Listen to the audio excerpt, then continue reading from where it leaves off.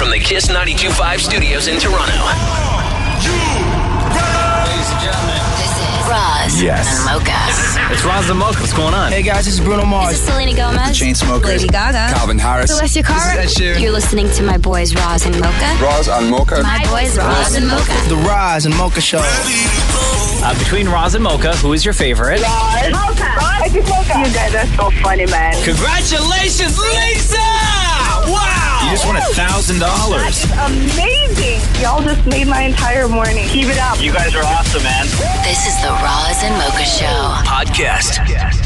Hi, it's Roz and Mocha. What's up? Hi, Mocha. What's up? I want you guys to do a challenge for Maurie today. Okay, which one? Can you guys do when I was telling my mom about this challenge, because you guys always do it all the time, and I asked her, I'm gonna call her into the Roz and Mocha Show and say, can I do a challenge? And she's saying, oh no, you can't do those because Maurie's gonna get choked from, he might get killed by doing a challenge like that and something like that. Wow. Okay, well, we don't want that to happen. But So what's the challenge? I know you guys did bananas. Did you guys do bananas? did we do banana? Maurie, you ever done a banana? No. What are you talking about? He can eat it. He has to open it and try to put like 10 in his mouth, 10 or 20 or 13. Bananas? Yeah. Okay, 10, 20, or 13. How about hamburgers? Okay, stop. Just stop. Okay, Jose, we don't want to hurt Maurie, okay? I know. Hold on. Let me see what the record is for most bananas, in a person's mouth. Let's see here. You may be onto something here. World record for most bananas. Would you say stuffed or bananas? Okay, how about this? World record for most bananas eaten in a minute. Yeah, okay, go. Okay, let's see. Oh, here we go. Guinness Book of World Records. Yeah. Most bananas peeled and eaten in 1 minute. Okay, go. A guy from Illinois. Yeah. And it was 8. 8 bananas in a minute, peeled. Yeah, peeled.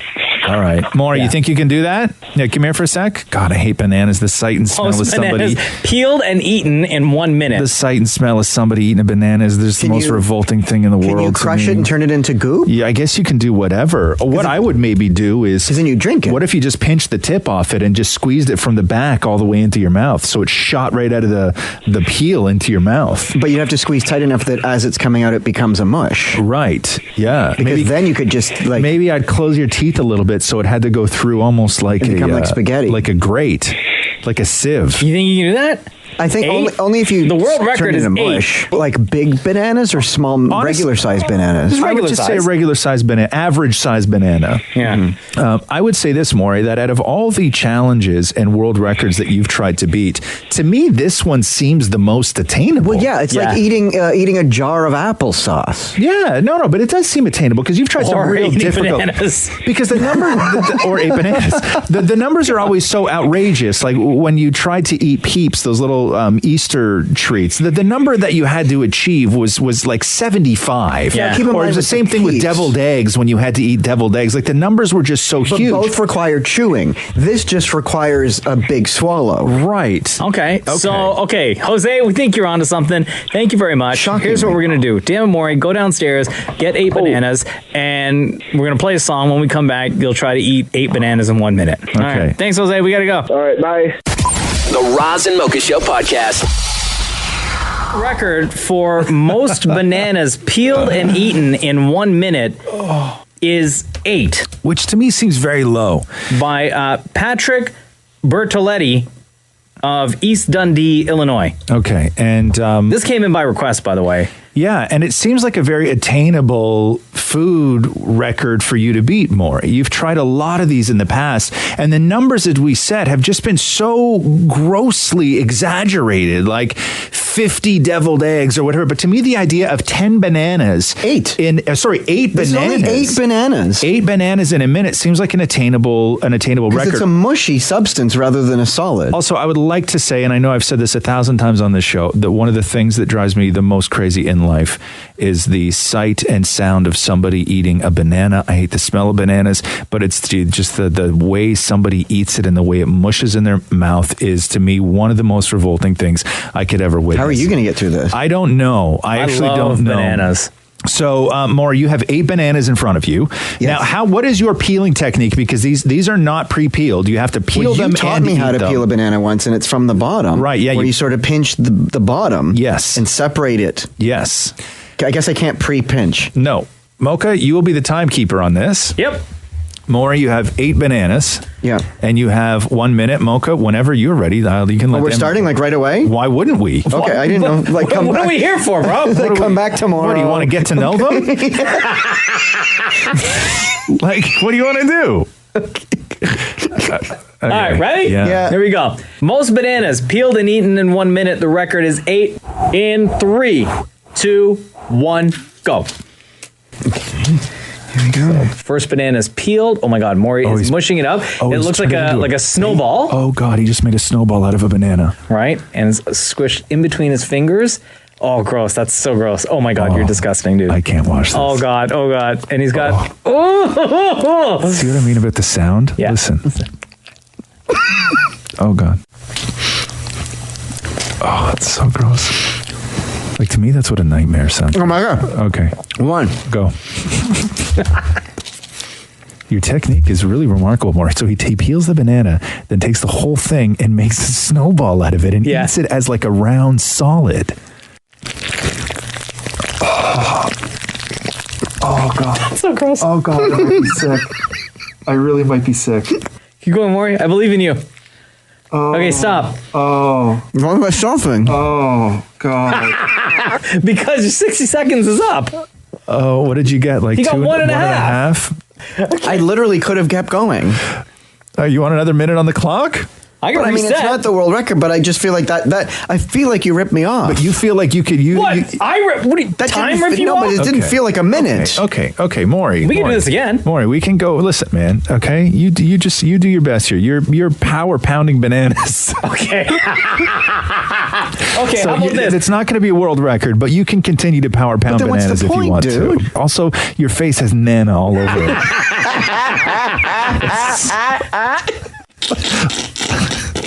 Ew. You're so gross. So I don't know what you want to do. Okay, put another here. minute on the clock. Okay. Like, I'm not Ready? full. Don't Okay, worry. 3. I'm still not convinced that we won't by the end of it see those 2 bananas that you already ate. So, Ready? Yeah. In 3, 2, 1, go. Okay. This is banana number 3. Yeah. David Maury's. oh, trying a different technique now. He's taking it in little chunks out of the peel.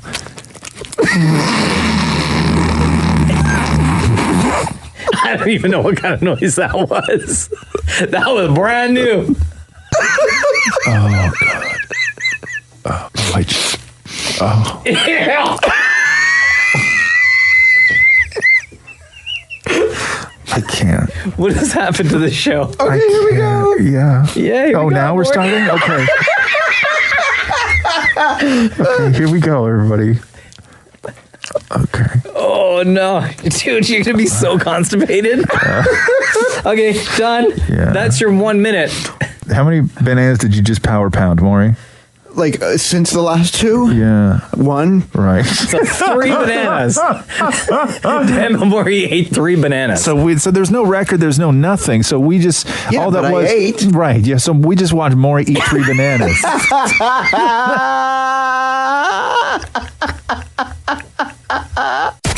The Roz and Mocha Show podcast. God, it really smells like bananas in here. Yeah, I know. I'm still not over that. Oh, watching somebody eat a banana. Just this sight of a banana mushing around in somebody's mouth is just, I don't know why I find it so gross. It's so disgusting. Because it's that Bananas sound. are revolting. I love bananas. And then somebody talks to you. Why do people who eat bananas, you banana people, Yeah. why do you always insist on answering a question while you have a mouthful of nana? It's not good. Well, then don't ask me questions while I'm eating a banana. No, they just interject. No, banana, no. Ugh. Whoa.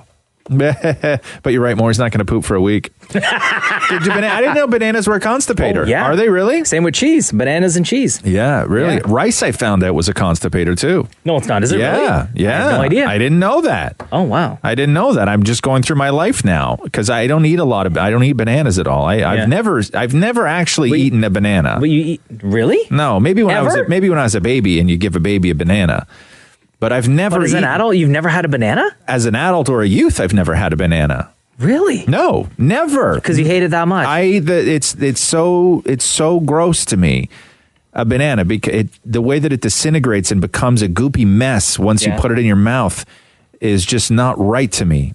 And you have to work too hard to get it. And when I used to see, like when you'd be in school and like a kid would have a banana for lunch and then they'd peel it open and like the inside of it, the tip would be watery and beige. Ew, yeah. You know, and they're just going to pull that off like it doesn't matter and just eat the rest. Yeah. After it's soiled. My favorite way to eat a banana is to slice and then put it on top of a piece of toast that's already got peanut butter on it. That's disgusting. That is my absolute favorite. It's disgusting. You get one slice of toast. I'll tell you the ultimate. You get one slice of toast, right? Oh. Spread it with peanut butter. Okay. Then you slice up some banana. Right. Put it on there.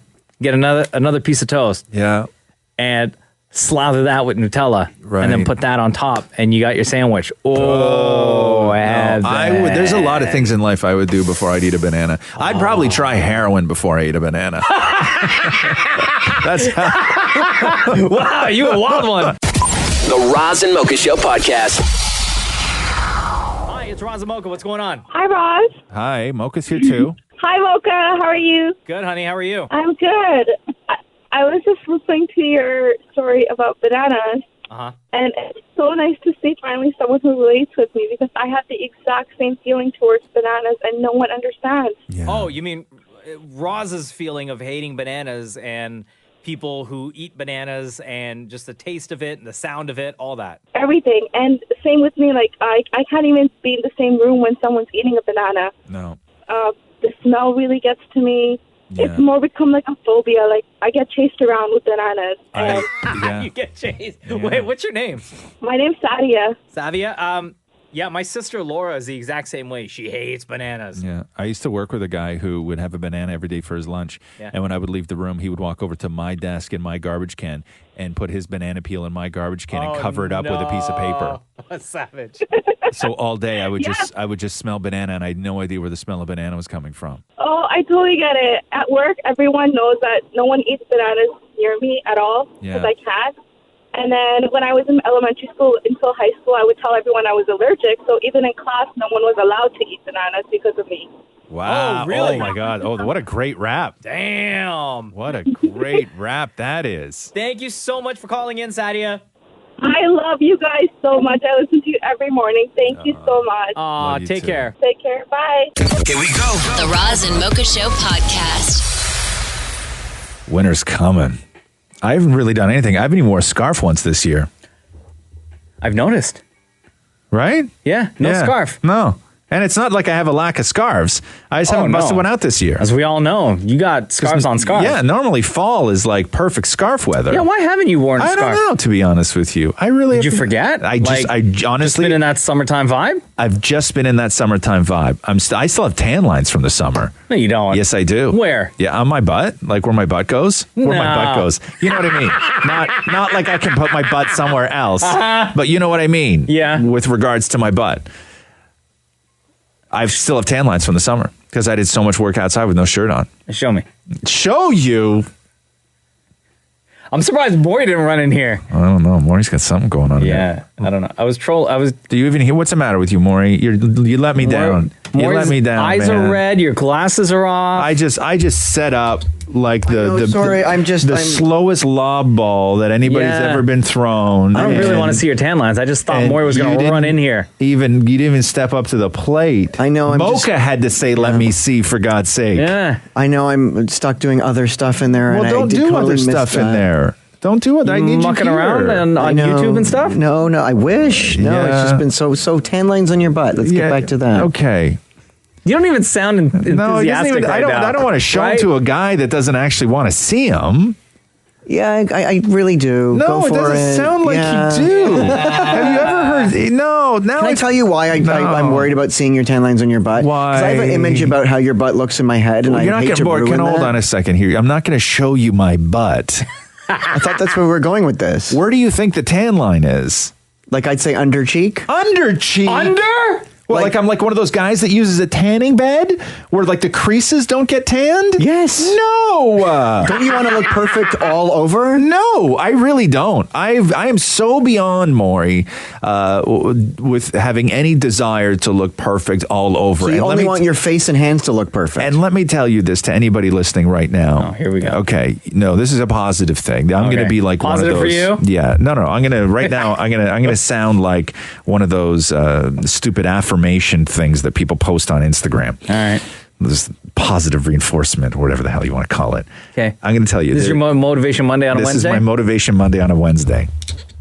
There is, in your life, you're going to hit freeing moments where you feel free from the things that you once felt when you were younger. How people care about you. That's one of the first things to go. You care less and less about how other people care about you. Yeah. That's a freeing moment when that happens. The other freeing moment, which is almost better than that one, is when you no longer have the desire for physical perfection. That doesn't mean you can become a slob, that you still take care of yourself, you still eat right. But there's a perfection that we all have in our mind, whether you compare it to somebody else or you look down at your own body and you are hard on yourself. And maybe just some things aren't attainable because of genetics or whatever. But when you get to that moment... You're boring me. Am I going to see your butt or not? When you get to that moment... Okay, now we're back to the harassing Maury that I know and love. But when you get to that moment where you no longer strive for perfection... Because you've already peaked? You strive for contentment, where you're content in your own skin. That is a very freeing moment. All right, Maury, it's butt time. Okay, look, you tell me. I don't have a. Do you have a flashlight? Yeah, okay, yes. It's a little bit dark in the room. Okay, I'll just here. Hold on. No, don't do that. That's the ugly lights. Come on. Just use Maury's. Use Mocha's flashlight. Okay. You tell Mocha if I still have a tan line or not. Okay. Okay. Stand in front of me so the people out there don't see me. Okay. Oh my God, he's undoing his pants. You tell me if I still have a tan line or not. Okay. You tell me.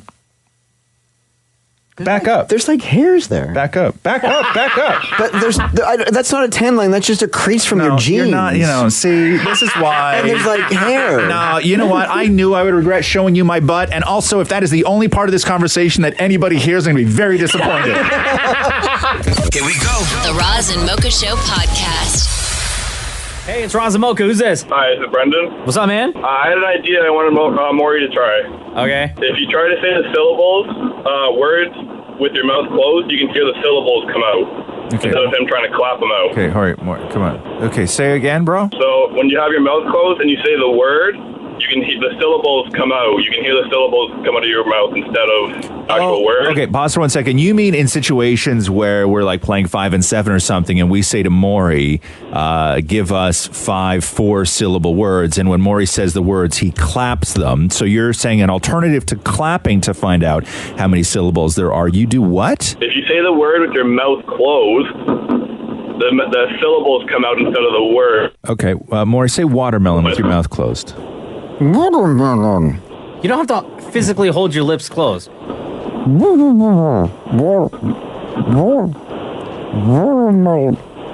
trying to say it first. Yeah.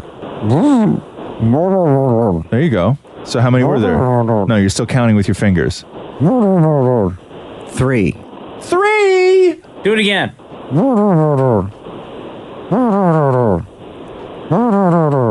No. Watermelon. 4. 4. Yes, thank you. Yeah, this is great, man. Yeah,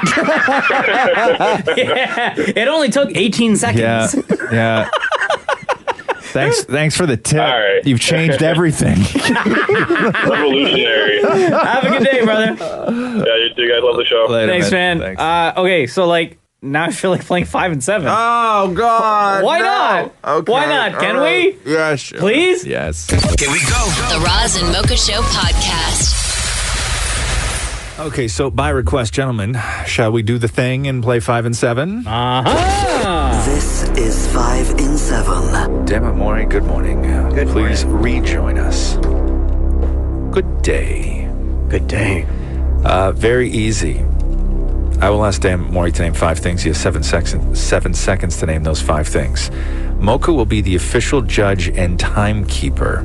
Damnit Maurie, are you ready? Yes. Mocha, please go. If this is your first time hearing 5 and 7, if Damnit Maurie gets the questions wrong, you will hear this. Loser. If Maury gets a question right, you will hear this. Winner. In the history of the Roz and Mocha show that we've been playing 5 and 7, we have never, ever, ever, ever hit the button that says winner. The only time we've ever played 5 and 7 and hit the button that says winner is when I'm explaining what happens during the game. You watch, man. I bet you just jinxed this, dude. I really do. I bet you just jinxed this. You just played yourself. Here we go. Okay. I don't think so, bro. Damnit Maurie, are you ready? Yes. Name 5 types of law. Criminal law. Okay, law. Loser. Would have accepted corporate law, criminal law, international law, family law is a big one. Any of the laws, really. Swear, that's true. Okay. Oh my God. Maury, are you ready? Yeah. Name 5 things you generally spit out of your mouth when you're done with them. Okay, like pit, popsicle stick, spit, what do you know, the spit? Loser. Hold on. You spit out spit when you're done with it? What else are you doing with the spit? Like when you hork and then you spit it out. Okay. Would have accepted gum, toothpaste, sunflower seed shells they would have even given you. Oh my God, you're so good at this. Mouthwash. Yeah. Mouthwash would have given you that. Chewing tobacco I even would have given you man. on that list, Maury. Damnit Maurie. Name 5 types of gloves. Plastic gloves, rubber gloves, baseball gloves, condom. Loser. Like a love glove? That's where I was going. No, would have given you gardening gloves, surgical gloves, baseball glove was on that list. Driving gloves. Remember when guys used to wear driving my gloves? dad had that. Well, of course he did. Welding gloves. Love glove, not on the list, Maury. Okay. Condom, not on the list. Maury, name 5 things you do with just one eye.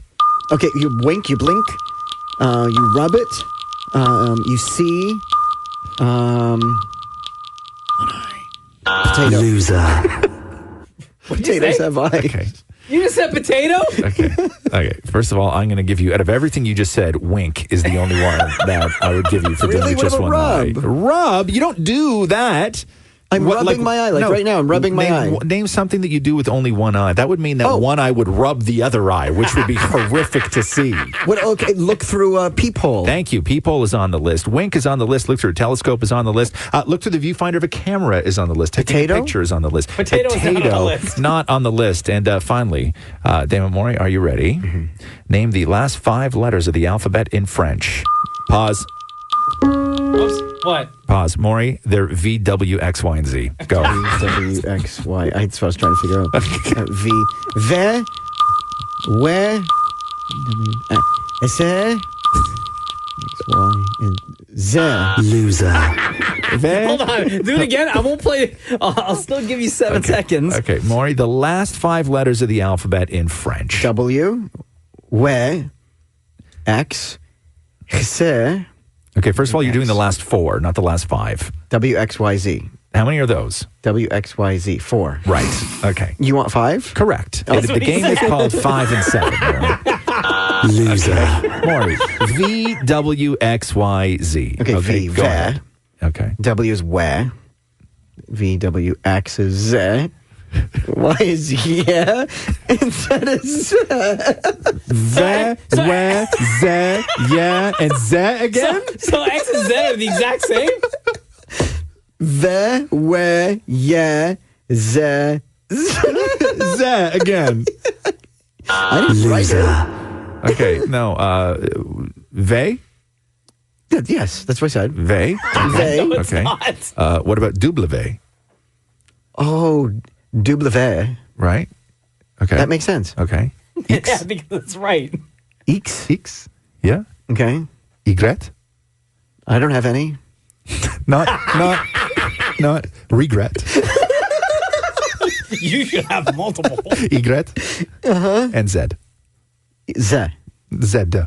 Z. No, Z. Oh, Just so like you're Z. asking me. No. Loser. Here we go. The Roz and Mocha Show podcast. I have a question. Not for you, Roz, but for you listening to the podcast right now if you're a parent and if you'd like to travel. Are you a member of the Air Transat Kids Club? If you are not, you need to get on this right away. Couple reasons. It's free, and because it's free for kids ages 2 to 11, and because it's free. Yeah, you also get with this, what makes it so great is when you're traveling, oftentimes traveling with a family and you got everybody with you, it's a nightmare. And it's not that your family's a nightmare or that the airlines are nightmares. It's just the process of traveling with kids is terrible at its best. So with this Kids Club, which again is free for kids 2 to 11, you get free seat selection. There is a dedicated check-in counter for members and their families once you get to the airport. We're talking pre-boarding for members and their families in economy class. You don't even have to be upgraded. This is pre-boarding for people in economy. On top of all of that, you will get onboard surprises. They give you this cool little baggie full of stuff for the kids. They love it. To be occupied while on that plane. Plus, you get your priority baggage handling. So much more. Get on this, all right? Air Transat Kids Club. Again, free for kids 2 to 11. Visit airtransat.com to learn more about their Kids Club. Yo, you feel like calling some ladies? Yeah, man. Always.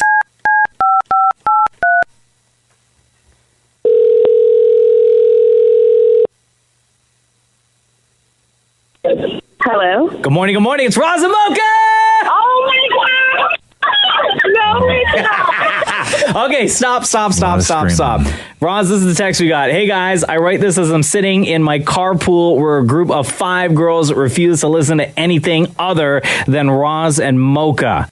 I cannot believe you guys are calling us right now.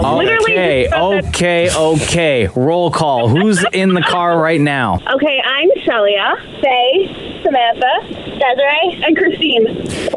And where are you guys all going that you were all in the car together? You all work together? Yes, we do. Okay. What do you do? We work for Faye, do you want to tell them about it? She's in HR.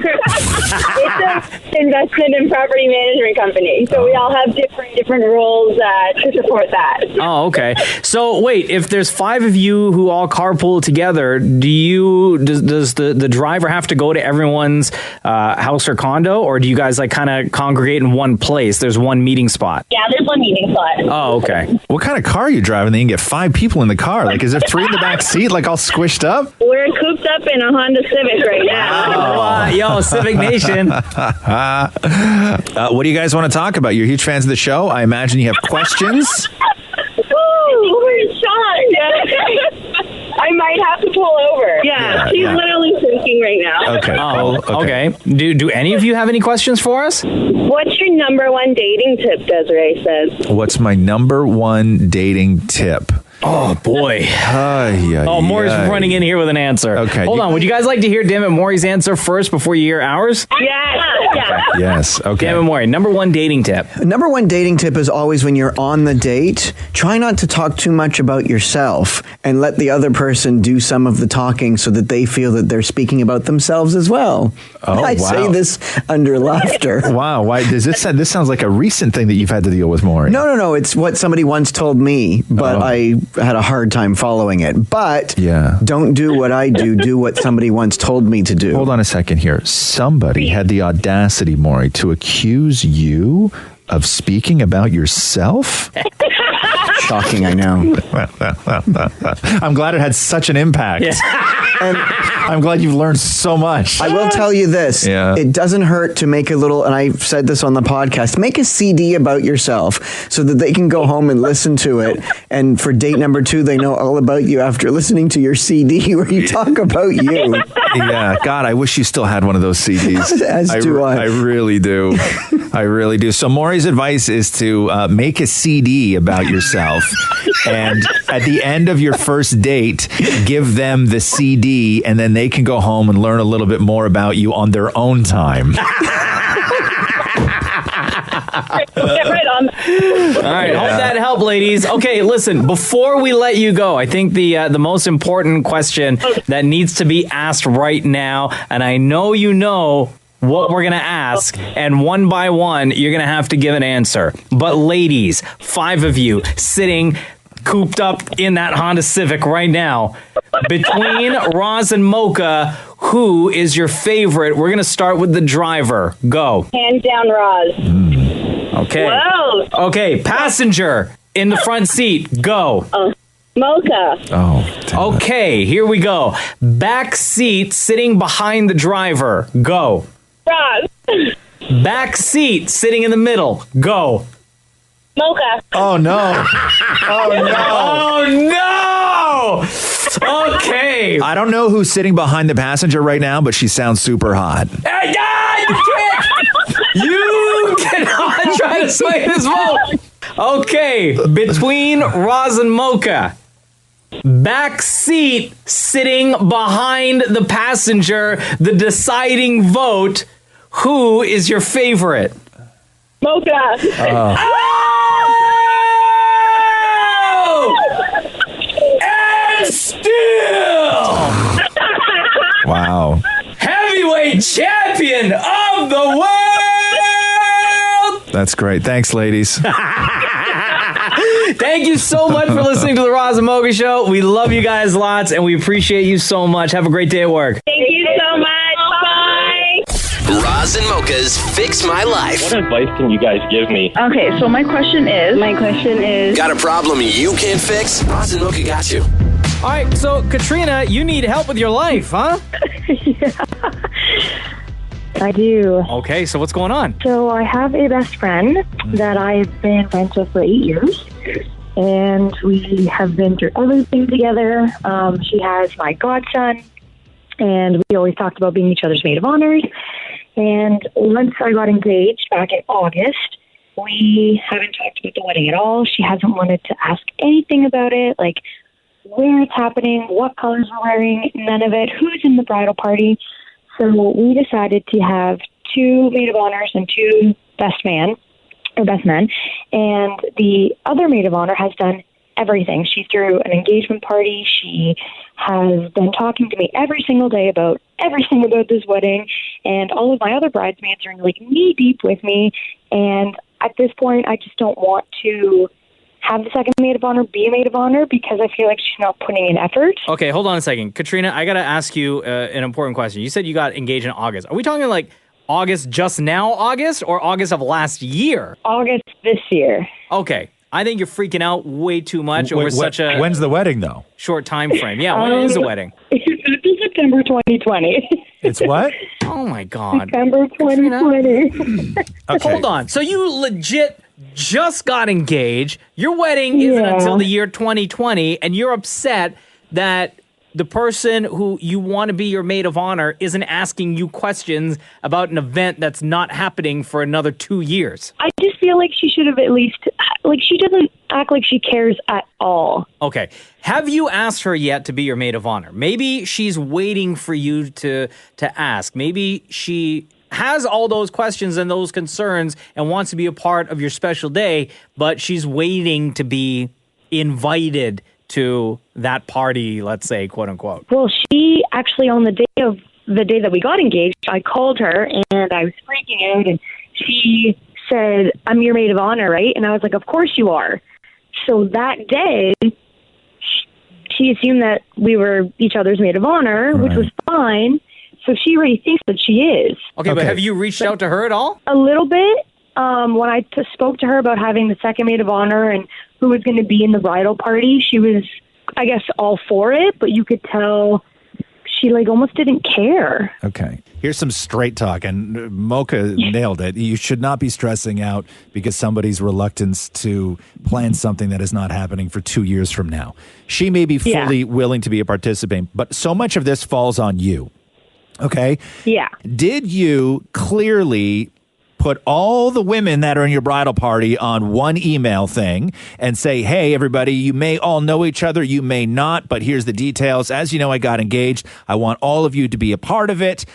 Moving forward, I'm sure there's going to be some planning, but in the meantime, let's just all sort of leave this email here. If anybody has questions, feel free to ask each other. I may jump in on this every now and then, but as we ramp up, I'm sure the excitement is going to happen, and we're all going to, I'm hoping I can rely on on at least you guys to do a little bit of this stuff and take some of the responsibility away, from me. But until that happens, I hope everybody's happy and on board. Talk amongst yourselves. Did you do that? I did put a group together and throw everybody in it. Okay. Like a WhatsApp group. Okay, Right. so have people been responding? Have people been fairly active? Yeah, it's been like an active conversation almost every day. Okay. Okay, what about your friend, your best friend? Has she been pretty active in the group chat? Nothing. If you want to go old school on this, the responsibility of a maid of honor really is to wear the dress that you picked out and show up that day. That's really the responsibility of the maid of honor. Okay. Everything else on top of that is the wedding planning. Okay. And to what degree that is entirely on you. But the maid of honor, her job is to wear the dress that you approve and show up on your wedding day. Okay. And if you're expecting more from her, that is as much on you as it is on her. Also, it is ridiculous to sort of put all of that when I hear these stories of somebody who wants to fire their maid of honor. First of all, you can't fire a maid of honor. It's not a job. Okay. But do you know how difficult it is to plan an event for like 14 people or 3 events for 14 people when you have your own life going on, and then the bride winds up getting pissed at the maid of honor because they didn't step up? It's crazy. It's madness, right? I think what you need to do, Catrina, is have a face-to-face, not an email, not a text conversation, a legit, you guys meet up face-to-face conversation so you can talk about the wedding and say, here is, as my maid of honor, what I'm hoping I can trust you with. Have that conversation. Yeah. I've been so excited about this. I've been with my fiance now I've been in love with him since I was 4 years old. Yeah. And she's known about him since we were teenagers. Yeah. So I just wanted some excitement out of her. That's all. Okay. Yeah. I'm not expecting her to do anything. You are. You're excitement. expecting her to be excited about an event that literally just happened, right? You guys just got engaged and you're not getting married until the year 2020. So to me, just from the outside looking in, it sounds like you were expecting a hell of a lot more from her at this point when you haven't really gone through the process of fully planning out the wedding. In defense, when I found out she was pregnant, that's all we talked about. And to this day, and he's 6 now. Right. So that's why I was kind of like, my turn. So I will say this to you as a bride and to anybody else who is maybe having difficulty with your maid of honor or any of your bridesmaids. The actual wedding and the duties of a bridesmaid is not the most important thing. The most important thing is your relationship after the wedding. Weddings make people go crazy. Oh, hell yeah. People go nuts. You should not be putting her duties and your expectations of a bridal party over the long-lasting friendship that will hopefully still be there after the wedding. That is the priority. Always should be. Absolutely. It should always be the priority. So if something is happening now that you sort of feel weird about, don't worry about how it will affect your wedding party. Worry about how it will affect your friendship after the wedding happens. That is always your priority. Oh, I like that. Thank you. Okay. I needed that. So whatever moves you make now, don't make these moves based on how you feel it will affect the wedding. Make these moves and have these conversations coming from a point of, regardless of the wedding, our friendship is the most important thing. I like that. Thank you. Okay? That makes me feel a lot better. Okay. And also get a new telephone. I will. Yeah. Maybe that's why you haven't heard from her, because you can't get through. Maybe. Your phone sucks. Yeah. Hey, Catrina, good luck with everything. Thank you so much for texting in FML to the Roz and Mocha Show. Thank you guys so much. I've been listening to you guys since you guys started, and I'm still freaking out that I'm talking to you guys. So thank you so much. Thank you, Catrina. All right. Have a good one. Roz and Mocha's Fix My Life, only on Kiss. Hi, it's Roz and Mocha. I was calling about Catrina. Yeah. I just think she should know that she shouldn't kind of put all this expectation on her best friend. Yeah. Keep going. Oh. What if that was the best friend? Oh, could you imagine? Right? Maybe. Hi, it's Roz and Mocha. Oh, hi there. I was just listening to you respond to that girl. I think her name was Catrina about the wedding. Yeah, Catrina about her 2 maid of honors and her best friend being one of the maid of honors and not being as excited as Catrina would like her to be. Exactly. And you, I think, you missed the whole point. I think the whole problem, she said it in the sentence, was that she has 2 maid of honors. Yeah. You can't have 2 maid of honors. She wanted her to choose her outright and ask her to be her maid of honor. But because there are 2, she kind of feels slighted. What's your name? My name's Laura. Laura. Yeah, so I got that too, but I thought that was like agreed upon early on. Yeah. Like what I got from Catrina was that everybody was on board with the fact that their roles in all of this. Maybe we missed that. I don't know. And I will say this, Laura, every text that we're getting right now, majority of them are all saying that the best friend is pissed that there are 2 maid of honors and that she should have been the only one. For sure. No, here let me reread you this because hopefully this clears things up because what I got from this is that she saddled up with another maid of honor because the original was doing nothing. So this is what she wrote. My best friend of 8 years who's always told me that she would be my maid of honor has wanted nothing to do with my wedding since I got engaged. She assumes she is still my maid of honor but hasn't done anything since then. I have another maid of honor as well at this point. Yeah, so it's like she has someone on deck. Like, it's almost like getting married, like finding your person. Well, you have to find your maid of honor, and you have to have one maid of honor, and that maid of honor will work with you. Yeah, I agree. Yeah. Fully agree. Oh, yeah, for sure. Weddings. And by the way, I love you, Roz, but Mocha, I love you for your laugh and your energy. Oh, wow. Thank you. Why did you even have to throw something nice my way? Why couldn't you just say, hey, Mocha, because that actually makes me feel worse. I know. I just wanted to, You just wanted to hurt me? No, I never called in to say who I prefer, and since I'm on the phone with you, I thought I would mention. Oh. All right. Well, Laura, thanks for calling in. Before we let you go, between Roz and Mocha, who's your favorite? I just told you, definitely Mocha. Oh, so what? You had to hear it. You had to hear it twice. Yeah, and she had to throw in definitely. Wow. Yeah, definitely. That makes me feel great. Thanks, Laura. Okay. Bye. Yeah. Bye. Here we go. The Roz and Mocha Show podcast. Prince Charles apparently has his shoelaces ironed every day. Okay, hold on. The Roz and Mocha Show. Breaking news on Kiss 92.5. Prince Charles apparently has his shoelaces ironed every day. Okay, so Prince Charles is some rich guy ting. has reportedly. I haven't got to the rich guy thing yet. Oh no. Wait, there's one more. Okay. So Prince Charles reportedly earned the special nickname among the staff of the palace as the Pampered Prince. Because according to Amazon's new documentary called Serving the Royals Inside the Firm, Charles needs help doing just about everything. His pajamas are ironed every morning. His shoelaces are ironed every morning. The bath plug has to be in a certain position in the tub and the water at the exact temperature every time he takes a bath. So a guy named, I think this was Burrell is his last name. Snitchy McSnitcherson. Yes. So Snitchy McSnitcherson, who used to work for Prince Charles. Yeah. Said that he even has his valet squeeze 1 inch of toothpaste onto his toothbrush every morning. Okay, so his butlers put toothpaste on his toothbrush. That's not the thing yet. Okay. The butler's duties reportedly extend to fetching items that just are a few feet away from Prince Charles. Quote, on one occasion, he rang me from his library and said, "Oh, Paul, a letter from the Queen seems to have fallen into my waste paper bin. Could you pick it out?"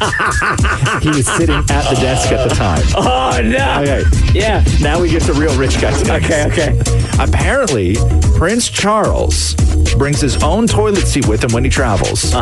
Changes outfits 5 times a day. Yeah. And only recently discovered what saran wrap was. Because why else would he need saran wrap? He's never wrapped anything in his life. Right? Yeah. Nothing. What is this? Can you imagine like an 80-year-old guy just poking saran wrap for the first time? Yeah. What do you use this for? What is this? NASA must have invented it. Has to be. There's no. The Roz and Mocha Show podcast. Yesterday we were talking about, remember how I got that email scam? Yeah. Saying, and a lot of people were texting in at 925-555 saying, hey, I got the exact same email through work where somebody is threatening to release private information and saying that they took pictures of the user via the camera on the monitor. A lot of people use laptops, right? Blackmail. So they had said to you, we gained access to your computer. We know everything. We have a history of everything you've searched. Yeah, everything. And how embarrassed will you be when I forward all of this to everybody that you know? Exactly. Coworkers, friends, family. Exactly. Yeah. To make all this go away, send me $900 in Bitcoin. Right. Yeah. Here's my Bitcoin wallet. And I'll tell you what makes that such a successful scam is that people do look at that stuff, right? Like, on a work computer. Maybe not the one at their desk, but most people I know have some sort of work computer that they have access to take home. It's like a burner phone, you know? Like your wife doesn't know the password of the work computer because why would she? Right? So check out the latest one I got yesterday. Oh, you got another? Another one. Good for you. You're so lucky. The subject line is e-transfer, payment received. You have received a refund of $353.95. Select your financial institution where you can deposit your money. Then there's a link that highlighted in blue that says select financial institution with an expiry date of today. So they sent it yesterday at 11 a.m. and it expires today. And the address that they leave at the bottom, the company, it says Association Access Corporation inside of the Royal Bank Plaza, North Tower, 6400 Bay Street, Toronto, Ontario, M5J 2J5. I got the same one yesterday. Please don't tell me that you clicked on the link. I clicked on the link. And what did you do? Because I was on my way home and saw this, and I was like, you were driving, checking your phone, yeah, and clicked the thing because I'm like, oh my god, I could use this money. But nothing, it didn't open. It just sort of opened some sort of page, closed it, and it looked like it downloaded something. Yeah, but now you have the phishing virus. Yes. Right. On your phone. Yes. From Prestige Worldwide. That you were checking while driving. Street. Yeah. Yeah. But I never got my refund. No. Okay, more. I wonder why. It's at this point where we tell you that there is no refund. That the whole thing is a scam. You know how happy I was for a moment? Right. So explain to people again. Say the name of this company so they know. The email address, it comes from custservice at secure-money-transfer.services. Right. The subject line will say e-transfer payment received. And they'll say, hi, you've received a refund of, and then the dollar amount may vary, but in my case, it was $353.95. How much Mine was the exact same amount. Okay. Now, does it say who the refund is from? No. Okay. And you still clicked on the link, Maurie, thinking that like a fairy was like sending this? No, what? But the thing in my mind, I was racking. What did I buy? What did I buy? What did I buy? Like I was trying to think, and I was still waiting on books. Nonsense. But I buy so much nonsense. This seemed believable. Right. See, Maurie buys all the stuff from those websites that you're not supposed to go to on your work computer. Yeah, so there. You just got scammed, bro. Here we go. The Roz and Mocha Show podcast. I was in an Uber last night and my Uber driver was blasting Cher. Oh, yeah? Yeah, it was a woman Uber driver, which I love. I was you remember which conversations. Song? Oh, it was all no, dude. So I had about a 40-minute drive ahead of me to get home last night. 45, damn. Yeah. And when she dropped me off, we were on track 11 of a Cher CD that she was playing. Track 11? Track 11 is when she dropped me off. And I don't know if this was a CD that she had put together herself or it was a CD she bought. It was all Cher covers. So it was an actual Cher. Is that her new album, Maurie, or is that an older album? It was all Cher covers. It's Cher, but she's covering other songs. Yeah, she's covering other songs. I don't know when she did it. The new album was just ABBA was the new album. Because it's Mamma Mia. Right, so the new album is only ABBA covers, so this was another cover album that she had done. Yeah, and it was such a great ride because I just had a terrible night, and oftentimes you get into an Uber, and I love Uber drivers because most times, like that's why I find this station in a lot of Ubers because I think that Uber drivers, they like to cater to their customer. Sure. So it's not usually their personal taste. Every now and then, I've had to go to pick up Roxy from school, and we called an Uber, and we got in the car, and the dude was listening to like uncensored hip hop on satellite radio. Wow. Yeah. Where I was like, "Yo, bro, like, chill. Just 5 minutes. Just like, honestly, you can get right back to this. Yeah. I know you're loving it, but." Roxy's like giving me side eye, being like, I'm hearing things that maybe. Dad, this is highly inappropriate, even for me. I shouldn't hear. She heard us watching House of Cards the other night. She was in the office doing her homework, and Catherine and I were talking, freaking out over this scene in House of Cards. And she yells out from the office. She's like, 1, you guys are being really loud, and 2, that show is way inappropriate. Wow. Yeah, and we're getting like, parented by your kid. Oh, yeah. Oh, hell yeah.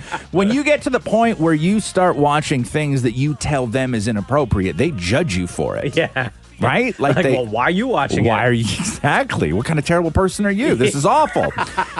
So oftentimes Uber drivers will put the music on that they think is most mass appeal and will cater to their customers. But every now and then you do get into an Uber where they just don't care. Yeah. And they go for it. You're getting into their world. And I was walking out of the ET Canada building last night through a parking lot, and I was about 10 cars away. Yeah. And I could hear Cher coming from this woman's car with all the windows up 10 cars away. Like she was just living her best life. Living her best life. Yeah. And I opened up the back door, and it's one of these Ubers where they've already put blankets down on the seats. Oh wow, right? That's so nice. The car's for work, but I really don't want you messing with the fabric. Sure. So it's a blanket from home. Like it's not a custom-made seat cover. It's a folded blanket from home. So automatically you start feeling like the dog. Yeah. Right? I better not shed. Yeah. So I feel like the dog at this point, and I get in. It's actually quite comfy. So I get in and I sit back, and we start driving down the road. And I've had like the longest day. And she reaches over and turns the music down for a little tiny bit. And she goes, "Are you okay with the music?" And in that second, I was like, yeah, you know what? I'm way more than okay with this. I'm like, you do your thing. And then so she cranks it. And so we're stuck in traffic on the Gardner. And we're listening to Cher so loud, like the two of us together, but we're not saying a word to each other. We're just like bonding over Cher in this sort of weird way where you're not saying a word, but like we're having a moment together, right? It's really quite incredible. And in your minds, y'all know you're giving each other 5 stars. Yes, thank you. Yes, I'm like, you are You 5 have to. stars and You 5 have to. stars and 5 stars. And then so I got home and I was in the best mood ever. Oh, that's so right. nice. Like I was everything changed. Like that moment where I was in the back of an Uber and I said 5 words to this woman. You know, but it's just her sort of presence and her decision making and her philosophy on how her business should be run was just the right way to go. Yeah. And it changed my day. Like it changed my day and it changed my night. I got home in the best mood and I was in a great mood all night because of it. It was the weirdest thing. It was because the of weirdest Uber thing. And Cher. Because of Cher and Hoover. Yeah. Wow. Here we go. The Roz and Mocha Show podcast. So Caitlin Bristow and Sean Booth split, huh? Who's that again? From The Bachelorette. Caitlin. I need to see pictures. Come on. You don't know who Caitlin is? I can't remember Caitlin. Caitlin is the one that had, she was on The Bachelor and then they gave her own show. She was the second Canadian girl that became The Bachelorette after Jillian. So first was Jillian and Caitlin. Caitlin, that's right. And Caitlin and Sean had been together for years. And geez, man, just with ET Canada, I think I've interviewed these guys like a half dozen times. Oh, man, I like them together. I know. They were great together. They live in Nashville. So what happened? I don't know. They say that they're busy, but how busy can you be? They're not busy. Nobody's busier than I am, and I managed to keep a relationship going. I mean, you know what? Sean's not busier than me. I know you're kind of joking, but you're not really joking. No. Because your day starts at 4 a.m. and you don't get home until like sometimes it's 7. 7 o'clock, yeah. So you are a busy guy. I would say you're busier than them. Sean's not busier than I am. I can guarantee you that. You know what? Just scrolling through her Instagram. Yeah. She deleted everything. Did she? Yeah, I think she scrubbed her Instagram, which to me, when I haven't broken up with somebody in the digital age. Is that normal? You scrub, or is that a sign of a bad breakup? Because I think that's a sign as a bad breakup. Because I've seen Instagram. I've seen people who have their Instagram pages where they have broken up with someone and they didn't delete anything. They just carried on with their lives. Because I'll say this. When somebody says that they broke up because they're too busy, what that tells me is that they were on the road and met somebody else or something happened. That's what too busy means. Okay. They were too busy to spend quality time together, and so somebody else stepped in and provided that sort of emotional thing that somebody might need and might not be getting. And then you couple that with scrubbing your Instagram. Yeah. Right? So the last picture that Caitlin has on her IG that has Sean in it, but it's like with a group of people, was October 7th. Okay. Okay. Group shot, though. But it was a group shot. But do you do that? Is it normal? Like, if you break up amicably, is it normal to scrub your Instagram fully of the Depending person on how that much you you were post, with? you got to have a lot of time on your hands in order to go through all those photos. Yeah. And do all that junk. Yeah, I know. Is it normal more? I'd say it is. I have friends that have broken up and they were together for a while. And But amicable breakup or harsh breakup? Wait, both. pause. I have. Ask him if he knows what amicable means. Do you know what amicable means? No, I do not. Okay. See? Okay. Geez. Amicable. Okay, moving on.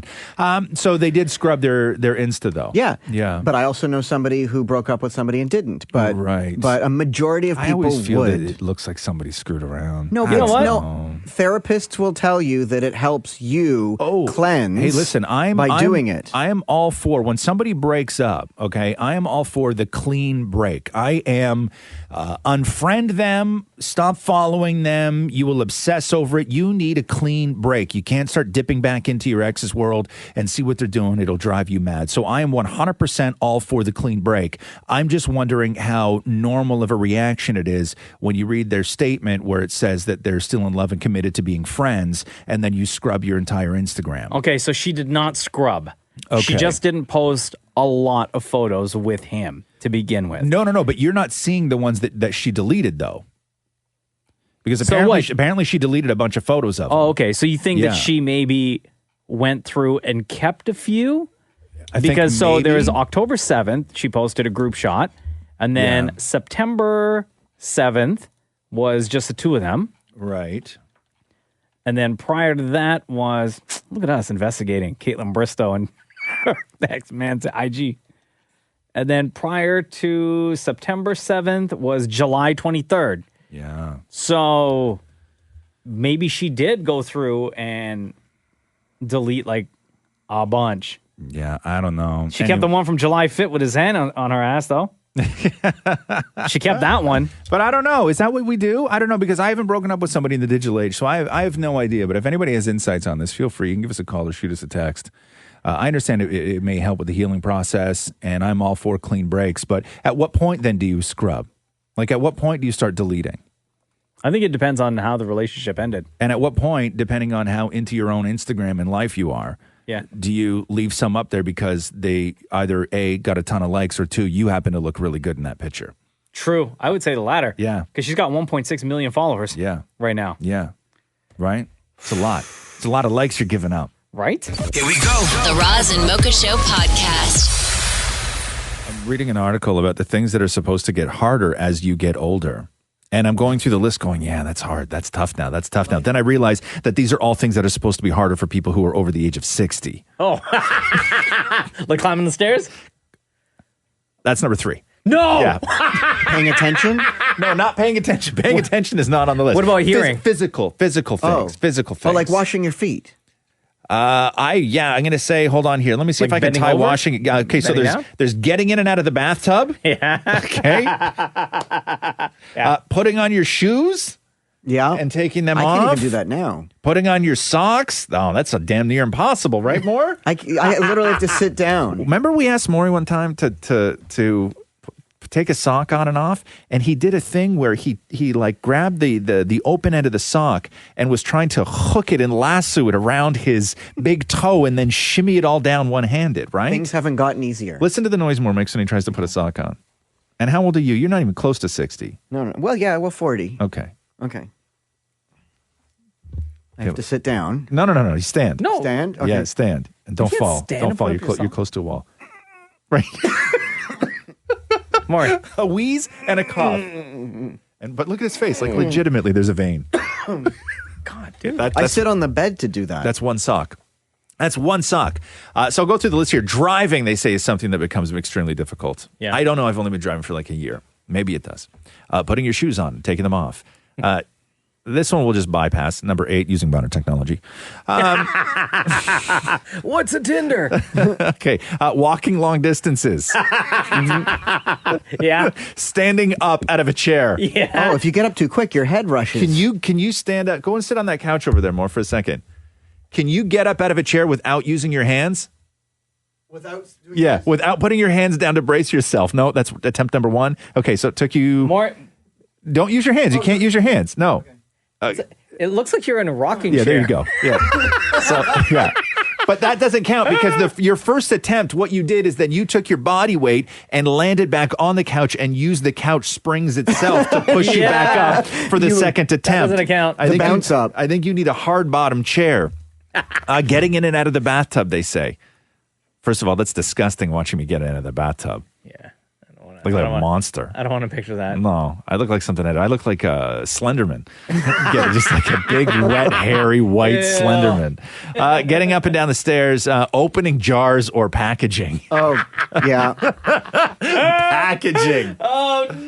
That's my life. And then the number one thing on the list. Is seeing on there? No, seeing is not, but picking things up off the floor is. Hey, Roz, do you have one of those grabby devices yet? No. You know those long sticks? My dad has one. Does he? Yeah. I dropped a pair of sunglasses. I went into the drawer. We have a sunglasses drawer. I went into the drawer, grabbed a pair of sunglasses. I fumbled them as they were coming, I was taking them out of the drawer, and they hit the floor. And I just reached into the drawer and grabbed another pair of sunglasses and used those. It hits the floor, it's screwed. You're done. Yeah, instead of bending down. That's it. No, I already have my coat on. Goodbye. Here we go. The Roz and Mocha Show podcast. Hi, it's Roz and Mocha. What's going on? Hey, how's it going, guys? Good. How are you? Good, man. Very well, thank you. It's actually my birthday today, and I wanted to call in to suggest a new game, or in addition to a game that you guys currently have. Oh, well, first of all, happy birthday. Second of all, what's your name? Sachin, how old are you today? I'm 35. Oh, nice. Cool. Congratulations. Thank you very much. All right, what's your suggestion? So I drive to work like most people in the morning listening to you guys. Yeah. But sometimes I have questions nagging me on my mind, and I want to know, probably like an Ask Maurie. Google's great, but I don't want to hold my phone. So Maurie's been doing the science questions, so if we could expand it to be more day-to-day questions, that would be amazing. Oh, like give us an example. So I'm going to refinance my house. Yeah. I want to know the difference between fixed and variable mortgage. Okay. And what's Maurie's suggestion on that? Maurie, come here. Maurie, the expert on housing financials, as he and his husband, Damnit Matthew, when they got the mortgage on their condo, were one of the very last, I believe, in the country to get 50-year mortgage, right? 35-year mortgage, bro. Oh, 35. That's a little bit better. I know, we really lucked out. That was 9 years ago. They got that 35-year mortgage, and now you have, what, 34 years to go? No, so we sped it up a little bit. We're at like 25 years left. Oh, okay. Wow, really? Yeah, we did a couple of years where we put an extra couple hundred in. Right. Oh, okay. Why'd you put an extra couple hundred? I don't know. We go meet up with our mortgage person, and I sort of doze off. Matthew and him talk, and... Okay, good. So Maurie's a total expert then.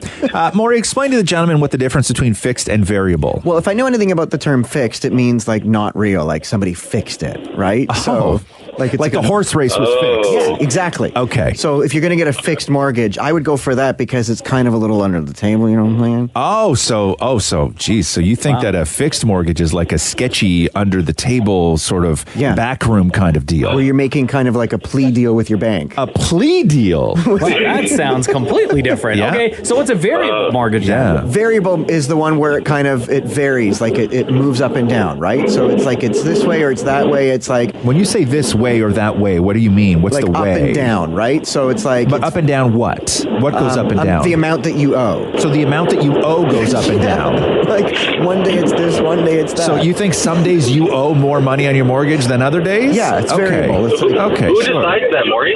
The bank. The bank, yeah. I feel that day. Yeah. There you go, Sachin. Hope we helped. You did. I know exactly what to do. Great. Happy birthday, bro. Thanks, guys. Have a great day.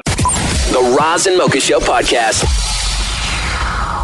Hashtag 28 and feeling great. Oh. That's what somebody texted us. I guess it's their birthday. Her name is Jessica. I'm going to give her a call right now. Sure.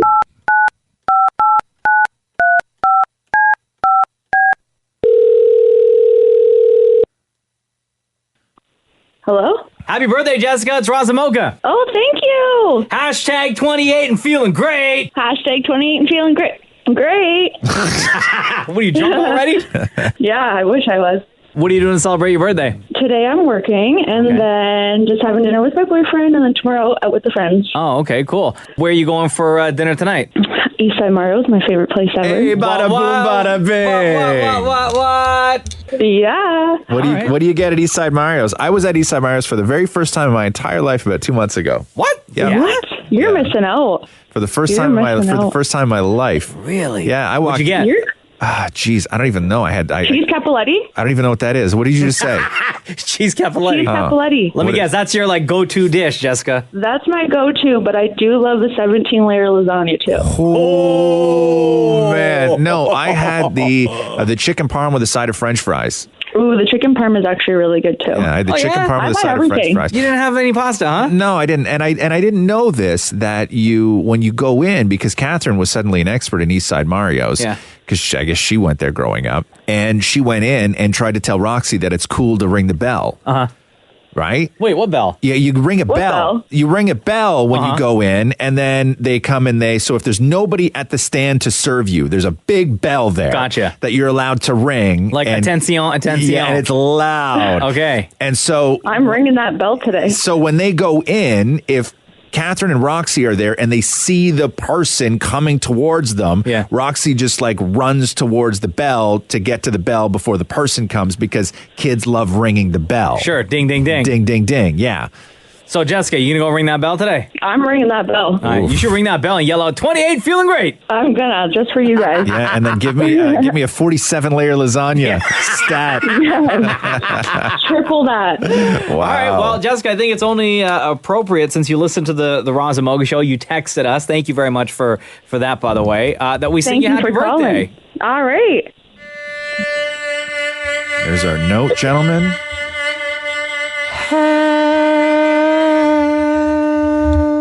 Happy birthday to you. Happy birthday to you. Happy birthday, dear Jessica.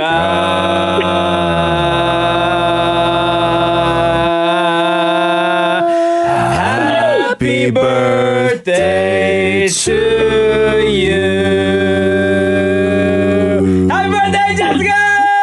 Thank you. You guys are awesome. The Roz and Mocha Show podcast. If anybody's near Starbucks right now, can you please go in, because we need to check the prices on some things. Ooh.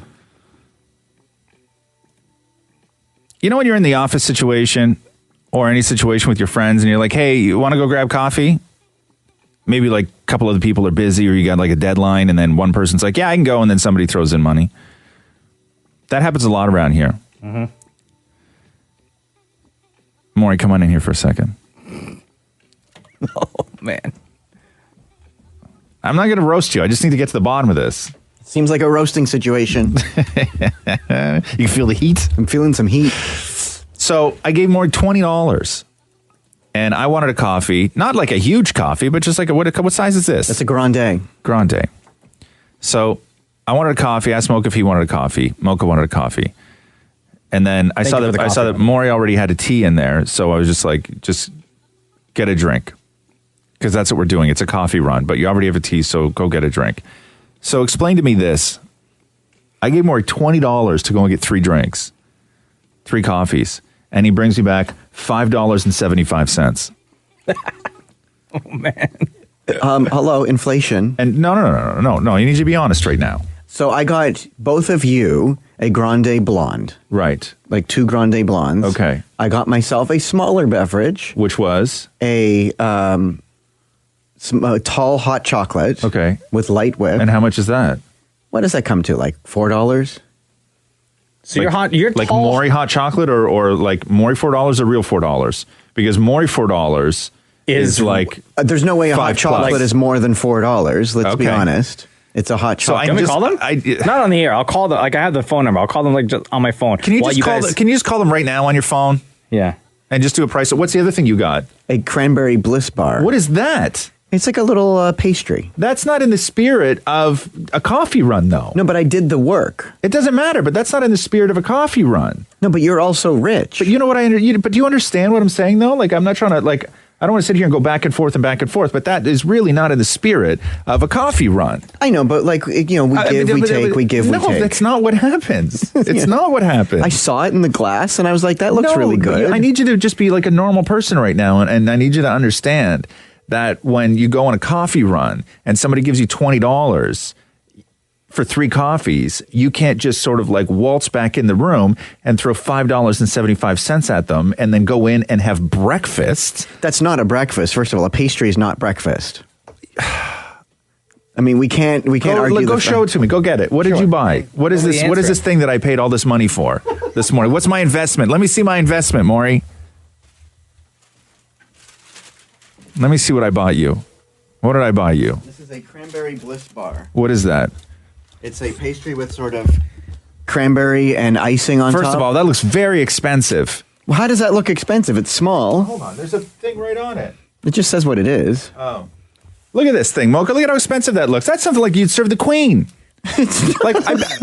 Oh, yeah. Right? Dude. Wait, just that looks like Meghan Markle eats that, I bet. And I don't have Meghan Markle money. Yeah. Yes, you do. No, I don't. Look, it's a little pastry. It's a triangle. I wouldn't start pulling pieces off it more because it might go back. You can't return that. Yes, you can. They don't take food back. That's not Yeah, true. they do. That's not true. I will make you put a hair in it and bring it back. Here we go. The Roz and Mocha Show podcast. Getting to the bottom of the situation.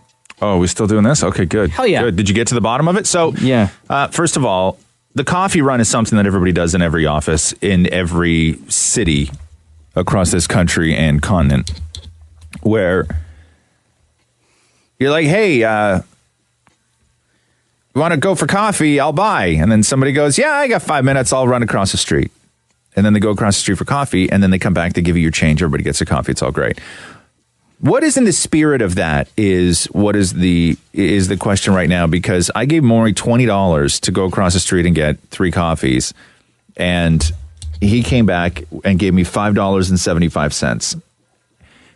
And he already had a drink. He had a tea already, so he decided to get a hot chocolate with whipped cream. And also, what did you get, Maury? A cranberry bliss bar. What did I buy? A cranberry bliss bar. A cranberry bliss bar. Yeah. And how is it? It better be delicious. Oh, it's pretty fantastic. I'm eating it slowly so it lasts. And so did you call Starbucks and find out how much all this costs, Mocha? Yeah, so his cranberry bliss bar cost $3. $3? Yeah, his hot chocolate cost $4. And the coffees that you bought for us, Roz, cost $2.45 each. Okay, so here's how this works more, okay? When you go on like a coffee run, you can get something of equal or lesser value than what you're getting for the person who paid. No, not if you're doing the walk. No. It's how it works. The coffee you get for free is what you get for doing the walk. Okay? That's what you get for free. So of equal or lesser value. I agree. So my coffee $2.45, Mocha's coffee $2.45. You came back and spent $7 on things for yourself. Yeah, and it's glorious. No. Enough with the jokes. You spent $7 on yourself on a coffee run with somebody else's money. Am I supposed to feel bad? You do not feel bad? Oh my God, you don't feel bad? How do you not feel bad about that? Can I tell you guys? Because I feel like I hardly go with other people, with your money. So I figured. What do you mean hardly? We always give you money to go for coffee. Okay. I kept a receipt from October 5th of this year. Yeah. Where two. Okay. Petty. You want to talk petty? Yeah. I kept a receipt because I knew this conversation at some point was going to come up. Okay. And I kept it in my pocket every single day. Okay, so this is a receipt for what? Exact moment. Man, this is like Law and Order right now, Maury. Holy. I love this. Okay. Okay, let's get into this dude, now. We have like so much to do. Okay, it doesn't matter. I don't care. We're good with this right now. Okay. So this is from when? This is from October 5th of this year. Okay. We got 2 coffees for you and I, Roz. Yeah. $2.45 each. Yeah. Maury decides to also get. So this was you gave Maury money. I gave Maury money. Okay. I also gave Maury. Yeah. Maury also got Yeah. a venti. Yeah. Which is a large iced chai latte tea. Yeah. Which costs $5.25. On top of that, a pumpkin scone for $2.95. I gave Maury money. I got 0 change back. Oh, because I remember that. I had to put in my own money. Maury had to toss in like an additional $2 or whatever. Yeah, so I put in my own money. Yeah, but the total for Roz and I is for almost $5, right? Yeah. And the total for Maury was like almost $9 with tax. Yeah, but I That's don't not feel in the bad, spirit of though. a coffee run, though. Why don't you feel bad? You really should feel bad. But why don't I? I don't know. Can you tell me why I don't? No, I that's not my job. I think that is a conversation best had with you lying on a couch. No, there's no couch there. It's just a chair. Oh, you know what I mean. The Roz and Mocha Show podcast. We went to the park yesterday to feed squirrels. To feed squirrels? Yeah. All right. Listen, man, when you live in my house... Yeah. You have to care about every single animal that's ever been in existence. Yeah. You have to go out with a giant bag of nuts. Yeah. These nuts? With these nuts. So we show up at the park with these nuts. Uh-huh. And we sit at these abandoned picnic tables. And the reason that they're abandoned picnic tables is because to get to them, you basically have to walk through a swamp. Oh. And I got a hole in my boot, so I get a soaker immediately. Yeah. Did you know you had a hole in your boot when you left? No, because you don't. You always find it at the worst time. What do you think? I look in my boot to see if there's a hole? No, you always find out at the worst time that you got a hole in your boot. When you step in water. Okay. With a big bag of D's nuts. Yeah. And then, so we get to the picnic table and we... D's picnic tables? We get to, yes. And I realize that like Catherine and Roxy are experts on feeding squirrels because they've done this before and I'm no expert. So they sit down and they're like Snow White where the squirrels just like come right to them. Right. And Catherine's like putting peanuts on her shoulders and the squirrels are like on her shoulder. Yeah, exactly. Gross, right. nasty. Yeah. So, and then they take the nut and then they go and they bury the nut. And I didn't know this, but I guess they put their smell on it. They rub it all over themselves and stuff it in their mouth. Yeah. So their stink gets on it. And then they bury it in the ground, and then they can smell where it is later when they have to go and collect the nut, right? Yeah. But you look at the other squirrels, and the other squirrels are just watching the squirrel bury that nut, and the other squirrels are clearly like, I see what you're doing. Yeah. I know where your nut is. Your nuts are going to be my nuts soon. Yeah, I'm just going to wait for you to leave. Then there was a turf war. Uh-oh. Right? So these two gray squirrels, one would come in, bury a nut, the other would come in, bury a nut, and they were clocking each other. Yeah. And then it became a race between them. And so Catherine and Roxy are having the greatest time of their life with these squirrels crawling all over them, right? That's so gross, dude. They're basically rats. Yeah. Right? Yeah. Not basically, they are. They're big rats. Yeah, gross. Like they're fluffy rats. Yeah. So they're climbing all over. And then I get into the action because even though I find it kind of disgusting, I feel very left out. So I really do. FOMO. Like I never get that. Yeah. And then so I start putting nuts on my shoulders. Yeah. Right? Uh-huh. And then the squirrels were coming up and eating the nuts off me. And so it was like a real great time. And we had a wonderful afternoon. And the kid had a blast. And I had a blast. And Catherine had a blast. And then we get back in the car and we're all like in a great mood. And it's fun. And then Catherine goes from like Mother Earth to hardcore mom at that point, which is we get in the car and before she puts the keys in the car, she looks at both of us and goes, if either of you touch your face with those fingers, I swear to God. Really? And I'm like, you just have rats crawling over your body. I'm like, but I kind of want to have a peanut right now. I got a giant bag of nuts on my lap, and now I can't eat. The squirrels are fed, and I can't eat until I get home like a 5-year-old and wash my hands. No, that's so gross. Yeah, right? So that was that, but I had no idea that you can get them and come right up on your shoulder. Like, they're super friendly. That's what you need, just nuts on your shoulder. The Roz and Mocha Show podcast. Hey, it's Nellie's birthday today. Wop, wop. Who? Nellie. Oh, like... here. If you want to around with me, yeah, baby. Hey, also, David Schwimmer's birthday is today. David Schwimmer, much older than I thought David Schwimmer was. Ross from Friends. Yeah. One of my most embarrassing moments was when I interviewed him. So Nellie's 44. My age. It's the perfect age. David Schwimmer, 52. No. Yes, sir. He looks it nowadays. He looks it. Listen to you, Maury. Because he's guest If starring. anyone looks 52 nowadays, it's you. No. And you look 52 10 years ago, bro. No. Oh, snap. Right? Jeez. Come on. Shots fired. Let me take a sip of my coffee while you guys fight. Okay. So, David Schwimmer's 52. Yeah, he's 52 today. All right. Who else? Nobody. That's it. That's all I got. Only two celebrity birthdays I today? guess. I don't know, man. I don't know how deep you go. I don't know if it's could be somebody else's birthday today. I don't know. Okay, hold on. I was really obsessed with age last night. I was watching Steel Magnolias. What? And Isn't that again? What? Wait, why were you watching Steel Magnolias? It was on, and it's wonderful. Oh, but the hockey game was on too. Yeah, I know. Why didn't you watch a hockey game? Catherine. Not pointing any fingers, but as soon as I get up to go pee, I'm like listening to the game. Leafs are on the power play, and and then I go pee, and then I come back in the room, and Dolly Parton is just telling one-liners. And I'm like, what is this? She's like, you don't know what this is? And I'm like, oh my God, now you got to make me guess. Now I have to work to find out what I'm watching. Yeah.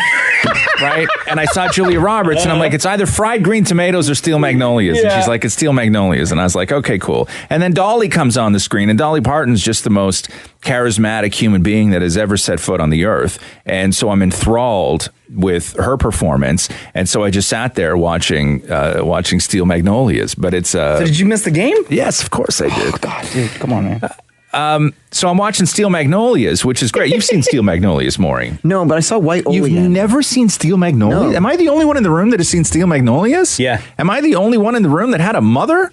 Actually, yes. Wow. Wow. Yes. No, I had a Maury mother. Mocha had a mother, Maury. You have a stepmom. Yeah, but not like only for the last couple of. But you never.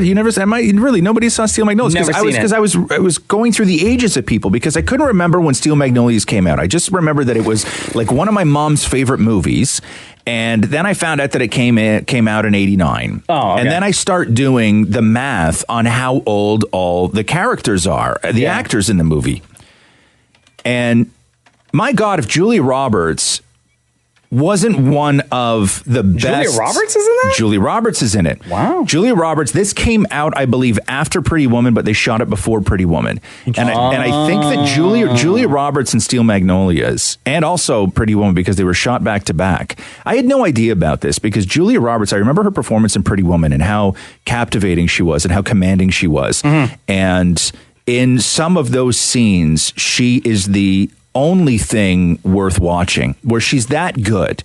Like, she's that good in Pretty Woman and in Steel Magnolias. And she was 21. Oh, wow. In Steel Magnolias? And Pretty Woman. Wow, damn. She was 21. I thought Julia Roberts was much older. Like, I thought she was maybe like 20, 26, 27. No way, dude. Yeah, she was like 21 years old when she did Pretty Woman. Damn. Which is crazy to me. I had a weird thought about age last night as well. Which is what? I was sitting there lying thinking about your age. Right. And then it was like, it blew my mind that you and I will never catch up to age. What do you mean? How would that blow your mind? Like, I was sitting going, Roz and I will never be the same age. Like, we'll never catch up. Like, you're never going to slow down and I'll speed up. Like, it's just never going to happen. You just realized that. But age. But I was lying there going, you know, when you're in like those half sleeps where you're thinking. One of those thinking sleeps, Maury? Yeah. I think you live that all day, every day. What does Matthew slip you before you go to bed, man? I really do. I think you live in a house where he gets sick of you and doesn't want you around. The Roz and Mocha Show podcast. Yeah, yesterday was beautiful. Turned into a beautiful day. I didn't leave the house at all. Sorry, what? It was gorgeous. It was like 12 degrees yesterday. It was windy as hell. So, you know what, the wind? Since when is wind bad weather? Since all of my patio furniture, the covers blew off of them. Wow, it was very windy yesterday. Were they strapped or extremely strapped? Mm-hmm. With what? I have like these ties. The manufacturer ties? Or do you use aftermarket? Made. Yeah. So you got to use aftermarket bungees. Bungee, baby. Anyway, it was windy as hell yesterday. Yeah, but it was still gorgeous. Yeah. I loved it yesterday. Sort of. Why? So what do you do with your patio furniture? You just leave it there all winter with just some covers over it? Yeah. Yeah, I had patio furniture and I put a cover on it and then one snowfall and it ripped right through the cover. Oh, really? Yeah. Oh, that sucks. Yeah. Yeah, so now I got to put them in the house. And then I raked the leaves yesterday. That didn't matter. Because one wind and it's just all bad. It's like somebody's like playing a trick on you. It's almost like you have a ghost. Totally. Right? Where you rake the leaves. It's a comedy. Yeah. It's a Benny Hill comedy. Yeah. You rake the leaves, you get that one nice line where you can see that sort of fall grass, and then you turn around and all the leaves are right back on it again. Yeah. I'm like, who did the Casper? Yeah, you have a ghost. Yeah, it's the worst. So I waited till 7 o'clock last night and I went back outside and I quickly raked them all. Oh, did you really? Yeah. That's dark at that time. Pitch black. I was looking at yesterday, the sunset at like, I don't even know what it was, like 4:55 or something like that. I know. Like 4:50. I know. The sun went down. We're in it now. What are you supposed to do with that? Go to sleep, I guess. It's crazy. Dinner and bed. It's like party time. Yeah. It's the best time for kids, though. If you have a little kid, this time of year is the best. Oh, yeah, for sure. It's the best. Because you're like, what do you mean it's not time for bed? Look at it outside. Yeah, it's bedtime. It's pitch black. Bedtime. I know you can't read a clock, but trust me, it is late. Yeah. Before Roxy could tell time, it was real great this time of year. Yeah. It was awesome this time of year. Because you could just trick them. Yeah, because we got so much more Netflix in this time of year than we did in the summer. That's true. Because she would go to bed earlier because your body just sort of started. And we would sort of lower the lights in the house. We do this now. When you get to that point of the night where you're winding down, I will slowly start to turn everything down in the house. Like all the lights, the kitchen will go from being brightly lit to when I was cooking to just the one little light over the island. I like dim lights. And then I turn it. But I gradually do it, right? Oh. Like I slowly, even during the day, over the course of like an hour. If it's a little bit cloudy outside or whatever. Yeah.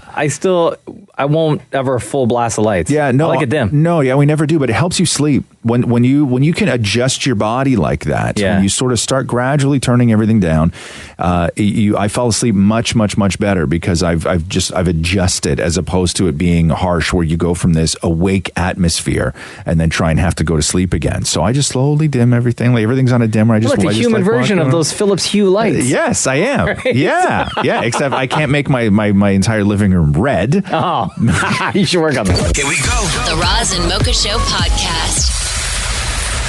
Hi, it's Roz and Mocha. Who's this? It's Kelly. What's up, Kelly? I think Maurie is an elderly man.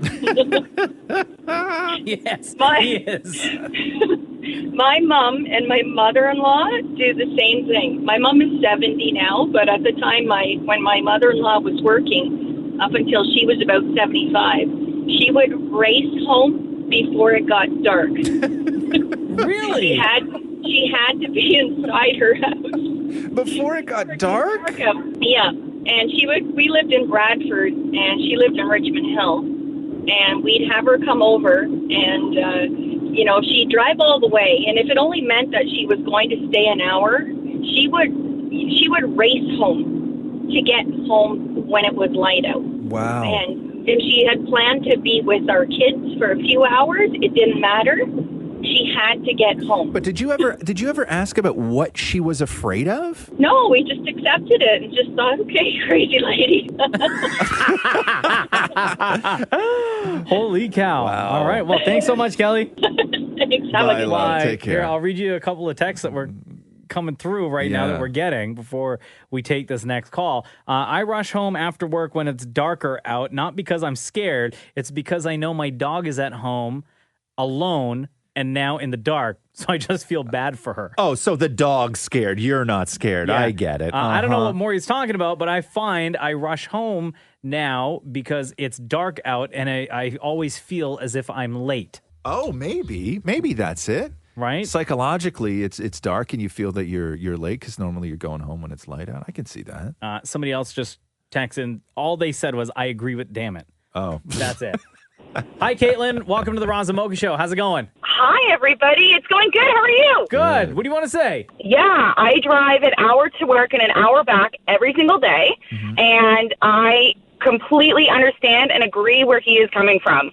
I drive and get so much more frustrated when people are driving slow in front of me when it's pitch black. I just want to get home and get to doing what I want to do at home. No. Okay, but the difference is, Caitlin, Damnit Maurie is afraid. He's afraid of the dark. Of the dark and monsters and things that don't exist. That's why he wants to get home early. Zombies aside, because I don't know what those are, all I'm saying is that the fear gets increased when you drive in the dark because you're not sure what other drivers are going to do. With it raining all this week, all I'm saying is I've been extra careful on the streets. Sure, but he's not scared of all those things. Like, everything that you're saying right now is logical. Maurie's scared of, like, shadows around a corner. And as he mentioned before, zombies and stuff like that.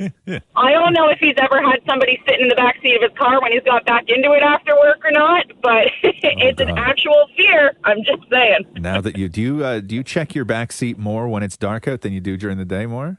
Like if you're leaving here in the morning, do you do a back seat check? I refuse to look in the back seat because I don't want to know it's there. Oh. There's your problem. Zombies. Thanks so much, Zombies, Caitlin. they're definitely there. Thank you. Have a good day, guys. You too. Bye-bye. Here we go. The Roz and Mocha Show podcast.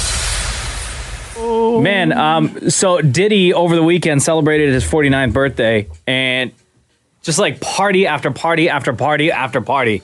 And like everybody was there. So first, to make a grand entrance to his party, he parachuted out of a plane and landed in the backyard of the Playboy Mansion. Multi-millionaire. Let's not forget. And then a big, massive party in L.A. later that night. Jay-Z was there. Beyonce was there. Snoop Dogg was dancing all night long, according to sources. Wiz Khalifa was there. LL Cool J was there. Mary J. Blige was there.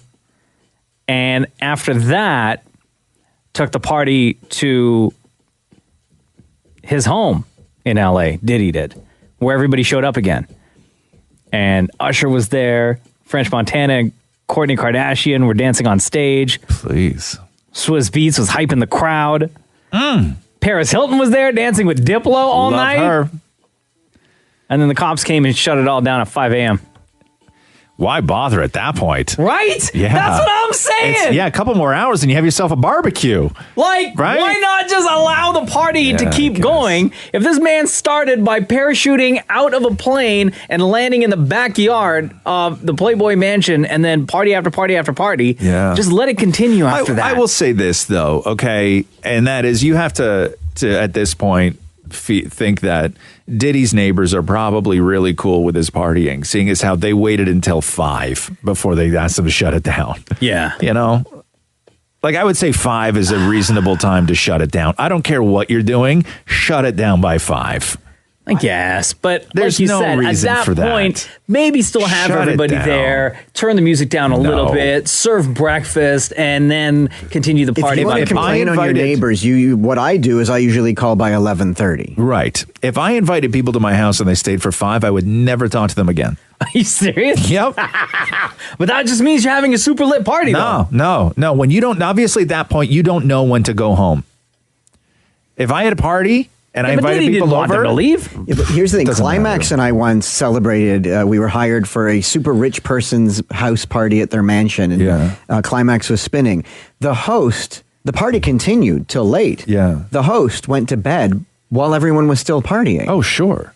So, like, you could easily go to bed and let people just continue partying I've done in your that home. many times. When I used to have people at my house, many times. Enjoy the chips. Yeah. The Roz and Mocha Show podcast.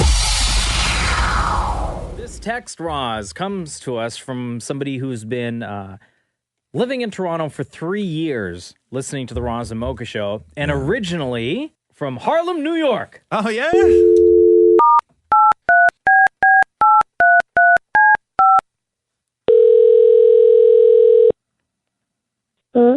Hello, it's Roz and Mocha. Hello. Hi there, it's Roz and Mocha.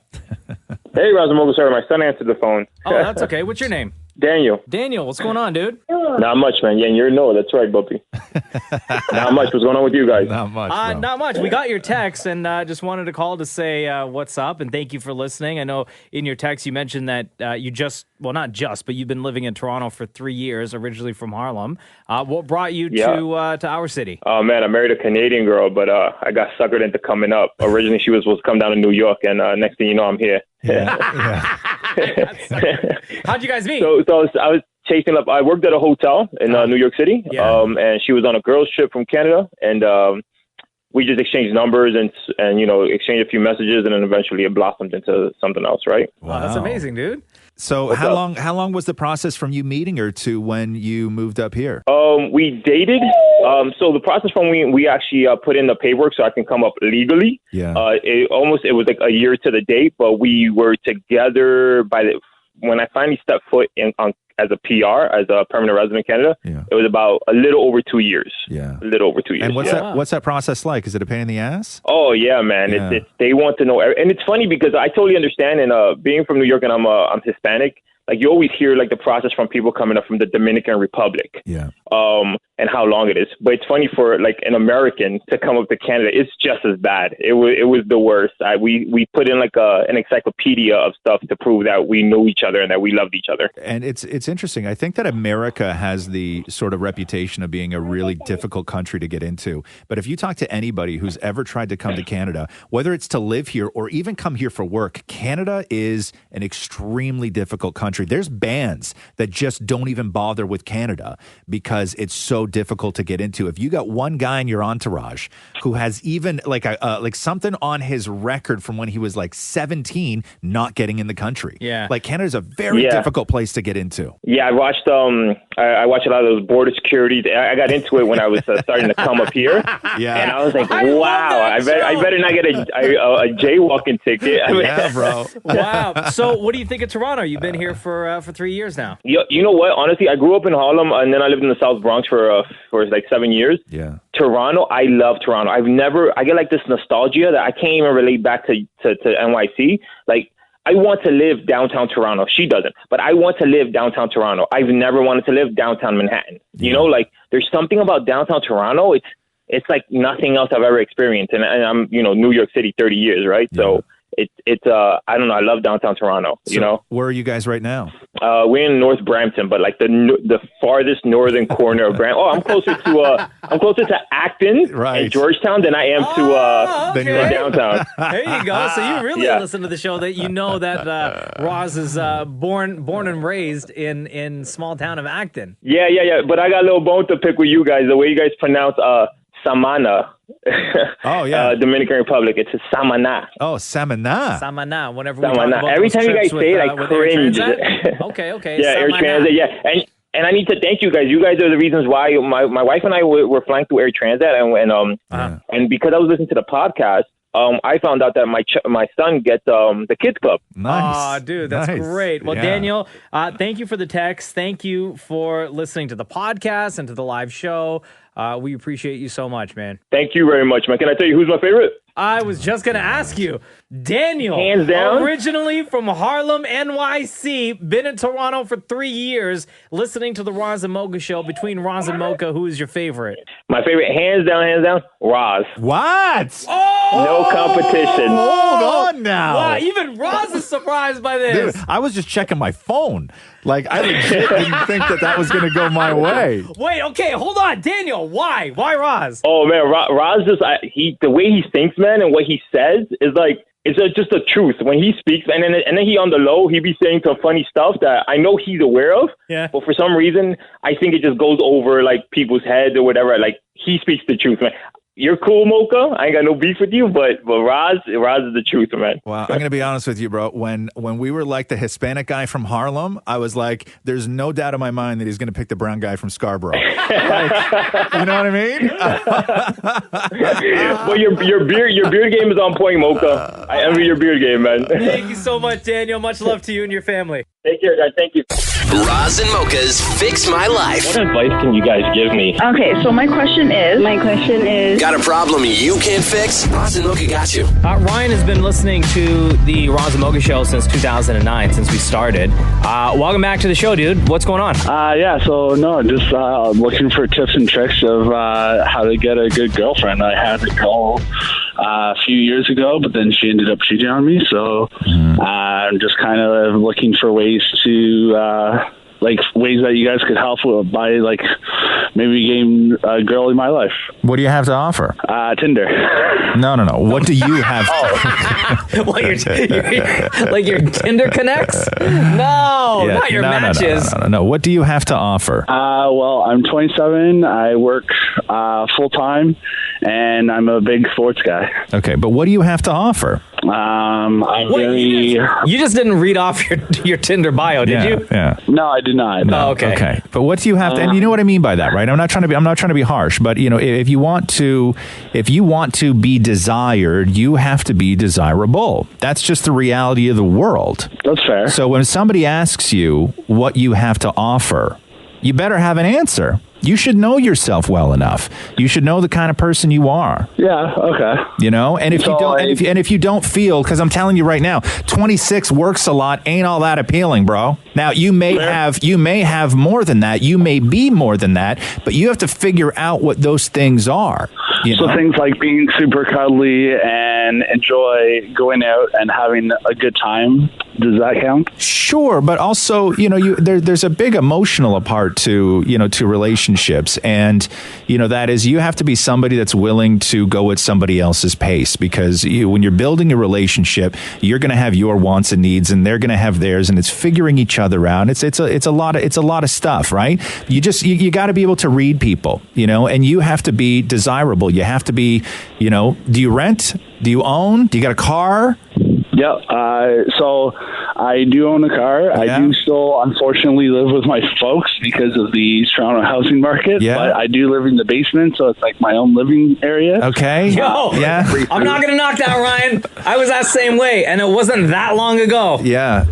So I'm going to say that is, although that is a very common situation, when looking for a partner, it may not be the ideal situation. Maybe, a woman may not want to, build a solid foundation out of the gate with somebody who maybe still lives in their basement. And then you're going to get to the part of the relationship, let's just say, where you're going to meet somebody. And then maybe the conversation's going to have, well, why don't we just move in together?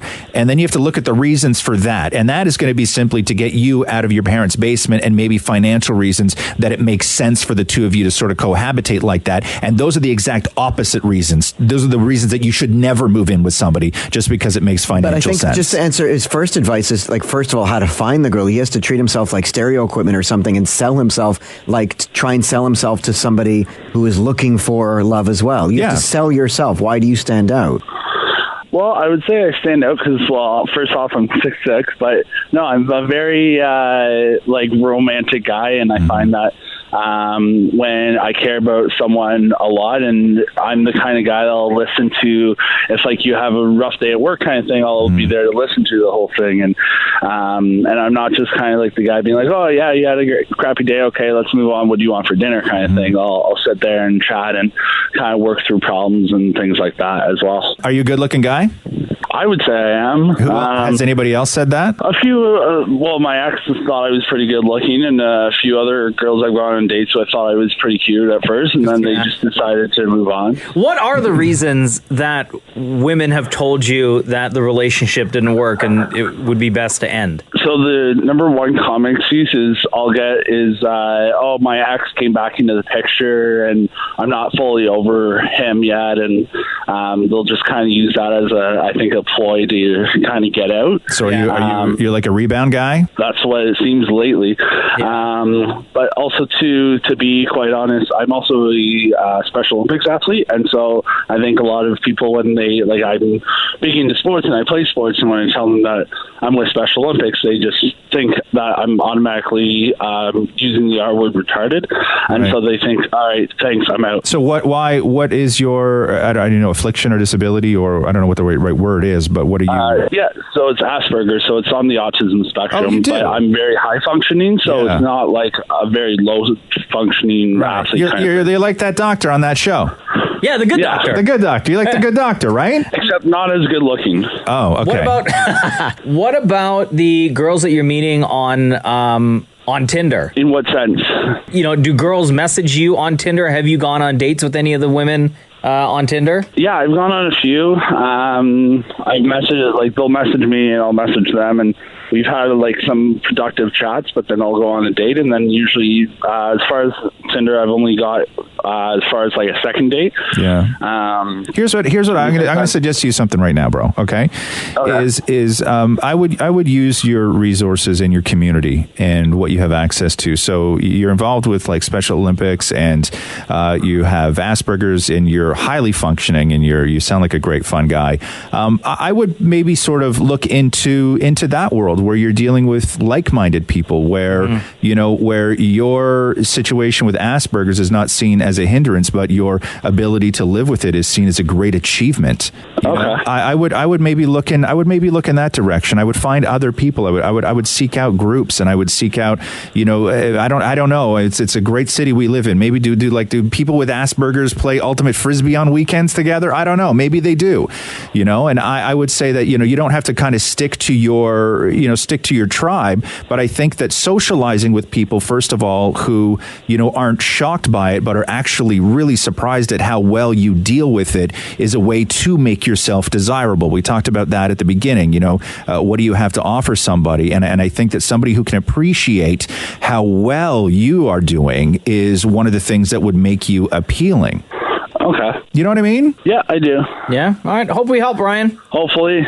If anything happens, I'll make sure to let you guys know. All right, Please brother. do. Thanks, man. Also, don't play Ultimate Frisbee. I was just joking about that part. Ultimate Frisbee's weird. Okay? I don't know, man. I kind of like that game. Let me strike that from the record. Don't go looking at Ultimate Frisbee games, bro. It's weird. Take care, Ryan. All right, thanks. See ya. Roz and Mocha's Fix My Life, only on KISS. So, what do you know about this Breaking Bad movie that's happening? Okay, what? Yeah, so let me read you this. Hold on, what? Yeah, okay, so do you watch Better Call Saul? You don't watch Better Call Saul. I do. I haven't caught up on the latest season, though. Very good. I love that show. It's a very good show. It's an exceptional, what is that word, Maury? Exceptional show, thank you. It's an exceptional show. So let me read you. Breaking Bad series creator Vince Gilligan is reportedly working on a new film with ties to the series. While Variety has confirmed that Gilligan is developing a 2-hour film, it's unclear if the project will be a prequel like Better Call Saul or something else. It's also unclear if any of the members of the original Breaking Bad cast will reprise their roles. Enough already. Yesterday, the Albuquerque Journal reported that the film, tentatively titled Greenbrier? What's that? Tracks the escape of a kidnapped man and his quest for freedom. Production is scheduled to begin mid-November through early February. So I don't know what that is. What's Greenbrier? Am I missing something out of that? What's the significance of Greenbrier for Breaking Bad? Wait, so it's part of the Breaking Bad universe, but it's not with Jesse and Walt? Right. I guess. Oh. Bryan Cranston has said many times that he has no desire to go back and revisit this character, that it was so perfect that anything you do after this point will only take away from its legacy. So I get that. Leave it alone, guys. Yeah, but That's see, what I thought too. I thought that too, man. Yeah. And then he did and then he did Better Call Saul. And there are weeks where I actually prefer Better Call Saul to Breaking Bad. What's it called? Greenbrier. So it's one word: GREENBRIAR. Greenbrier. I don't know what the significance of that is. Am I supposed to know? There's so many things with Better Call Saul. That's the other thing too. There's so many little things in Better Call Saul that tie into Breaking Bad, and I miss them all. They're all way over my head. Yeah. They introduced a character in Better Call Saul late, mid-season of this season. Mm-hmm. And I just didn't know who he was. I just thought he was like another drug guy, whatever.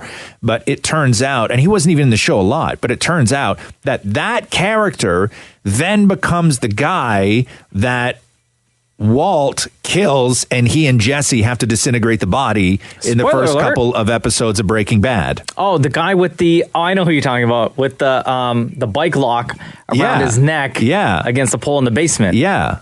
Spoiler alert. That guy. Yeah. Greenbrier Right? is a plant. What's that, Maury? It's a plant. It's a plant. It's a vine.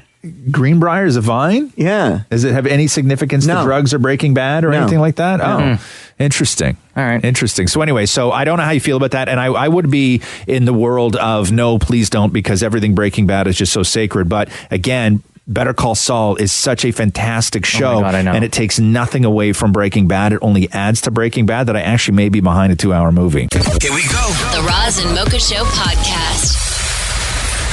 Breaking Bad, the story yesterday was that Vince Gilligan, who created Breaking Bad and Better Call Saul, was working on a movie. Now, and there's still no word as to whether that is going to be a in the theater movie or a streaming movie or an AMC movie.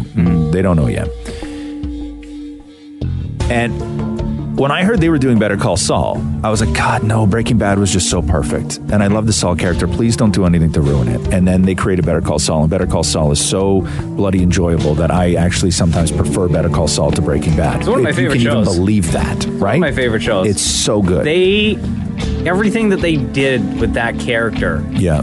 And his backstory. Yeah. Oh my, it was absolutely perfect. It is perfect, and it makes you question Breaking Bad, because I go back and I start thinking of Breaking Bad because and if you're not into Better Call Saul or Breaking Bad, apologies, we're going to get super deep into one specific show right now. If you go into Breaking Bad and then you start watching Better Call Saul, it changes the way that you look at Breaking Bad, because I'm like, there was no specific moment in Breaking Bad where they said for sure that Saul and Kim still weren't together.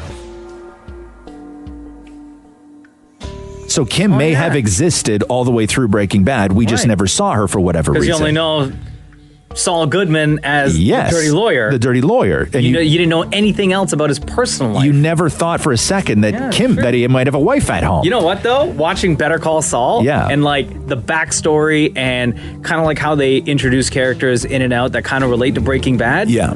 I don't want to watch Breaking Bad again. No. I watched it the first time around. Yeah. I'm not going to go back and watch it because I don't want it to ruin the experience of watching Better Call Saul. And with the Breaking Bad universe, I like to think that you can treat the Breaking Bad universe with this new movie and everything else as almost like the Star Wars universe, where you can tell different stories. And for me, don't use characters we already know. I love Better Call Saul, but to me, it's always about the secondary characters. Don't use characters that we already know. I think that the only thing that needs to tie in all these stories together is you can tell all these stories. Like for me, Better Call Saul needs to end when blue meth is introduced into that storyline.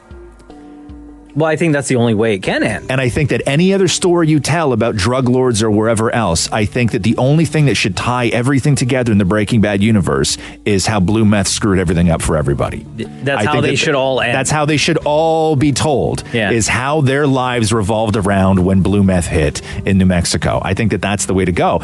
But now they're saying that the Breaking Bad movie may actually wind up being about Jesse Pinkman. I don't know if I like that. I don't. And what happened to Jesse Pinkman after Breaking Bad finished? Because he was just in the car driving away, spoiler alert. And you hear the sirens. And you hear this, and you hear the sirens. But you don't know if he gets caught or not. Because what they did say is that it's a story about somebody who breaks out of incarceration and then is then on the lam or whatever it is. So the story now is that it's going to be Jesse Pinkman. But here is Bryan Cranston doing an interview yesterday, I believe, talking about the big news of a Breaking Bad movie. Yes, there appears to be a movie version of Breaking Bad, but I honestly have not even read the script. And this idea, from what I'm told, gets into those, at least a couple of the characters who were not completed as far as their journey. When he says he didn't read the script, does that mean a script was presented to him? They're going to start shooting this in November. Or like next month. But it is November. Yeah. So yeah, I guess they're shooting. They were looking to start shooting it this month. So the script is done. So he just hasn't seen it. Oh, but that's what I mean. Like he said he hasn't seen. Like, no, so to me, Bryan Cranston's not involved. Not involved at all. Yes, correct. That's the way I look at it. Jesse Pinkman. I know. I know. Here we go. The Roz and Mocha Show podcast. Hi, it's Roz and Mocha. What's going on? Hey, not too much. I had a quick question for you guys, just about TV and stuff like that you guys like.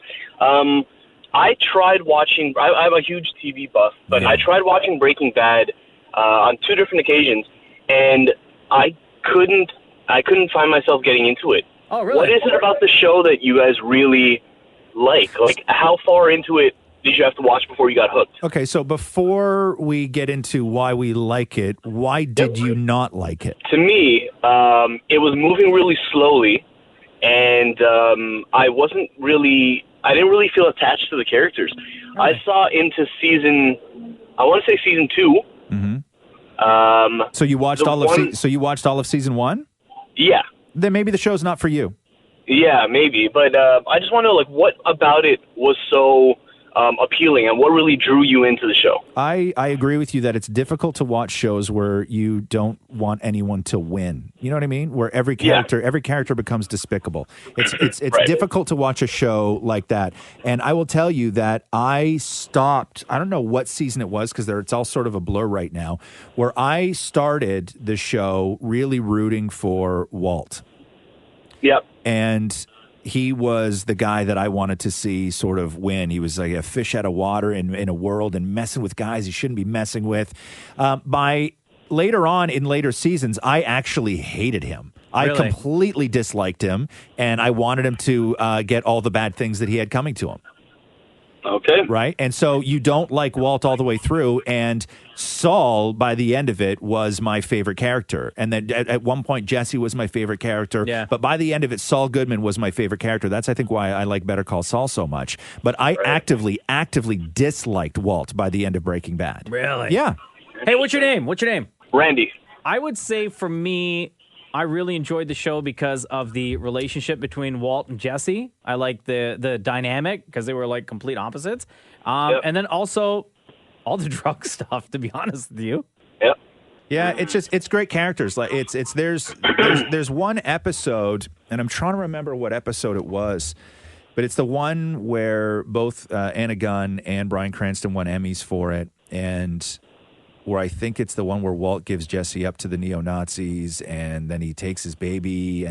But a lot of people consider that to be one of the best hours of dramatic television ever written. Yeah.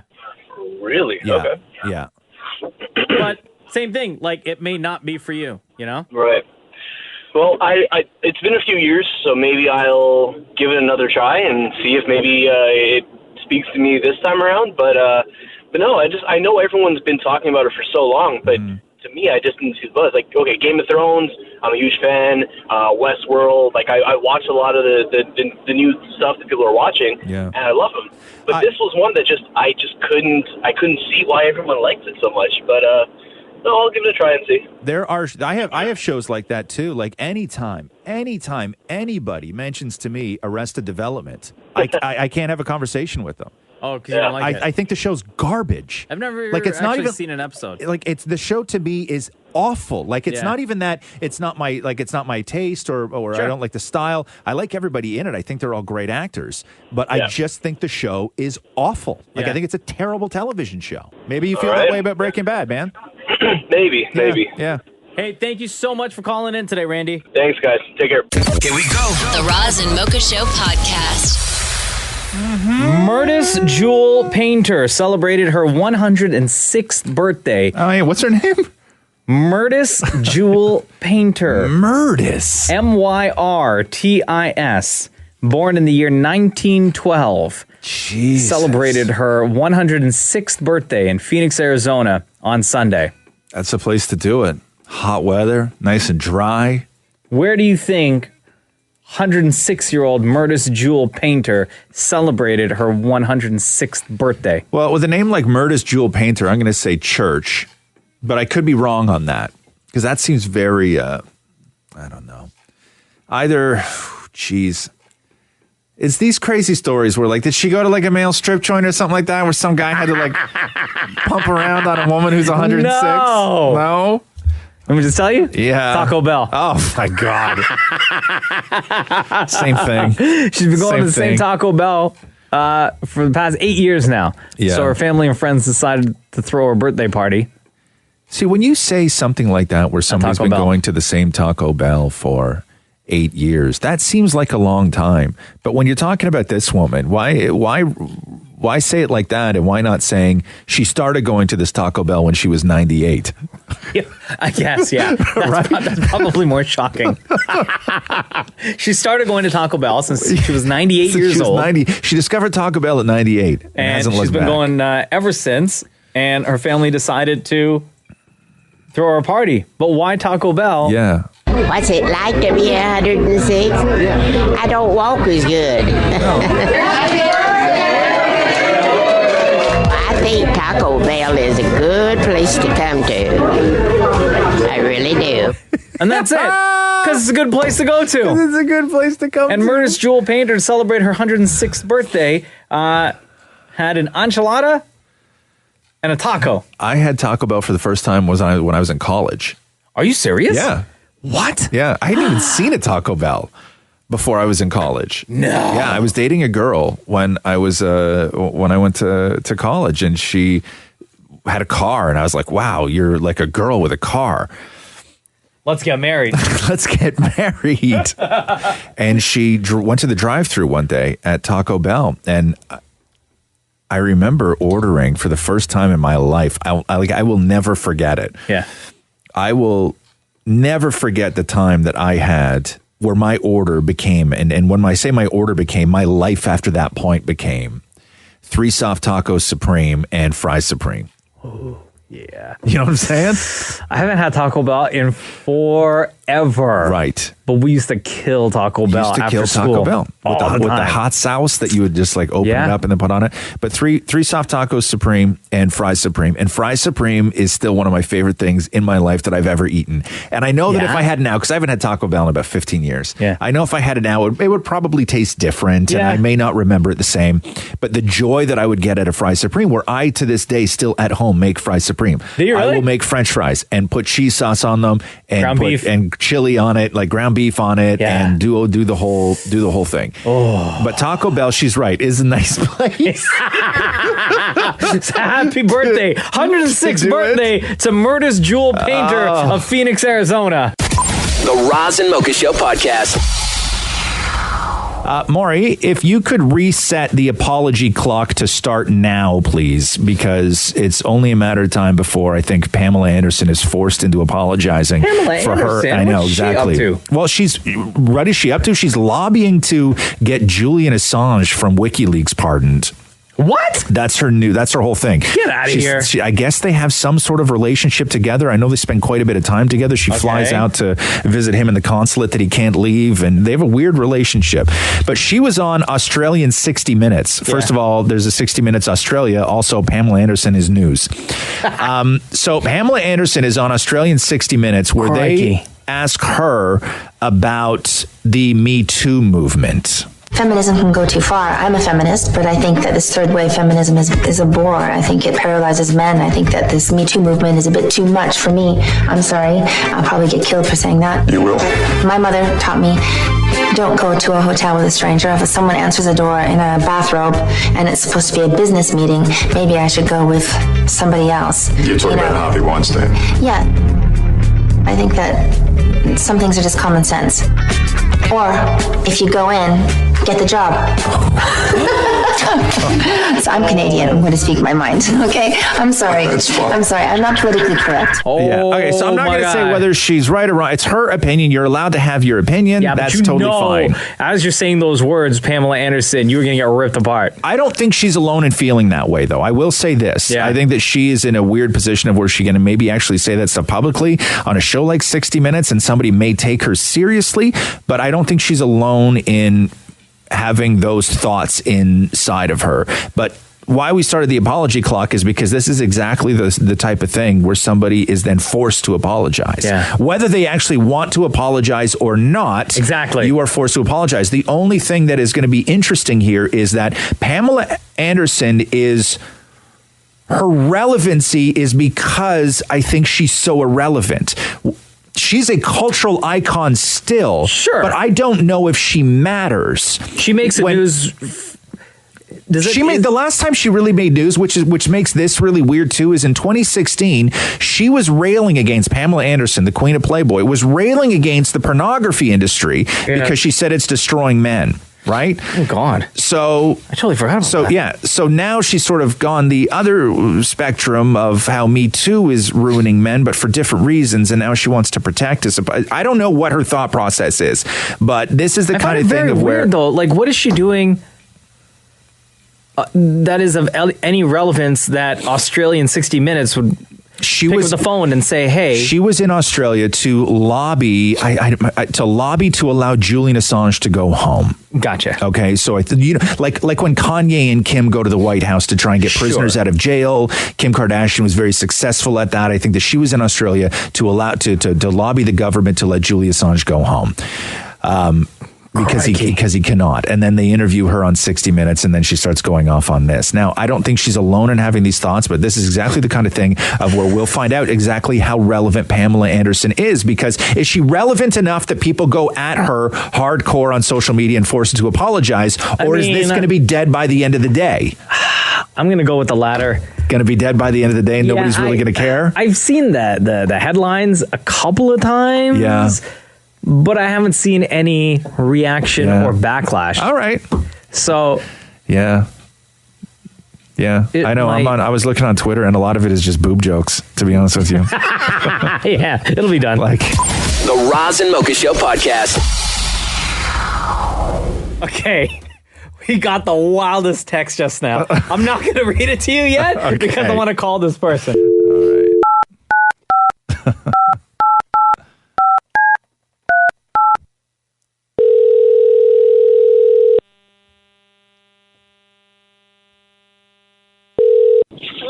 Hello. It's Roz and Mocha. What's up? Hi, how are you guys? Good, how are you? I'm good. Okay, what's your name? Melissa. Okay, Roz, this is the text that Melissa just sent, okay? Okay, yeah, go. Because I know how much you love to hear about people's dreams, Roz. Oh, God.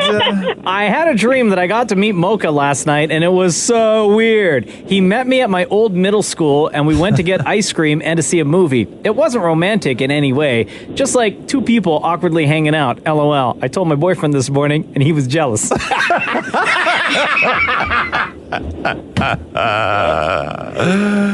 right. Can you remember what we ate and what movie we went to see? The movie, no, but I remember what ice cream place we went to. I go to this one in Etobicoke called Sweet Alenka's. And so we drove all the way from Milton to Etobicoke to get ice cream. Just me and you? Yep. Yeah, honey, that's a date. Yeah, that to me sounds like a date. My wife wouldn't like that. That's a date. That's what I said when I told my boyfriend. He's like, are you cheating on me? And I was like, obviously not. He's like married. And a kid. Yeah. That's a date. So you went on a date with Mocha. Now, why do you think that you were dreaming about Mocha? I don't know. I called you guys last week? I was on the podcast for the question about the job I hate. Oh, yeah, right. Oh, okay. So you had Mocha on the mind. I guess so. Uh-oh, your boyfriend's intercepting that Yeah, call. I know. I was just going to say. It's like he knows. Your boyfriend's got that software on your phone, I see. Wait, so when you told your boyfriend this morning, was he like legit jealous or just like joking around jealous? Just joking around. We've been together for a long time, so. Oh, okay. It's tough, though, because I know, like, Catherine, I've done stuff in Catherine's dreams that has pissed her off before. Oh, yeah? Yeah. Oh, yeah. She gets mad at you in real life? Oh, not so much anymore, but like years ago, something would happen where she would wake up pissed at me. Yeah. And I'm like, what? I'm like, babes, what is the matter with you? And then she would tell me about her dream, and I'm like, first of all, nobody wants to hear about your dream.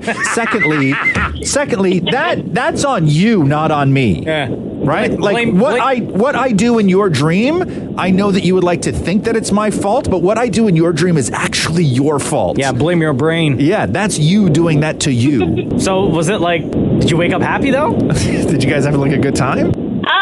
I guess so. Oh, hold on now. Like, I don't know. What do you mean you guess so? Like, how did it end? So we went for ice cream, and then we went to see a movie, and then... And that was it. Then I woke up. Oh. Wait, why did we have to meet at your old middle school, though? That's the question. I don't know, because I used to live like in the area behind my middle school, but I don't live there anymore either. Is it because you couldn't have Mocha come to the house because your boyfriend was there? No. Oh. You're making it so weird, Roz. It wasn't like that. Hold on a second here. How am I making it weird when you're the one that went to a movie and ice cream with Mocha while you have a guy in your life? And I'm making it weird. Because I said it wasn't romantic. See, and also now I'm getting blamed for something else. This is why I refuse to talk about people's stupid dreams. All right. Thank you very much for your text, and thank you for listening. Love you lots. Have a good day. Bye, love. I'll see you in your dreams Bye. tonight, Rush. Bye. The Roz and Mocha Show podcast.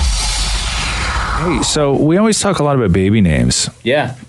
But let me read you this because they're predicting what the most popular baby names will be in 2028. What? And yeah, it's the weirdest thing. So they say, what's the hottest trend for baby names in 2028? Why so far in advance?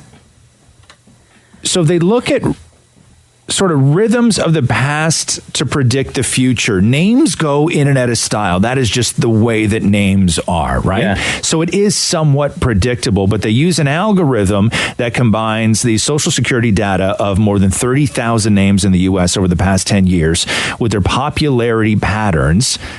And they're able to sort of determine which names will come back around. Oh, wow. For 2028. Okay. So they're sort of like looking into a crystal ball.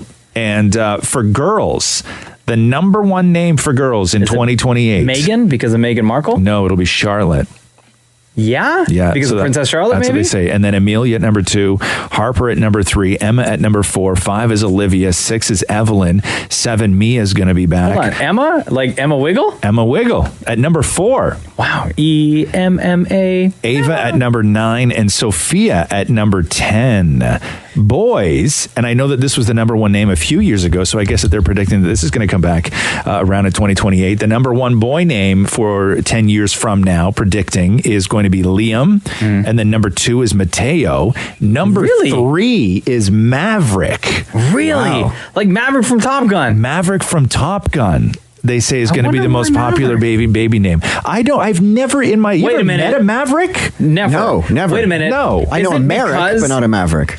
Is it because the new Top Gun movie is being filmed? But that wouldn't make sense from 10 years from now, No, but though. they predict, maybe they think that the movie's going to be so amazing and Maverick's going to be back that people are going to be like, okay, we have to name our kid Maverick. Yeah, but they're not going to wait that long. No, but that would be popular for 2019. Oh, right. No, we're talking 2028. Oh, yeah. Like I have never in my life met a Maverick.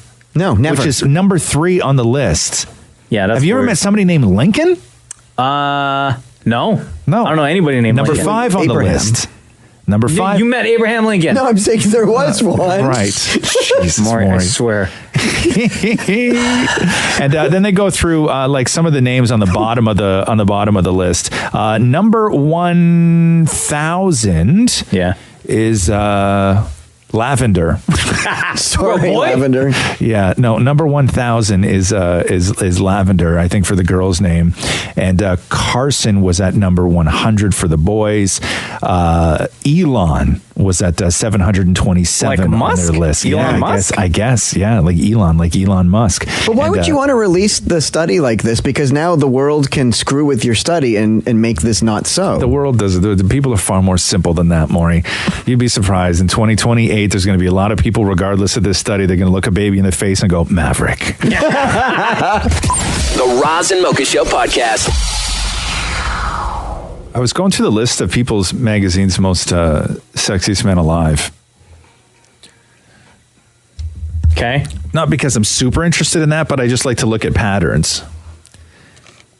Or to compare. Well, I always compare myself. Yeah. You can't compare to Idris Elba.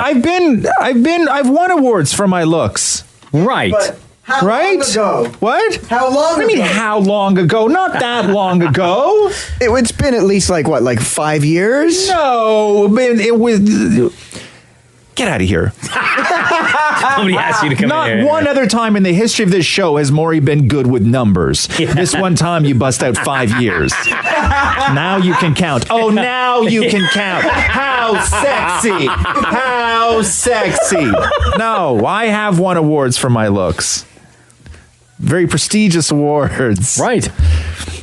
But I'm just going through the patterns here. And here, Maury, get back in here. What do you want me to remind you? It's been 5 years? No, I'm just because they go back to 1990 on this list, and I'm just wondering, like, who's still got it? Okay, go ahead. Because there's a couple repeats on the list here. I think Brad Pitt had it like twice. Brad Pitt was 1995, and then Brad Pitt was again 2000. Wow, and then his looks kind of dropped off. You think they have, though, huh? Oh, 1,000%. Brad Pitt, yeah? 1,000%. Really? Wow. Why he is looks that? like somebody that used to be sexy. Do you know what I mean? Like, oh, you used to be sexy. Wow. Yeah. Really? Who else you feel that way about? Okay, so let me go through this here. So Brad Pitt, you there in feel that tight ass shirt. I know. You're talking all that Brad, smack. listen, why not? Why not? Okay, Like, yeah. You don't know how to have to make cheese in order to be a cheese critic. Do you know what I mean? I've never. That's an amazing analogy. Right? Yeah. Sure. Okay. Yeah. And I love cheese. Yeah. Yeah. I don't know how to. I don't make cheese, but why can't I be a cheese critic? Okay. A cheese expert. Okay. So Denzel Washington still got it? No. Wow. George Clooney still got it? Yes. Tom Cruise still got it? No. Wow. Harrison Ford? No. Richard Gere? No. Brad Pitt? No. Pierce Brosnan? Yes. Okay. Ben Affleck? No. Johnny Depp? No. Wow. Jude Law? Yes. Even though he's balding? Okay. Matthew McConaughey? Yes. Matt Damon? No. Did he ever? No. Wow.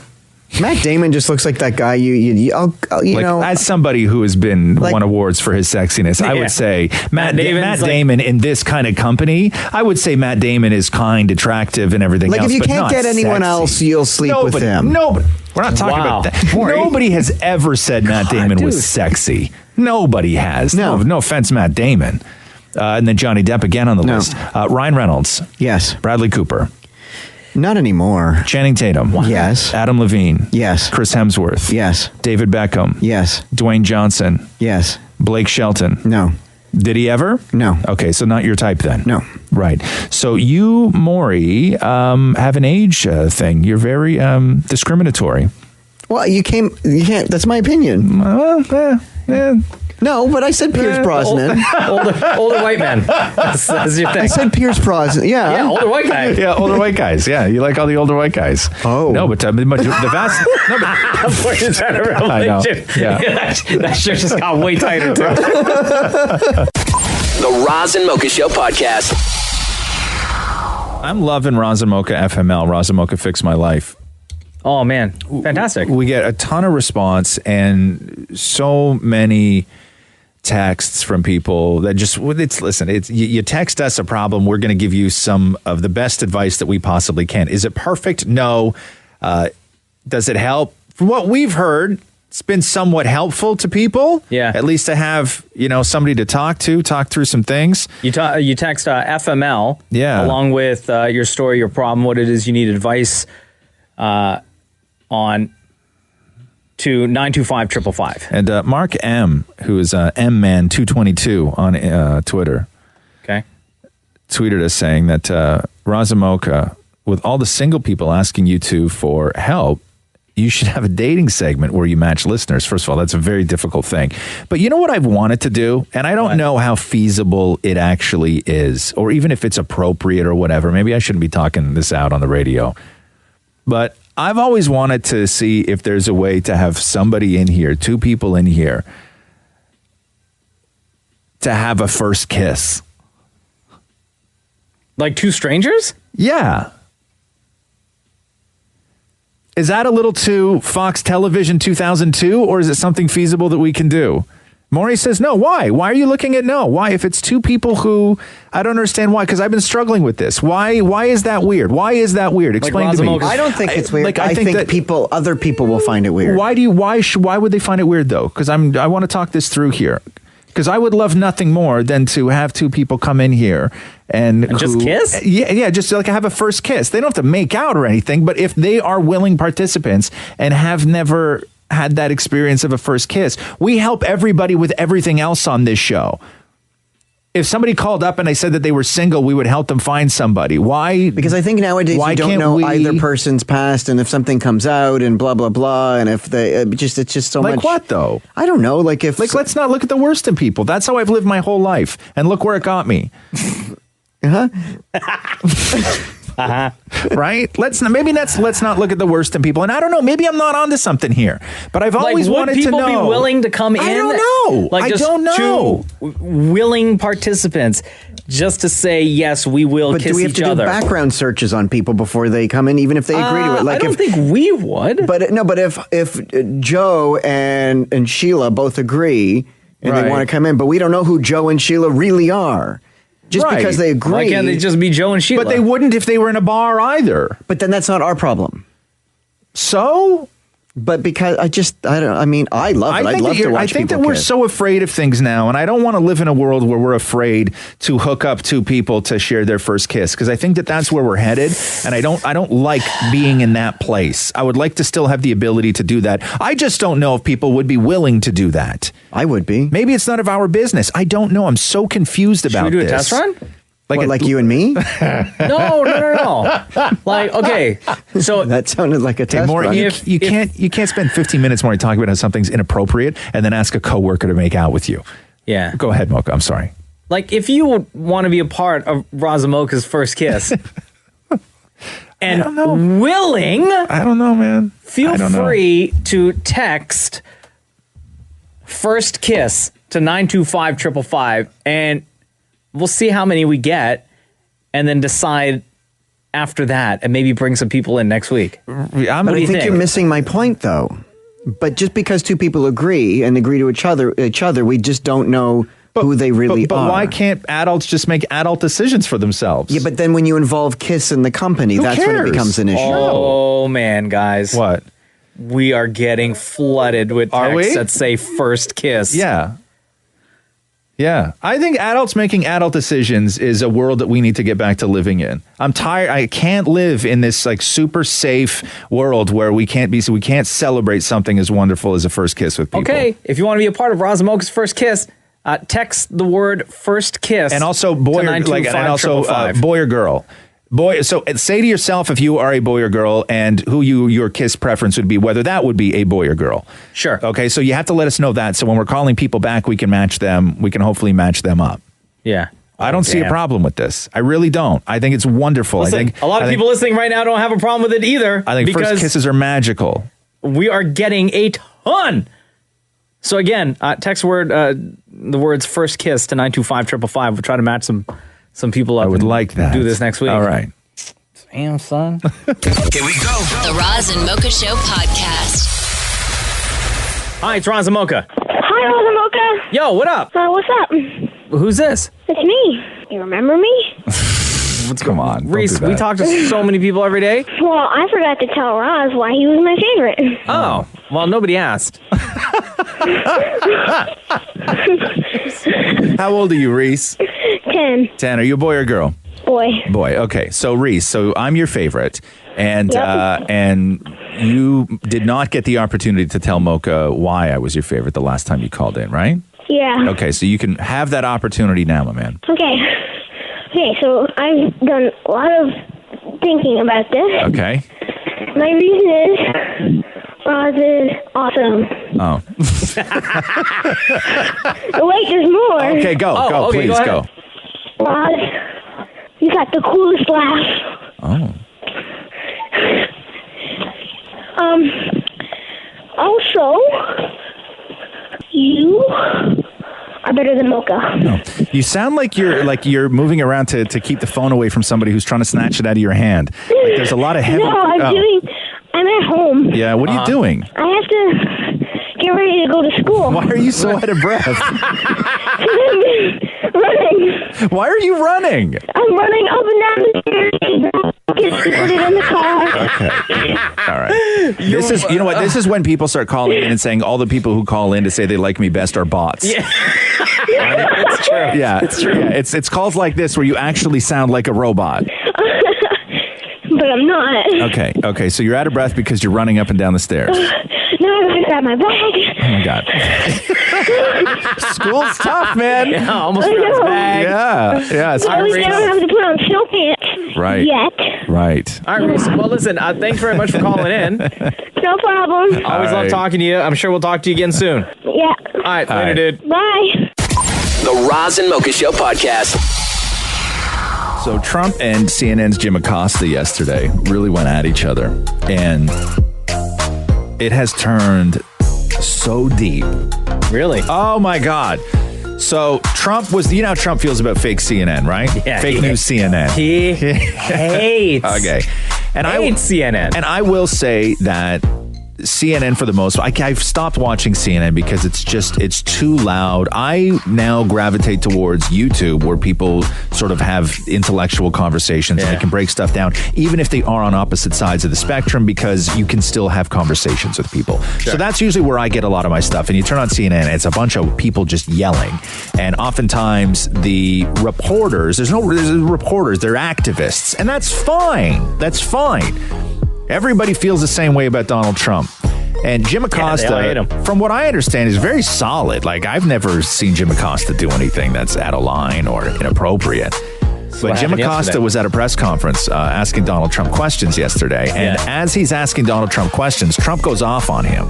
And there's a White House intern who keeps trying to take the microphone away from Jim Acosta as this is going on. So here, listen to this. They're hundreds of miles away. That's not an invasion. Honestly, I think you should let me run the country. You run CNN. All right. And if you did it well, your ratings would be much better. If I may ask one other question, Mr. President, if I may ask one other question, are you worried? That's enough. That's enough. Mr. President, I was going to ask one of the other folks. That's enough. Pardon me, ma'am. Mr. President, that's enough. Mr. President, I had one other question, if I may ask, on the Russia investigation. Are you concerned that you may have? I'm not concerned about anything with the Russian investigation because it's a hoax. That's enough. Put down the mic. Mr. President, are you worried about indictments coming down in this investigation? I'll tell you what, CNN should be ashamed of itself having you working for them. You are a rude, terrible person. You shouldn't be working for CNN. I think that's unfair. You're a very rude person. The way you treat Sarah Huckabee is horrible. And the way you treat other people are horrible. You shouldn't treat people that way. Go ahead. Go ahead, Peter. Go ahead. In Jim's defense, I've traveled with him and watched him. He's a diligent reporter who busts his butt. Well, I'm not a big fan of yours either, so I understand. to be honest. So let me ask you a question if I can. You repeatedly said... You are the best. Mr. President, you repeatedly, over the course of... Just sit down, please. When you report fake news, which CNN does a lot, you are the enemy of the people. Go ahead. Okay, so you can't take the heat. Get the hell out of the kitchen. Okay, so Trump is just completely unhinged at this point. And as this was going on, there's Go ahead. I don't like you either. There's this young woman who's a White House intern who has the look of horror on her face because she's the one who then has to try and get the microphone away from Jim Acosta. And during all of this, she's reaching for the microphone and his arms are flailing around everything else. So Jim Acosta is asked by the Secret Service to turn in his press credentials because he's now barred from the White House. Wait, can they do that though? They can. Nobody ever has, but they can. Sure. But he didn't ask anything out of line. They're saying it because he assaulted, they say, this young intern. She reaches for the mic and his arm appears to come down on her arm in a karate chop motion. Now, Sarah Sanders tweeted, "We stand by our decision to revoke this individual's hard pass. We will not tolerate the inappropriate behavior clearly documented in this video." And so they post a video of a close-up of the karate chop on the arm. Oh, come on. Then people start going in on this, saying the video that you're showing that the White House officially tweeted out was doctored and it's been sped up to look like a karate chop on the arm when you played at normal speed, it is just a natural motion of two arms meeting. Yeah. So now people are counting frame rates in the video that the White House sent out. And I've been like all morning so far, I've been going through videos like this where it's sped. Listen to this. Okay. This is how deep this has got. People are treating this like the Kennedy assassination. So here, listen to, and there's 1,000 of these on YouTube where people are slowing this down and speeding it up to try and get to the bottom of whether Jim Acosta karate chopped an intern during a press briefing. Oh, okay. You ready? Yeah. Okay, listen to this. You run CNN. All right. And if you did it well, your ratings Let me would be ask, much better. if I may ask that's one other enough. question, Mr. President, if I may ask Peter, one go other ahead. question. Are you worried? That's enough. That sounds like a scene out of Grumpy Old Men, right? That's I was enough. going to ask one of the other folks. That's that, enough. Pardon me, ma'am. Mr. President. They've slowed it down now. So people were counting frame rates. And then so they start counting frame rates, and then they're going back to the Sarah Sanders video officially posted by the White House to find out how much of this video has been manipulated. So what they've done is they've now taken the original and the doctored footage and put them side by side in slow motion so you can see the pace at which his hand comes down to karate chop the intern, and then his hand recoils. And you can see that in the official video, not the White House video, that it actually takes longer for the hand to come out, than proving that the White House is using doctored footage of a karate chop on an intern. This is so mind-blowingly insane, this whole thing. But as it is right now, Jim Acosta barred from the White House for karate chopping an intern during a fight with Donald Trump. Here we go. The Roz and Mocha Show podcast. Everybody making a big deal last night that LeBron James brought the headband back. Yeah. Because I guess when he was in Miami, he wore the headband. Yeah. And so everybody's speculating as to why. Everybody's like, oh my God, he's going for 40. He's going for 40. Or they were like, he hasn't had a haircut in a while. He hasn't had a haircut in a while. And other people were like, it's a problem with the hair plugs. It's a problem with the hair plugs. Right? So there was all these conspiracies as to why LeBron showed up with the headband last night. Maybe he was just like, I feel like wearing a headband tonight. Well, thank you. But you can't. There is no, maybe I just want to wear a headband tonight. Or maybe I just want to mess with people because I know people are going to talk about it. Right. Yeah, there is none of that in that world. Nothing is ever just a thing. Everything has to be, blown out of proportion, where I'm like, I love headbands. Do you wear headbands at all? When's the last time you wore a headband? And what was the reason you wore a headband? The last time I wore a headband was July of 2016. What was that for? That was when my wife and I did the Spartan race. Oh. Up north. Right. And you're running through mud and jumping over fire and like crawling under barbed wire. And I think that was the last time I actually wore a headband. Prior to that, maybe when I was a kid. Yeah, really, huh? See, I love headbands. I never wore I've headbands. always loved headbands. Really? Headbands and scarves. I don't know what it is about things tying around my neck and my head. Now, are we talking like the athletic headbands, or will you take a bandana and like make a headband out of it? Both.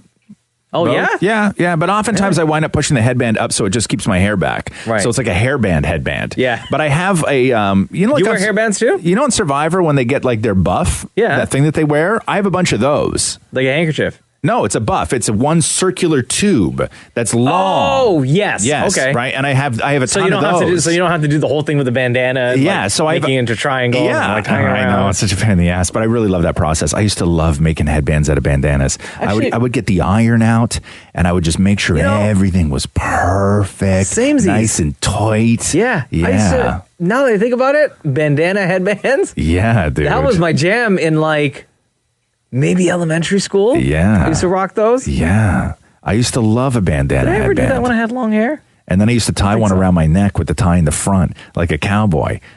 What? What? I used to take a bandana and tie it around my neck, like a neckerchief, just like like a lady? For sweat. What do you mean? No, like for like a bandana around your neck with like a little tie in the front. No, I don't. Not like a bow, like a pretty bow, but like a knot in the front. Like a bandana around your neck. You never wore a bandana around your neck? Like a lady? No, not like a lady. Like a cowboy.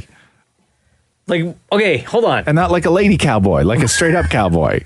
Okay, like the kind that you tie around your neck before you bring it up to your face if you're going to rob a bank? No. It's all rolled up. Like imagine a bandana headband. Yeah. Okay, that you've like got all like real perfect. Like it's awesome. Like you're super happy with it. Yeah. But instead of tying it around your head with the knot at the back, you tie it around your neck with the knot at the front. Like a lady? No. Can you not visualize this and how awesomely masculine it is? Maurie, please help me out. How masculine? Maurie's like not helping at all. Maurie will be like, like a lady? Yeah, Maurie's like, for every other moment of my life, I've thought you were sexy, except for this very moment right now. You're on your own, Jack. You mean like Jane Fonda? No, not like Jane Fonda. The Roz and Mocha Show podcast. Did you appreciate that extra hour this weekend? You know what? Didn't really affect me. No. I guess, I mean, yes, I appreciate it. Yeah. But I realized it last night when I was like falling asleep, like I was drunk by 9:30. Oh, yeah? Yeah. It's like, why am I so tired? So the Raptors last night, I went to bed for sure before the Raptors played. They played, I believe, at 10 last night. Yeah. I was in bed at 9 o'clock because whatever was on TV before the Raptors. So that would have been like 10 o'clock, say. Sure. Yeah. Yeah. It didn't really affect me. No, I was it fine. didn't. I was a mess. I don't know. Maybe. I was so sleepy. Really? Yeah. I woke up at 1 this morning and I was awake for a full hour. And I don't know if that had anything to do with it. Yeah, because it would have been your body is telling you that it's 2. Yeah, but my alarm didn't go off until 3. Oh, you got up at 1 o'clock today? Yeah. Holy. No, but I just had like all sorts of stuff running through my mind. Like what? What are you thinking about? Like I raked the leaves yesterday. Yeah. And then, so the important things. Yeah. I gotcha. So I have like more yard work to do. Plus I got to clean out the garage. Yeah. I got so much junk in the garage. Yeah. I'm just thinking about house stuff. Yeah. What do you got in the garage? What do you got to clean out? Let's see. I have our winter tires that are stored in there. I have boxes of tile from when we did our renos 4 years ago that I clean out. Garage stuff then. I got like 4 recycling bins of stuff. Yeah. When do you put your winter tires on? I'll put it on like after a couple of days of snow. Yeah. When do you put your winter tires on, Maury? Maury's probably like yesterday. He's so paranoid. No. Maury doesn't have winter tires. Oh, yeah, that's right. So we almost die. Yeah, all 4 months season. 4 months out of the year, my life is in his hands. Yeah, but they're brand new all-season tires. Wait, okay, so the time that I had to come and rescue you because you didn't know how to change a flat tire. Yes, thank you. Very traumatic. I was crying. Maury legit was crying. He was standing at Crying. Maury was at Petro-Canada. Maury, if you don't know this story. Like, what, do you think you were stranded at Petro-Canada? I thought that... In a city of 4 million people? I thought, how am I supposed to... What am I supposed to... Who do I call? What do I do? Like, there's so many thoughts going through my mind. Maury, when it comes to, like, crying when you get a flat tire, it has to at least be out of the range of where you could just grab a coffee and walk home. Yeah, but all these thoughts were coming out of my eyes like tears. All these thoughts were coming out of your eyes? So if you don't know the story, there's one day after work, Maury calls me frantic, and I'm just about to get in the car, and it's 10 a.m. I have an appointment at 11. And Maury's like, can you please help? I have a flat tire. Somebody, as I was driving on the road, honked at me, told me about my flat. I don't know how to change a flat tire. Because normally when people honk at you on the roads to tell you you're hot. That's what I thought. I was like, thank you. Thank you. I know. Thank you. I said, Maury, just change the tire. You have a spare in the trunk. Yeah. You have a jack. Yeah. Maury's like, I don't know if I have any of those. Can you please help? I said, I'm sorry, Maury. You're going to have to call the tow truck. Yeah. And I get in the car and I start driving and I start feeling terrible because I'm like, Maury really needs my help. And he actually sounded like he needed my help. Right. So I show up at the Petro. And Maury's standing there on the phone, and his eyes are red because it looked like he was crying. Are you crying over a flat? So I had to show Maury where the spare tire was, where the jack is, how to use it. Right. Like, so I changed his tire for him. See, because you're a great guy. And the thing is, I'm looking at his tires, and I'm like, dude, your tires are bald. You look like you F1 racer. Your tires are so bald. This is extremely dangerous. You need to change your tires. Yeah.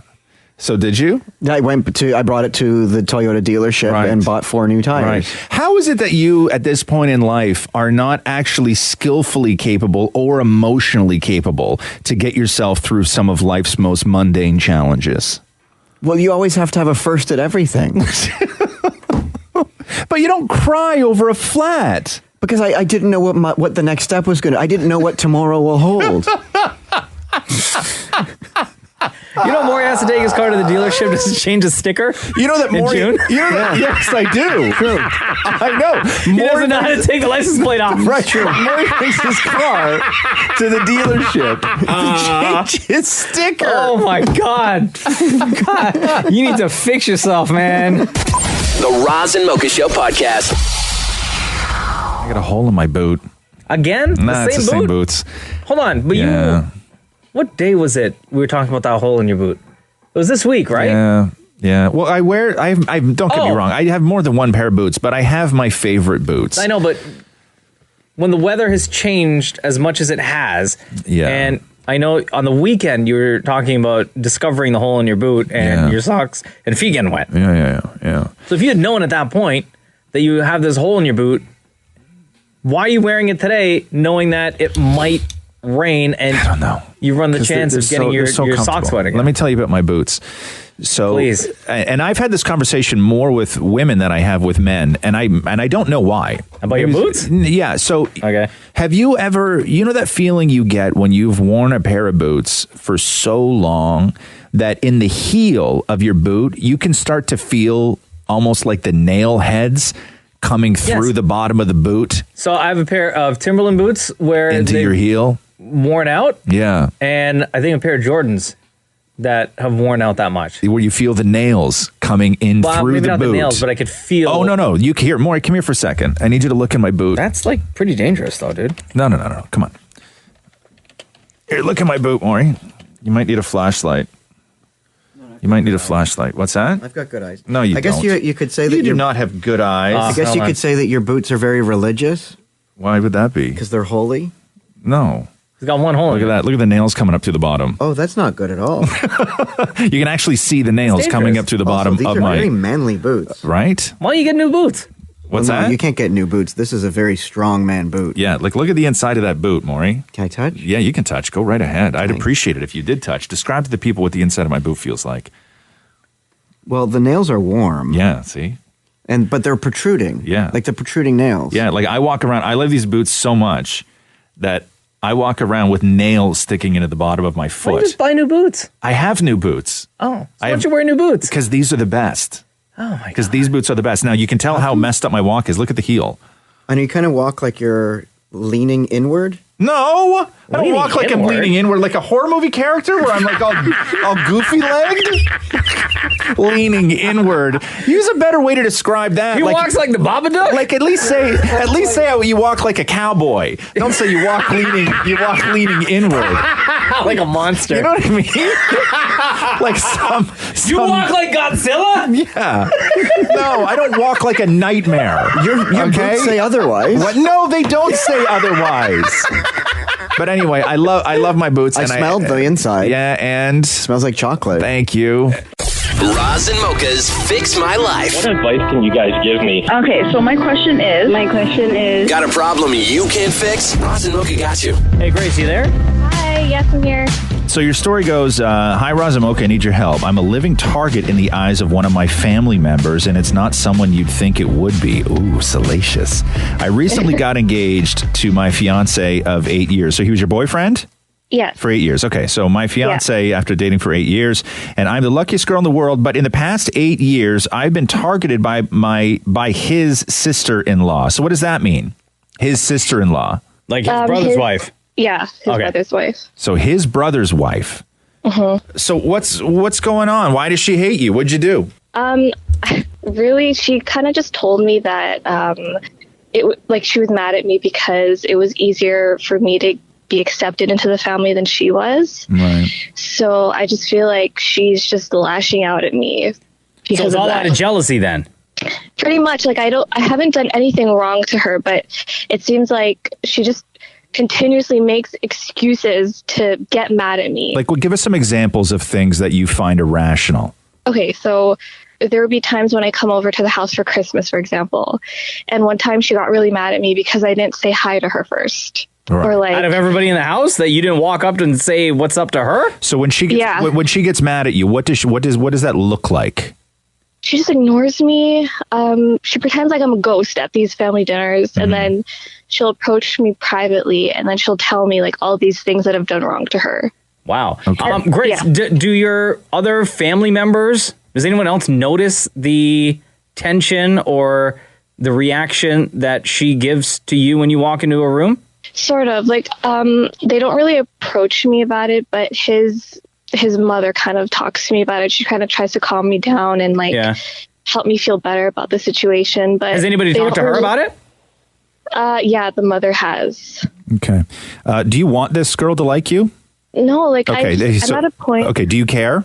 Because a little. You do care a little. Because here's the thing: Yeah. it's that you either care and want to sort of work towards some sort of middle ground where you two can be getting along and be civil in family situations. Or if you don't care, we can go another way with this. Yeah, I think I care a little because I obviously don't want to feel this way at family dinners, and we're like, his family is so close knit and they're involved in everything. So obviously I don't want that tension to be there. I will say this, that your first move is to, as it is with any sort of like bully situation, whether it be family or in any other thing, you need to figure out a way to take away her power. Okay. And the easiest and quickest way to take away her power is to care less. Okay. Have you actually, Grace, have you had a face-to-face alone, just you and her conversation? Yeah, we have many. We have had many of those. And how does that go? How do you approach those conversations? Well, she's the one that really calls these meetings. Yeah. I never want to do them. Yeah, like I pretty much call them meetings because I don't want to go to them pretty much. Right. Wait, what, are you talking about meetings like just between the two of you or meetings with other family members in the room as well? Well, we've had meetings with just me and her, and then we've had other meetings with like the boyfriends or the husband. Right. Okay. So first of all, I would say this: as adults, you need to not involve your fiance in this. Yeah. Okay. This is a you and her conversation only. In order for this family to sort of function without everybody getting involved, because then what's going to happen is then your fiance is going to go to his brother's wife and have a conversation with her. Okay. And the whole thing is going to get dirty. So the first thing you need to do is take away her power. Okay. And care less about the things that she holds over you. I get the sense that one of the things that she's pissy about is that she was first. Yeah. And then I guess she said that she had a hard time being accepted into the family, and she feels that she's paved the road for you and you just sort of swoop in and everybody loves you, right? Exactly. That's exactly what she said to me before. Oh, really? Yeah. Oh, okay. Yeah, So exactly. that is the root of the problem then. So you need to, the conversation that you need to have with her is, it's not about the little things. When she comes at you with specifics of, I'm pissed at you for this and this and this and this, you need to sit down and have a conversation with her if you're willing, if you care. If not, blow it off. But if you do care, the thing that you have to figure out is where all this is coming from, because it's not these individual little things. It is going to be one thing. And so you just need to figure out with her what that one thing is that she just has such a hard problem with. And when you can figure out that one thing, hopefully you guys can talk together like adults. And within families, especially big families, there's like little tiny groups within those families. Okay? Yeah. Not all of those groups have to mix all the time. Okay? You two can coexist and have virtually no relationship. It would not be the first time in a family where that happened. But if you actually do want to have a relationship with this woman, I think that you need to get to the reason behind her, I don't know what the word is, malevolence. Like you need to get to the reason behind it all, as opposed to dealing with the specifics as they come up. Okay. And don't involve your fiance. This isn't his problem to fix. I know it should be. I know on paper you should be like, whoa, your brother's wife is jacked. Yeah. She hates me. She hates me. But this is a time for everybody to be adults, right? Because obviously she doesn't care what her husband thinks. Oh, wait. Grace, what does your fiance's brother say about the situation? Because obviously everybody in the family knows. I don't really... No, at the meetings, he doesn't really say anything. Yeah. Does your fiance get along really well with his brother? Yeah, like they're They do. perfectly fine. Okay. They're perfectly fine. And they're happy to live a life where their wives don't get along.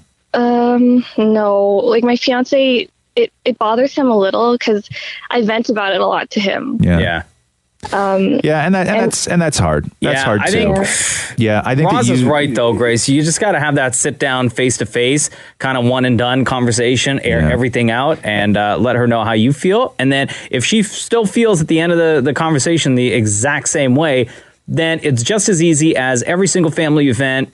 You show up, you say hi, and then leave it at that. Don't try to engage in any type of conversation because clearly she doesn't care, and she, is making it a point to make your life very difficult. There's social power within families, right? And it sounds like she has, or at least feels that she has more social power within that family than you do. Okay, and you come in and you're the challenge, right? You may take away her power within that family dynamic, and she doesn't like it. Also, she was there first. Also, she had it much harder than you. Okay, yeah, exactly. So it's all this stuff, and you need to just have this conversation and take away her power. Okay, you need to care a whole lot less about what this woman thinks of you.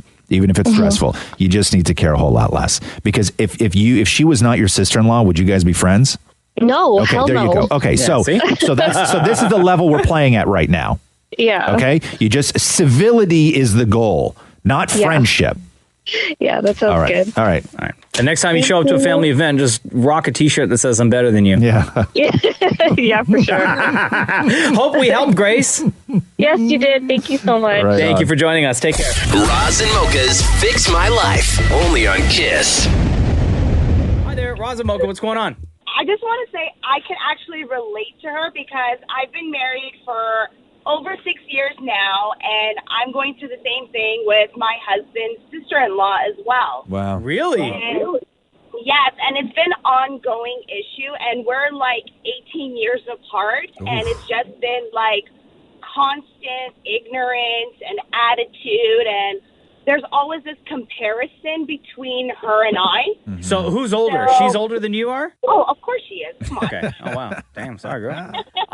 So how did it start, and what's the root of the problem? Well, what had happened was, like, when we first got engaged, everything was, like, perfect. We were making plans, and then all of a sudden, when she was asking me what kind of wedding I wanted, everything was, like, shut down on her point of view because I guess she didn't get the wedding of her dreams, and I ended up getting my dreams, basically in regards of, you know, what to wear, what kind of functions we wanted. Yeah. And then, you know, she's been with the family way longer than I have, obviously, and she's been, like, the woman figure of the family. And then when I came in, it's like my father-in-law would come to me for most things. And, you know, it's always a comparison with our children because she has 2 boys and I have 2 boys. Yeah. And our kids are obviously like a huge gap difference, right? Mm-hmm. So, you know, if we're doing like sending photos of our kids, she'll always try to compare it to like 20 years ago of what her kids were doing that age. But you sound like you're not really, you sound like you're in a good place. You're not really bothered by her. No, because it bothered me at first because, you know, I'm seeing everybody having like this great connection with their sister-in-law or their husband's sister-in-law, and I was just stuck with the one. But, you know, talking to my husband about it, my husband knows how she is and has told me, he's like, you know what, just ignore her. The whole family knows how she is, but we basically kind of have to put up with her because my brother's wife. Right. So, you know, when we go to family functions or we're at their house or at our house, I tend to, like, ignore her and ignore her comments.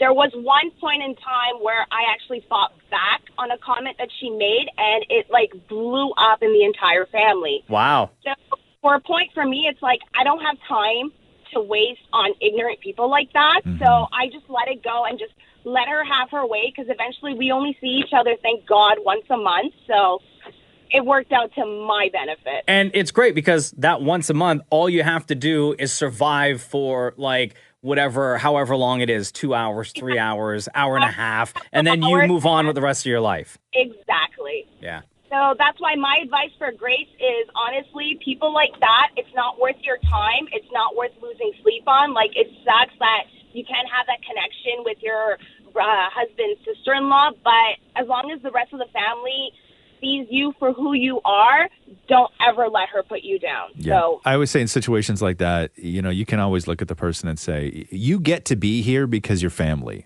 But just because we're family doesn't mean you can talk to me like that. Exactly. So it's basically, you know what you want, you know what happens, you know how the individual is, and you can't change a person. Yeah. And for me, it's like, you like me for who I am or you don't like me, I can really care less. So yeah, care less. That's the trick. Exactly. Yeah. So that's my advice for Grace. And, like, you know, she's not the only one that's going through this. I guarantee you there's a ton of other women in this world that's going through things like that, whether it's with your husband's sister-in-law or your actual sister-in-law. Yeah, so for sure. What is your name? My name is Maya. Maya, thank you so much for calling in. No, thank you. You guys are fantastic. Like, you guys make my morning awesome. Aw, thank you. We really appreciate that. All right, guys. You guys have a wonderful day. Hi, it's Roz and Mocha. What's going on? What's up, man? It's Coach Will.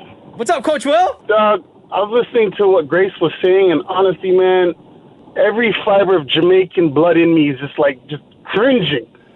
Because in all honesty, she doesn't need to have a conversation with this dumb chick. What she needs to do is just block out the chick. Whenever there's a function that chick has or whatever, I'm not going.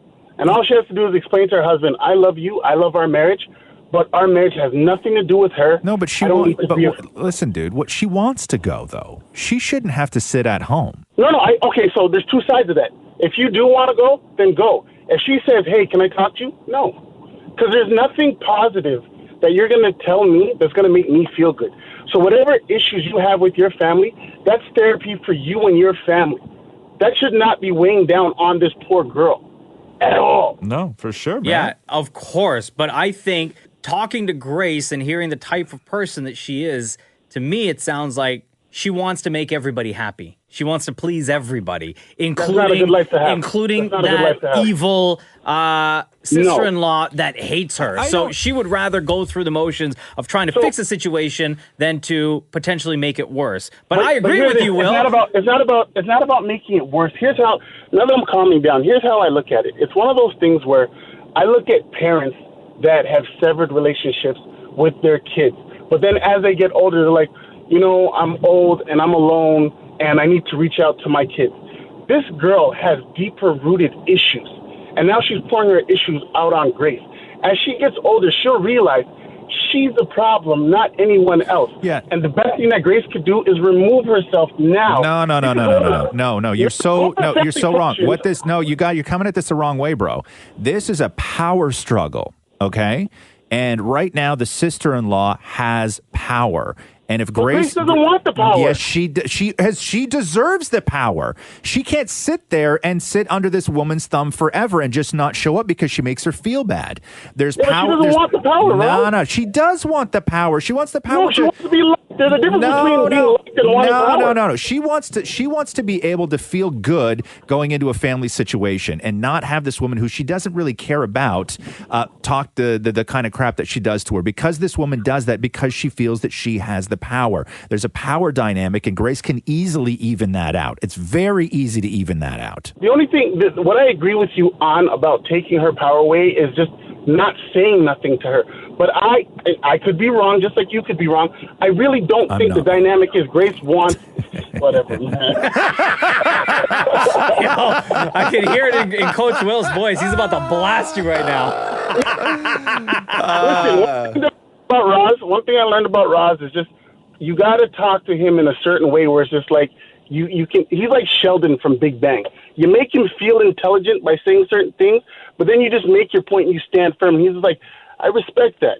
I'm still right, but I respect that. Right, but I'm still sitting here waiting for you to say something intelligent, Coach Will. Oh wow! Oh snap! Wow! You won this round. Coach Will, we have mad love for you, brother. Thank you so much for listening and for calling in. Right on, home. Take care. Enjoy your day, man. Here we go. The Roz and Mocha Show podcast. Bone to pick with you, Roz. Oh no, what'd I do? This is based on a text that we got at 4 o'clock yesterday afternoon. I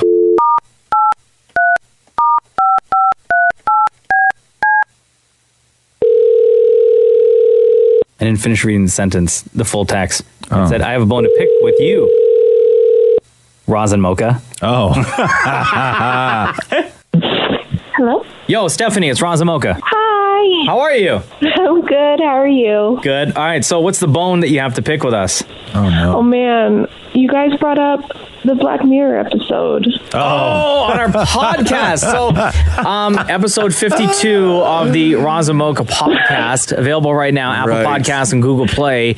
We were asked a question in the Ask Roz and Mocha portion. Right. Yeah. It was like a name, like a movie or TV show, something that like freaked you out so much, or it was just so disturbing that it can't escape your brain. And for me, I said that it was season 1, episode 1 of Black Mirror, the only episode I have ever watched and has tainted my Black Mirror experience because I refuse to watch any other episode. Right, but you know that the episode itself, by the way, is called National Anthem. But you know that's like saying, because all the episodes of Black Mirror are so wildly different, that's like saying you watched one movie and now you refuse to watch any other movies. I know, but I've seen other Black Mirror episodes. No, I'm talking to Mocha, because Mocha watched one episode and he refuses now to watch any other episode of Black Mirror. But so Stephanie, when did you see episode 1, season 1, National Anthem of Black Mirror? I did not see it. I saw the San Junipero episode. Oh, of course you did, yeah. Because everyone was like, you got to watch that one. So I watched that one. Yeah. And then I saw the one immediately after, and I had nightmares for weeks. And then my friends were like, you probably shouldn't watch this show because episode 1, season 1 was this. And I was like, excuse me? Episode 1, season 1 was what? And then I was totally freaked out, and now I refuse to watch it. Oh, yeah. So the episode is called National Anthem, and I will recommend anyone, if you are wanting to watch how far creative television has been pushed. I think that this is just about the farthest I've seen television be pushed in my lifetime. Like, and no joke on this. No joke. They pushed television farther than anyone else has pushed television ever before. And it's episode 1, season 1 of Black Mirror. The episode is called National Anthem. Tell you guys, Roz and Stephanie on the phone, can I tell you how much this episode has affected my life? Yeah. That sometimes, you know, when you're driving on the highway and you see them big trucks and they got like pigs in the back of them? Yeah. Right? Yeah. So I see that truck, I see them little piggies in there. Yeah. And it messes with me because I think about that episode. Really? Right? We were in, my wife, my son and I were at that toy store, Mastermind. Oh, yeah. And they have like a section with like all these educational toys. And they had a little box that had a pig and like all the anatomy parts of a pig. Yeah. Right? Yeah. I saw that. Yeah. And I immediately thought of Black Mirror. It affected me that much. Wow. To take it an even further step. Yeah. I cannot have Peppa Pig on Treehouse on in the house without automatically thinking of real pigs and then thinking about season 1, episode 1 of Black Mirror. Okay. That episode affected me so much, dude. First of all, by the way, Netflix, you're welcome, because there's going to be a ton of people watching episode 1, season 1 of Black Mirror tonight. Yeah. But I can't even dance around what the episode is about. Like, if you haven't seen it, you just have to go and discover it on your own. There's no way to even softly talk about what episode 1, season 1 of Black Mirror is about. We can't even. People are going to be traumatized. But that's okay. But it's monumental in the sense that, I'm not lying, this is the farthest I've ever seen television pushed in my lifetime. I think we explained it fully on the podcast. Episode 52 of the podcast. So you can go get that Apple Podcast or Google Play. Stephanie, thank you very much for your text this morning. Absolutely. Here we go. The Roz and Mocha Show podcast. Let me get into this with you. They surveyed 1,000 people, both single men and single women, about different turnoffs. And they found that where you live plays a huge part in your dating game. Yeah? A huge part in your dating game. If you're more than 45 minutes away or something? Or geographically, like specific, if you live in this city. Let me give you this. If you live in that city. 20% of men and 39%, 20% of women and 39% of men said that they would break things off with you if you had a roommate. Really? Yep. 30% of both men and women say that they'd end things if you live more than a half hour away from them. That's pretty extreme. 47%. That's like if you live downtown and like the person you met lives in Scarborough. Yeah. Right? I think what would my limit be? I would say maybe like an hour. Yeah. I think that's fair. 47% of women and 34% of men said that they would end things if your home wasn't as nice as theirs. Oh, excuse me. La-di-da. 66% of women and 56% of men would end things if the other person lived in, quote, a rough neighborhood. Oh, God, come on. Get out of here. And finally, Maury, I can't believe you don't want to get in on this. We haven't heard a lot from you today. Come on in. People miss you. I once dated a guy that lived about an hour and a half away. Hour and a half? That didn't last too long. That's a long time, though. And number one on the list, 84% of women and 63% of men said that they would stop dating somebody if they what? If that person what? What's the number again? 84% of women and 63% of men said that they would stop dating somebody if they still lived at home with their parents. That's a massive number. 84% of women. That's unfortunate. Like, why you got to judge somebody like that? Well, because it's an inconvenience thing, right? Like, I know, but it's kind of sexy. You're like, oh, what is sexy about somebody living at home with their parents? Yeah, please explain. Let me finish. It's okay. kind of like what some people are into that risque like thing about like, what if we get caught? Oh, jeez, no. That's when you go. I'm just saying there are people that I don't know. The way you say it, it sounds like it's still a pretty big turn on for you. Maury, that's when you go to the park, not the den. Yeah. Right? You know, people who want to get caught, like, go on, like, public transit. Right? They don't go into the master ensuite. Well, you got to start somewhere. Yeah, no. Living at home, and then you walk into the bathroom, and like you see the dad's products all there. Yeah. With his. I don't want to see your Aramis cologne. Here we go. The Roz and Mocha Show podcast. So everyone freaking out over the weekend over Ariana Grande's new song. Oh, yeah. Called Thank You, Next. Which was one of her tweets, right? Yeah. And I guess she mentions Pete Davidson. She goes through all her exes. And Pete Davidson also talks about the breakup again on SNL. Again. Yeah. Kind of over it. But if you missed the Ariana song. Thought I'd end up with Sean, but it wasn't a match. Wrote some songs about Ricky. Now I listen and laugh. Even almost got married. And for Pete, I'm so thankful. Wish I could say thank you to Malcolm, 'cause he was an angel. Yeah, for that I say thank you. Next, thank you. Next, thank you. Next, I'm so grateful for my ex. Thank you. Next, thank you. Next, thank you. Next, I'm so spend more time with my friends. I ain't worried about nothing. Plus I met someone else. We having better discussions. I know they say I'm a one too fast, but this one gon' last. 'Cause her name is Aubrey, and I'm so good with that. So good with shit. Yo, they really made this girl sound like Mariah Carey, huh? Yeah. So a couple things. Some of the processing? Yeah, a couple things. People really sort of gravitated towards this as a breakup song because it's not malicious. Yeah. You know, it's not, you suck, I'm going to get revenge, I'm on to the next, my new boyfriend's better than my old boyfriend kind of thing. It was her, I guess, thanking them or saying positive things for the impact that they all had on her life. It was appreciation. But she was moving on. It was appreciation. So there's that, which is great. And I don't know if I've really heard a ton of songs like that when it comes to breakup songs or somebody going through all their past lives. No, it's usually negative. It's usually negative. And I will say this, though. Man, if I can't understand one single word Ariana Grande has ever said in a song, though. Yeah. I don't know. I don't know what it is. Maybe it's my ears or the way that I interpret music, or because she's an amazingly talented vocalist. But I don't know what it is about either the production or her style or whatever it is. I can't understand a word she says ever. So I'm looking on her album right now, Sweetener, because the greatest thing now about these albums that get released on Spotify or on Apple Music or whatever is if you make a change to it, you can go and upload it ASAP and have that change be reflected in the latest version of the album. Gotcha. Right? So I'm looking right now, and that song does not appear on her Sweetener album. It just appears as a... Is the song Pete Davidson still on the album? It is. It is. Yeah. When I look here, let me see. Pete Davidson is still track number 14 on Sweetener. Yeah, but it's interesting. The Thank You Next is just a single. It's not a... it's not updated on the album yet. And we had said this last week as well, which is she seemed kind of pissed that Pete Davidson made that joke in the Saturday Night Live promo where he asked the girl to marry and she said no. And he's like, 0 for 3, which was a funny joke.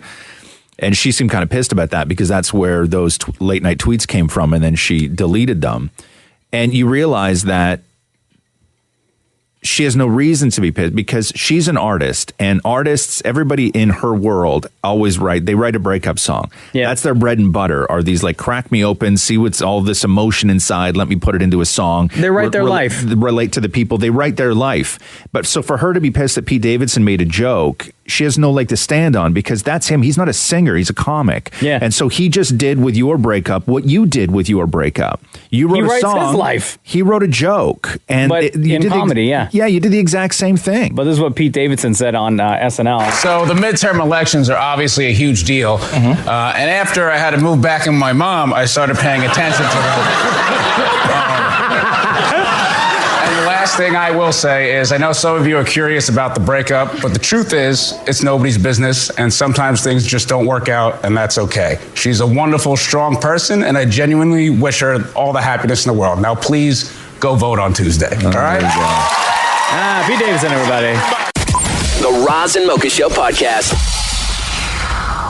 So I want to get back into this Pete Davidson thing from SNL. Okay. Because he's taking a lot of heat. And this isn't about the Ariana Grande conversation that he had. So when he was on the news desk over the weekend, he was talking politics and kind of going through some of the candidates and showed a picture of a guy named Dan Crenshaw who's running. And Dan Crenshaw is a Navy SEAL vet who lost his eye fighting terrorists. So he wears an eye patch. Yeah. And so this is what Pete Davidson said about Dan Crenshaw. This guy's kind of cool. Dan Crenshaw. Oh, come on, man. Yo, hold on. You may be surprised to hear he's a congressional candidate from Texas and not a hitman in a porno movie. Wow. I'm sorry. I know he lost his eye in war or whatever.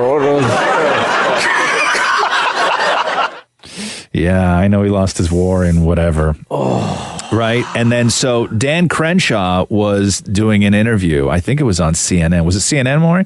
Dan Crenshaw does an interview on CNN. And Allison Camerata, who is the anchor doing the interview, at the end of it, she roasts Pete Davidson so bad. So this is Dan Crenshaw, his response to Pete Davidson on CNN. And maybe the producers at SNL, I think what him and maybe the producers at SNL should do is pool their money together. Let's throw a figure out there, $1 million, and we will donate that to a series of veterans nonprofits that helps veterans. Maybe the Navy SEAL Foundation, maybe Wounded Warriors, maybe Folds of Honor. I was just at their benefit last night. There's a lot of great organizations out there. There's a lot of veterans that really need help.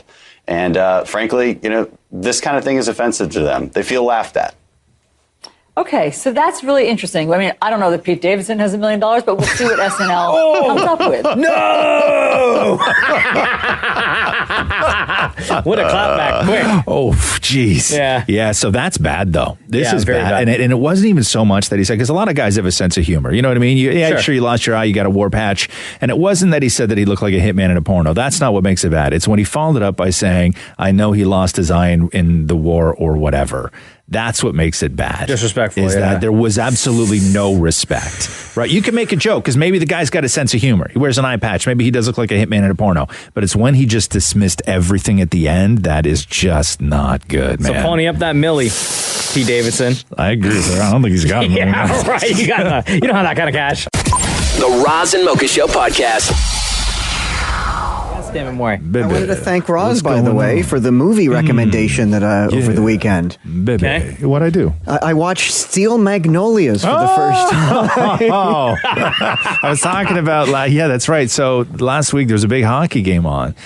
And I watched it. Rox and I have a thing where we love, and I love that she loves to watch hockey. It's not that she's a big hockey fan, but she loves watching hockey games with her dad. That's real nice. And it breaks my heart, and I do whatever I can to make it an enjoyable, memorable experience every time. It doesn't break your heart, it fills your heart. No, it's a little heartbreaking. Things that kids do, it does fill my heart, but it's also heartbreaking because you got a buddy to watch a hockey game with who's like 8 and it's your kid, and it's wonderful.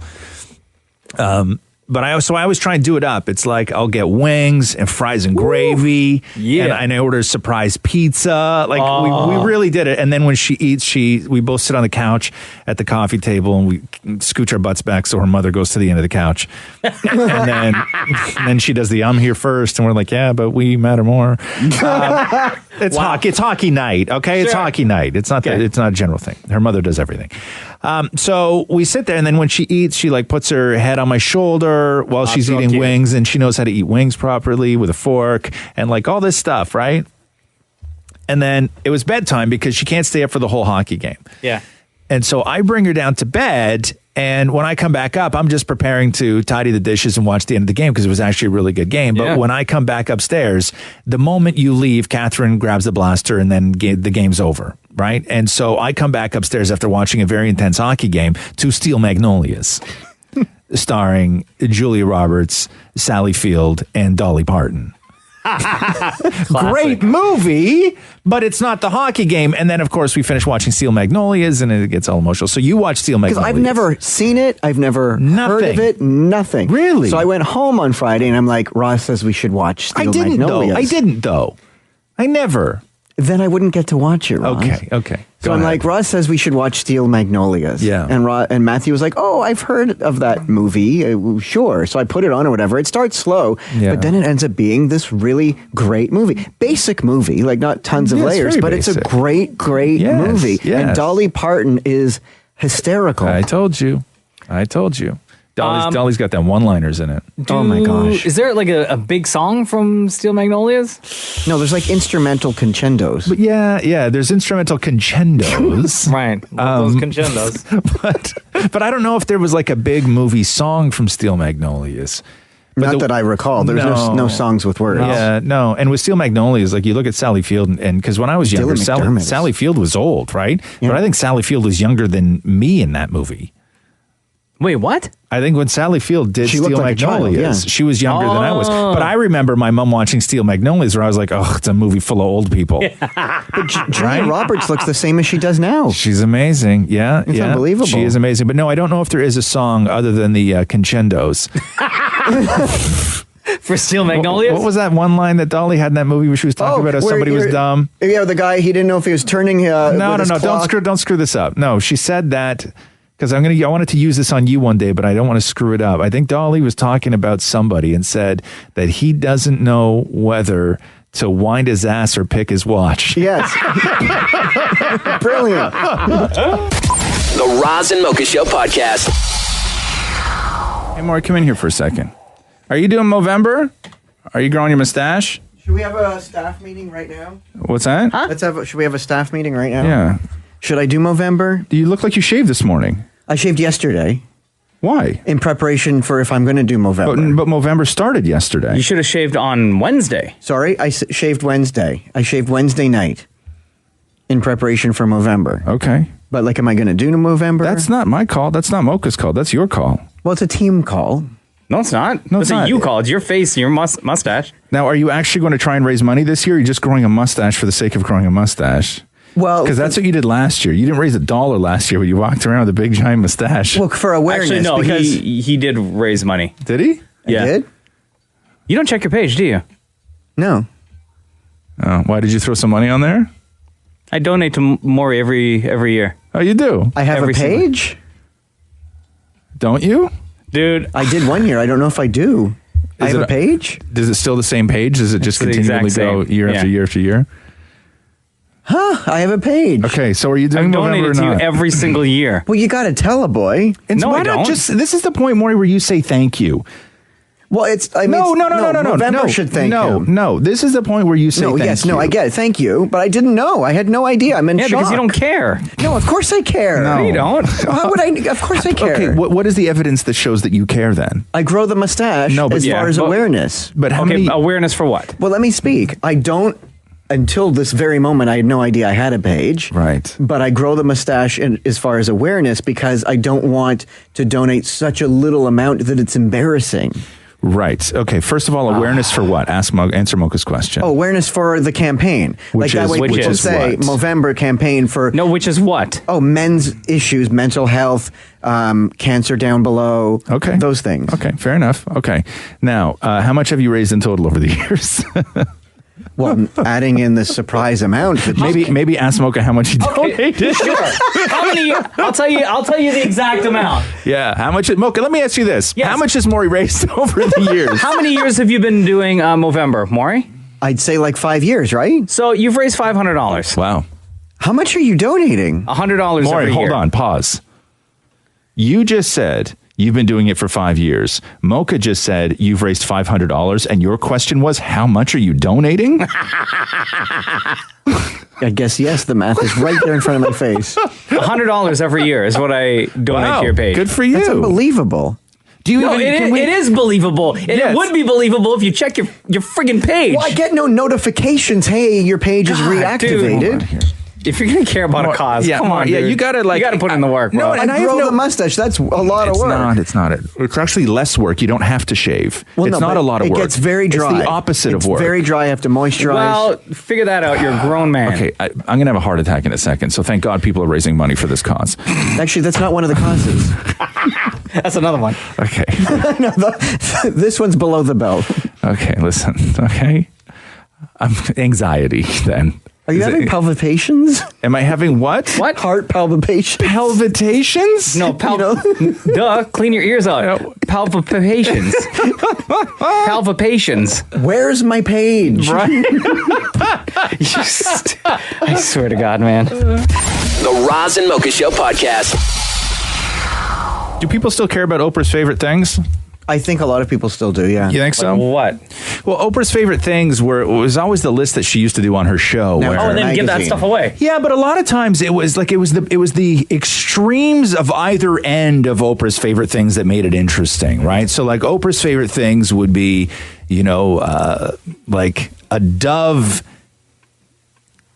body lotion that retails for $4.99, but then versus a pen lid customized with crystals that retails for $27,000, right? Sure. Like Yeah. it was the sort of ends of the spectrum that always made Oprah's. Mocha's right. When she did it on the show, everyone would get these things. Now it's just in the magazine, right now. But they still cover it though, which is nobody why, gets anything. But nobody gets anything. But it's why I'm wondering if people still are interested in this. So some of things that Oprah considers to be her favorite things are there's a $199 foot massager, a $168 adult onesie. Okay. Do you have a onesie that fits you as a grown man? I do actually. Yeah, me too. Yeah, I got bought a new one last year, I believe, from Roots. When do you put it on? Usually around the Christmas occasion? time. Yeah, around the holidays. Yeah, we wear them in Christmas photos. I wear I have a red one. Yeah, and so I've done a picture in the winter, but I also wear it for Canada Day.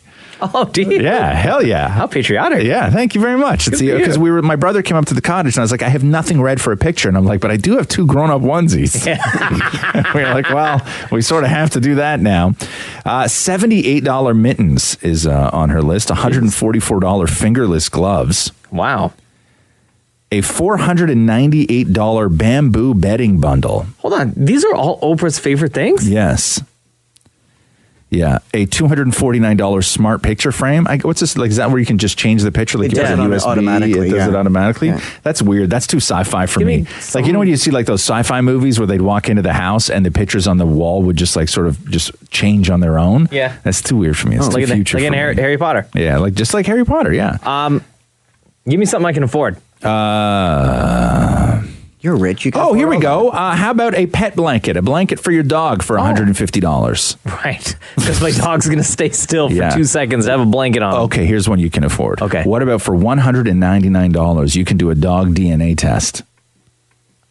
But what would you find out? Find out if that's my dog? No, to find out, I guess, the lineage of your dog, to find out where your dog's...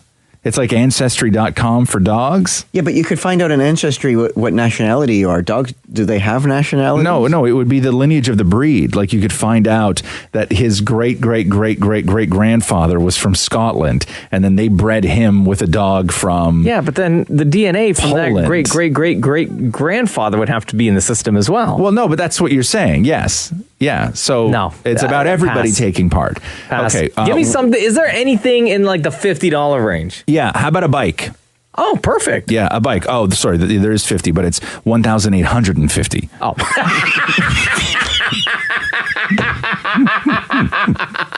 Sorry, that's my bad. But there's 107 items on Oprah's list of her favorite things, and I'm trying to think if there's anything else on here. Oh, she's got like the iPhone XR, which is $750. Yeah. I guess is that affordable? I don't know. But yeah, so it runs the range from a $199 foot massager to an $1,800 bicycle. And then also $200 to test your dog's DNA. Do you notice, though, that as she's getting older, the things sort of get older with her, like the foot massager and all those other things, just for more comfort stuff versus play? Oh, yeah. No. We will have high-end hemorrhoid cream and a hearing aid on this list at one point. We just haven't got there yet. Like 20 years. The Roz and Mocha Show podcast. The text reads, "Hey, Roz and Mocha, huge fan of the show. My husband and I feel like we know you. It's his birthday today, and I would love it if you would surprise call him with me on the phone so we can all sing to him. Thank you in advance." Oh, here we go.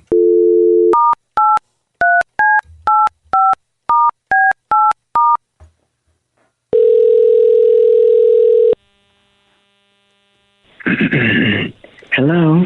Hi, it's Roz and Mocha, your boyfriends. Oh my God! Hi. What's going on? Oh my God! Oh! What is your name? Marcus. All right, Marcus. Well, you texted us. Yes, it's my husband's birthday. All right. Well, what's his name? Matthew. Matthew. Where's he at right now? He's in bed. Oh, so if we call the number that you gave to us in the text, will he answer? I assume so. Oh, well, why don't you just go wake him right now? Where are you in the house? Oh, no, I'm at work already. Oh, you're at work. All right, well, you wanted us to call him with you on the phone, so I'm locking you in. Don't say anything. We're going to try to wake him up, okay? Okay, it's a surprise.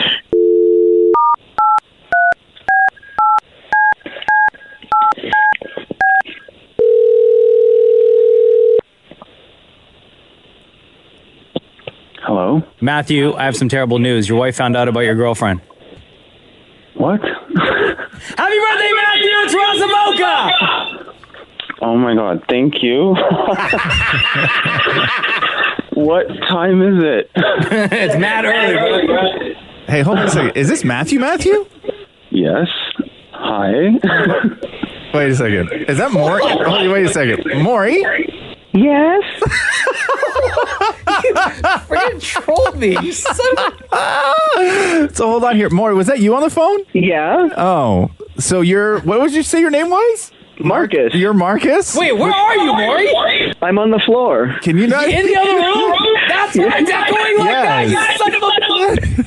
I was going to say, it was super weird that it was echoing so much. Matthew, what's up, bro? It's good. All good. Yeah. Happy birthday, damn it, Matthew. Thank you. Okay, so what did you do? I thought you got a text that said from somebody that said to call. Yeah, I got the text, but... Did you actually text through the system, Maury, in order to do this? Yeah, I wanted to do it all proper, a regular listener. So good. My God. Oh my God. So Matthew? Read the text again for Matthew so he knows what's going on. Oh, so this is the text that came in this morning. Hey, Roz and Mocha, huge fan of the show. My husband and I feel like we know you. It's his birthday today, and I would love it if you would surprise call him with me on the phone so we can all sing to him. Thank you in advance. Wow. What are your plans for your birthday, damn it, Matthew? I don't really have any. Hopefully, relax. I have today off. Nice. Oh, nice. So, damn it, Maury can come home right after the show, maybe run you a bath. And just so you know, whatever he has told you, he has nothing going on today after the show. So expect him home immediately. There's no extra things he has going on. You know no what, shoots. Maury, you could actually leave early. Yeah. You want us to hook it up? I have to do the whole... I have a lot of things to do here. Maury, do you want to come in and sing happy birthday to your husband? Yes, of we're course. good. Okay. We're good. Okay. Hang up your phone, Hang up your phone, Maury. Okay. All right. Now, do you want this to be a solo mission, Maury, or do you want all of us No, all of us. By the way, this is your birthday present. Wow. Oh, my God. Aren't you a lucky guy, Matthew? You really went all out, huh, Maury? Okay, gentlemen, here we go. Here's your note. Happy birthday to you. Happy birthday to you. Happy birthday, dear Damnit Matthew.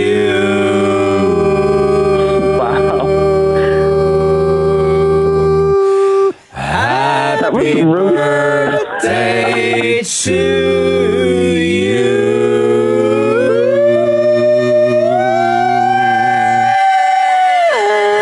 Yo, it's like Mariah was in the room, huh?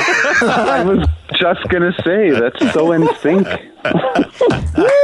Harmony. Happy birthday, Matthew. We love you. Thank you. Love you too. You guys rock. All right, brother. You take care. Okay, you too. Bye. Thank you. Bye.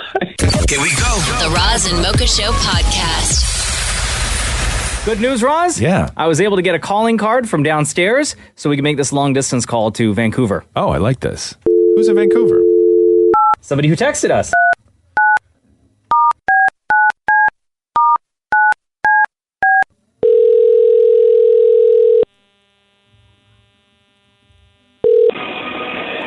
Hello? Hi, Trudy in Vancouver. It's Roz and Mocha in Toronto.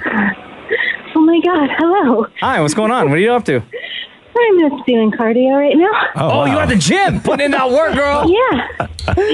You guys are awesome. What are you on right now? I finished the stair mill and now I'm on the treadmill. You're on the treadmill right treadmill. now. What speed are you at? 3.2 and an incline of 15. Wow. Oh, damn. Heavy work. All right. You guys are awesome. I listen to you every morning, and I love you guys. Oh, wow. So you listen to us where? On Kiss Radio in Vancouver? Yeah, I have the app on my phone. Plus you listen to us in Toronto using the app. Yes. Oh, wow. Oh, wow. Okay. That's crazy. So, like, here it's like 3 a.m. to 7 a.m. Oh, wow. You're up that early. Wait, are you doing cardio that entire time? No. Oh, okay. But I'm an early riser, so. Oh, okay. Yeah, good for you. If I'm up, I put you guys on. Yeah, so you got the time. So our show in Toronto starts at 3 a.m. Vancouver time, but then our show is also on in Vancouver in the evenings on Kiss. And that's how I heard about you guys. Okay. Okay. Have you subscribed to our podcast as well? No, but I might do that. I've never listened to a podcast, though. Oh, well, you should. Hold on a second. So how long have you been listening to the Roz and Mocha Show, Trudy? Maybe like a few months. A few months. Okay. So what device do you have? Are you on Android or iOS? iOS. Okay, so if you go to the podcast app, just search Roz and Mocha. Okay. And hit subscribe, and you'll see all of our podcasts. There are now currently, you'll be happy about this, 52 episodes of our podcast.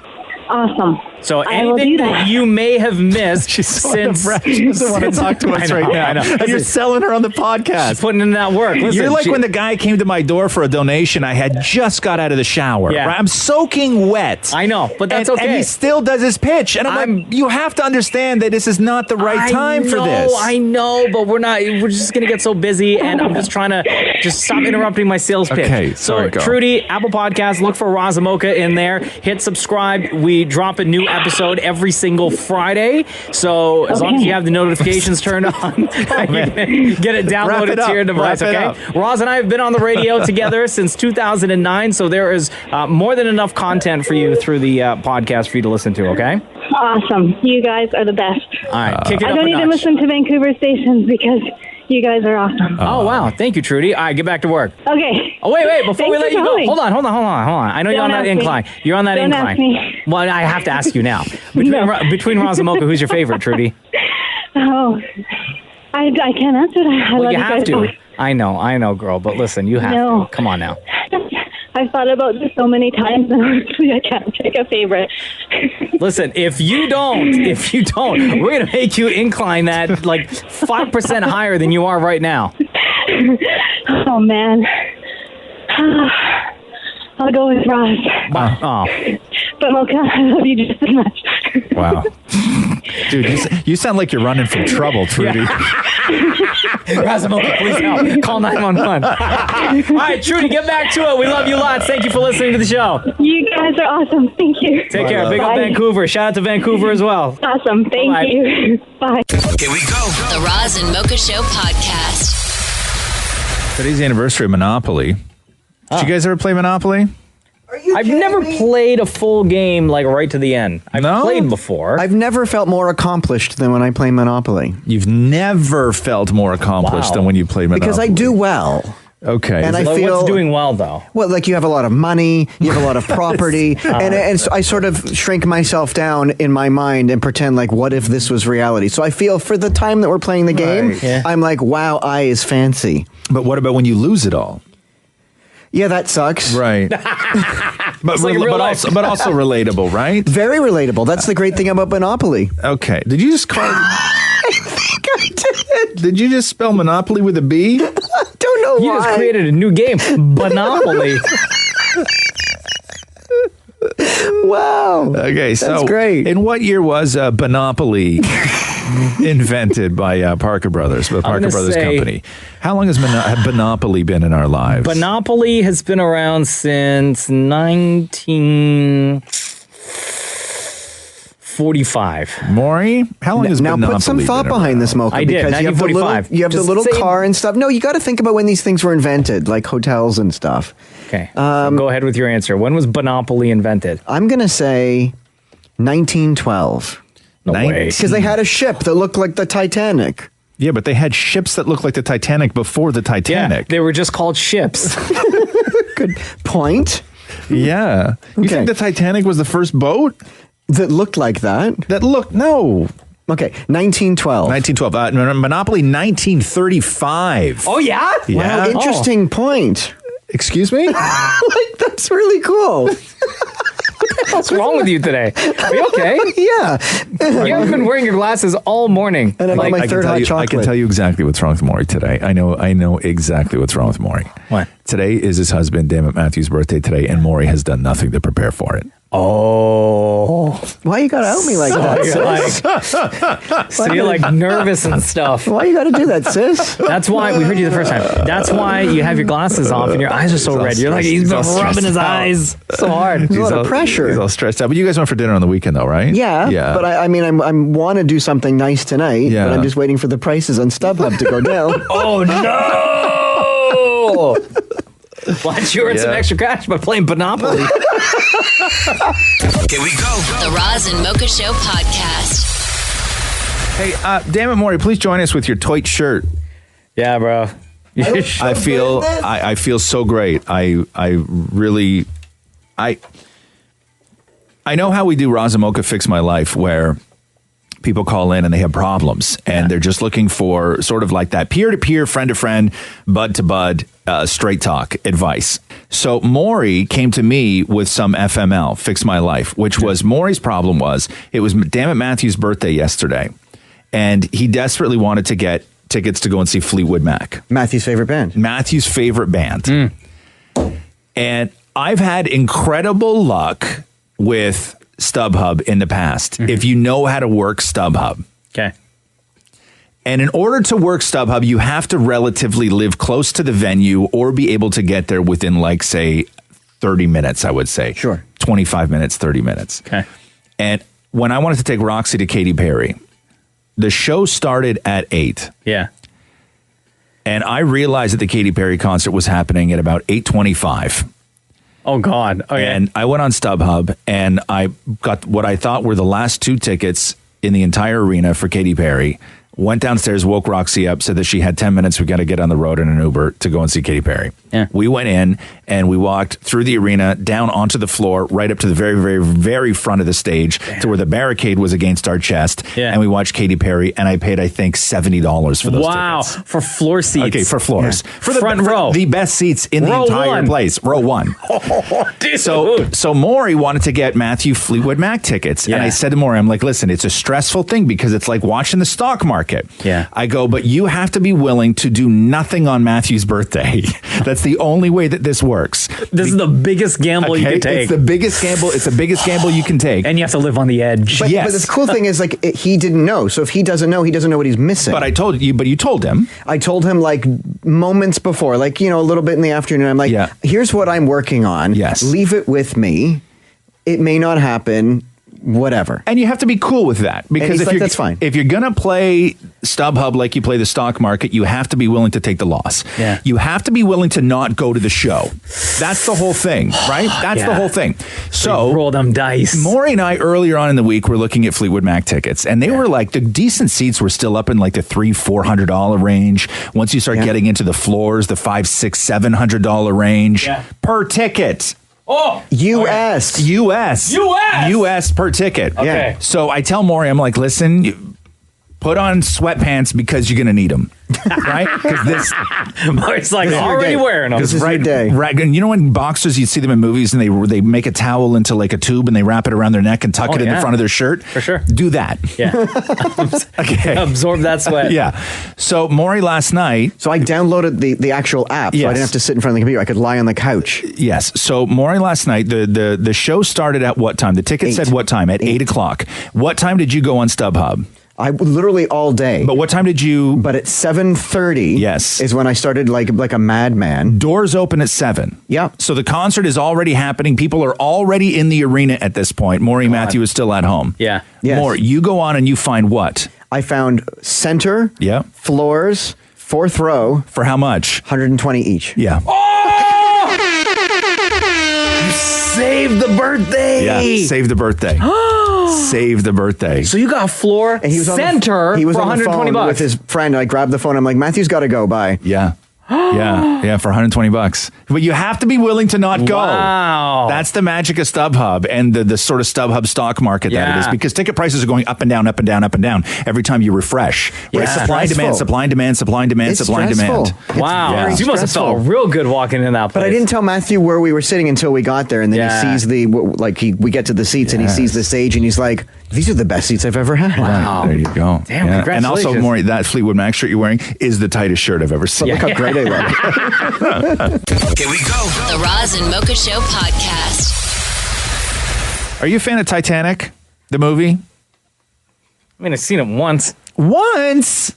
Yeah. I saw Titanic 3 times in the same week. In the same week? Yep. Why do you love that movie so much? I just loved it. I thought it was just incredible.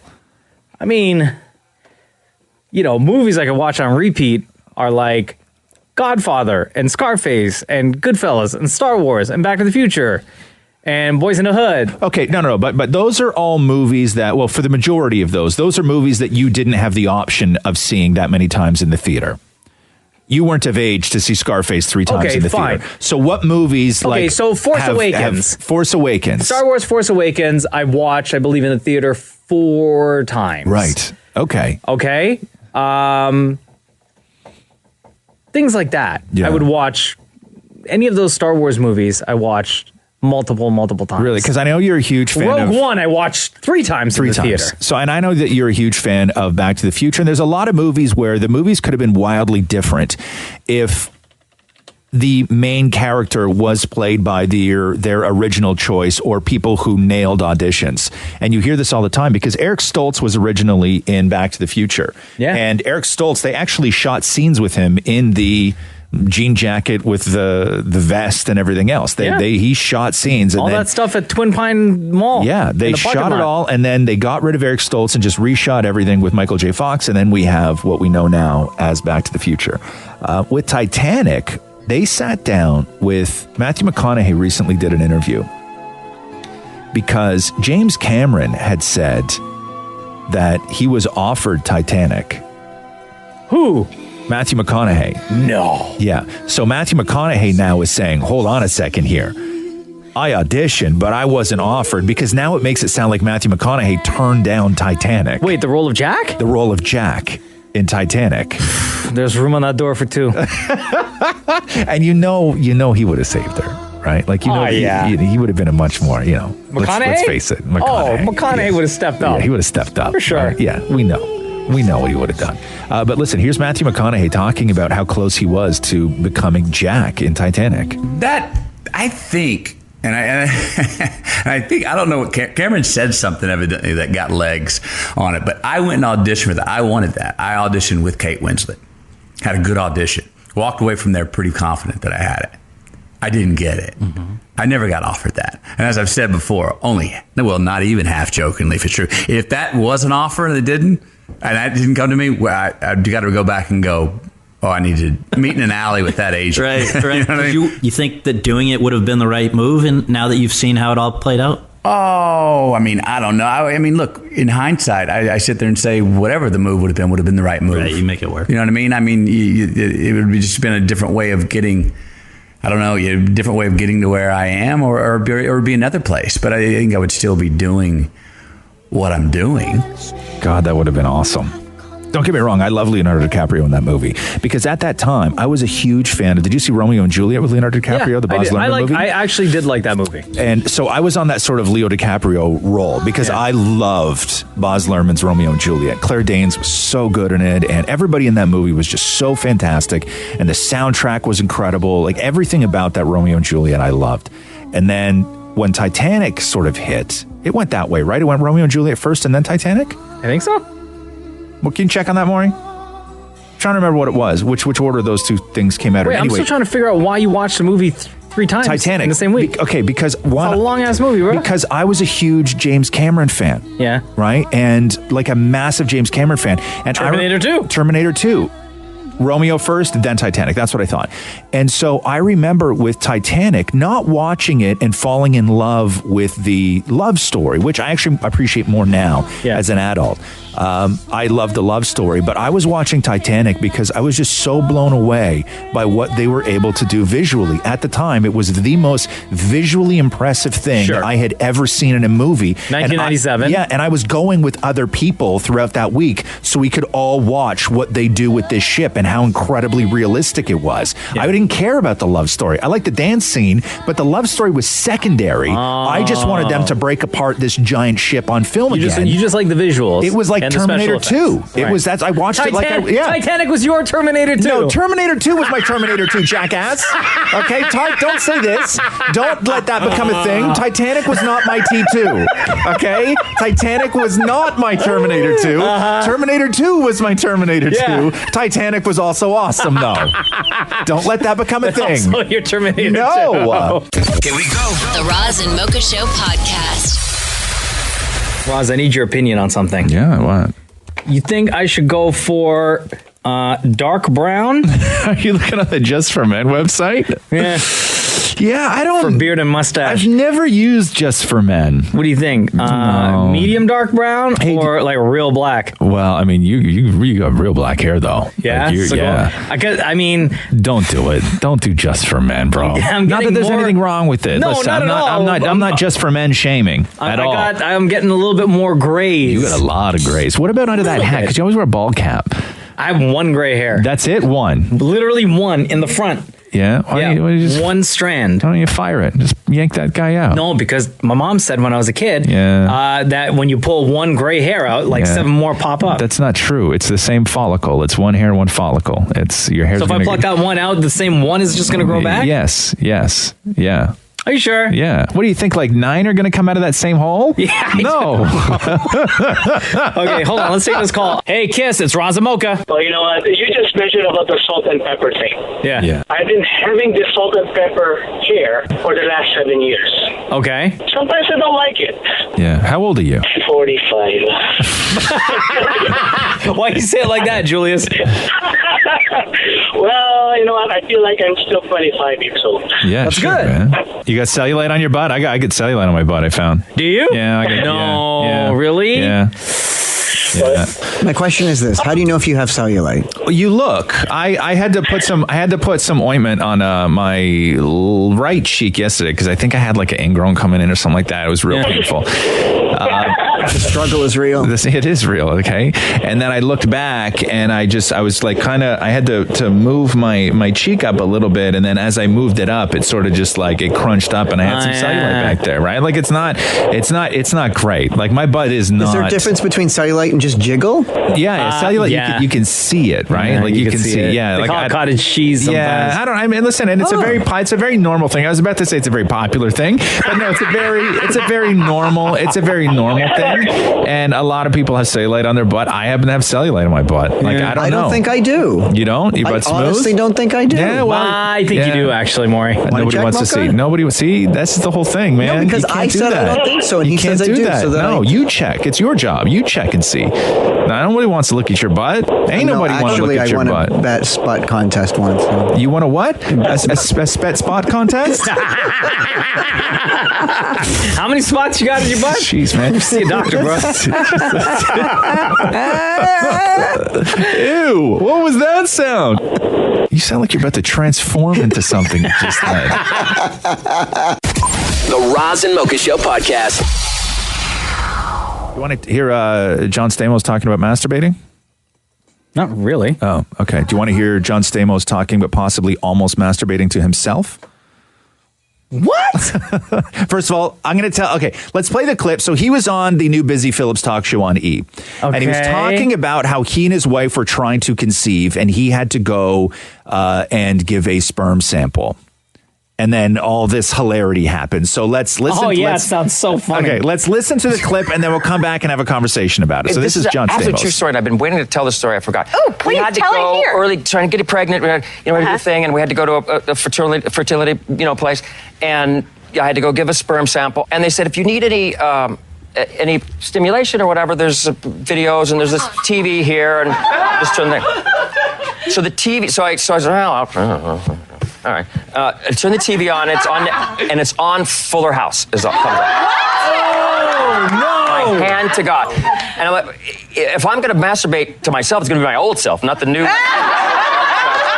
Oh no! So somebody at that clinic was watching Fuller House on Netflix? No. Or that was just him saying it to promote the show? No, the story doesn't exist. The story is a complete fabrication. It's a funny know? Story. It's a funny story. How do you know it was a fabrication? It's a funny story. I give him that. It's a real funny story. Okay, yeah. It's a funny story. Because John Stamos is that kind of a guy. Yeah, it's a funny story. When you go into those places, okay, it's a doctor's office basically. Sure. It's a doctor's office, and I understand you live in Beverly Hills, and everything in Beverly Hills is a little bit more foo-foo than it is everywhere else in the world. Okay, but when you walk into those places, those rooms are tiny little rooms, and they have tiny little televisions that are usually hooked up to some sort of device with DVDs. Okay, a DVD player. Yeah. Okay. Thank you. Okay, those rooms, those rooms don't have Netflix. Okay, but you don't know what's going on in Beverly Hills. No. The doctor's office doesn't have Netflix in those rooms. I can guarantee you that. Also, when you watch something on Netflix, right. Okay, and then you turn the television off and you go away and you come back and you turn the television on. Netflix isn't still playing.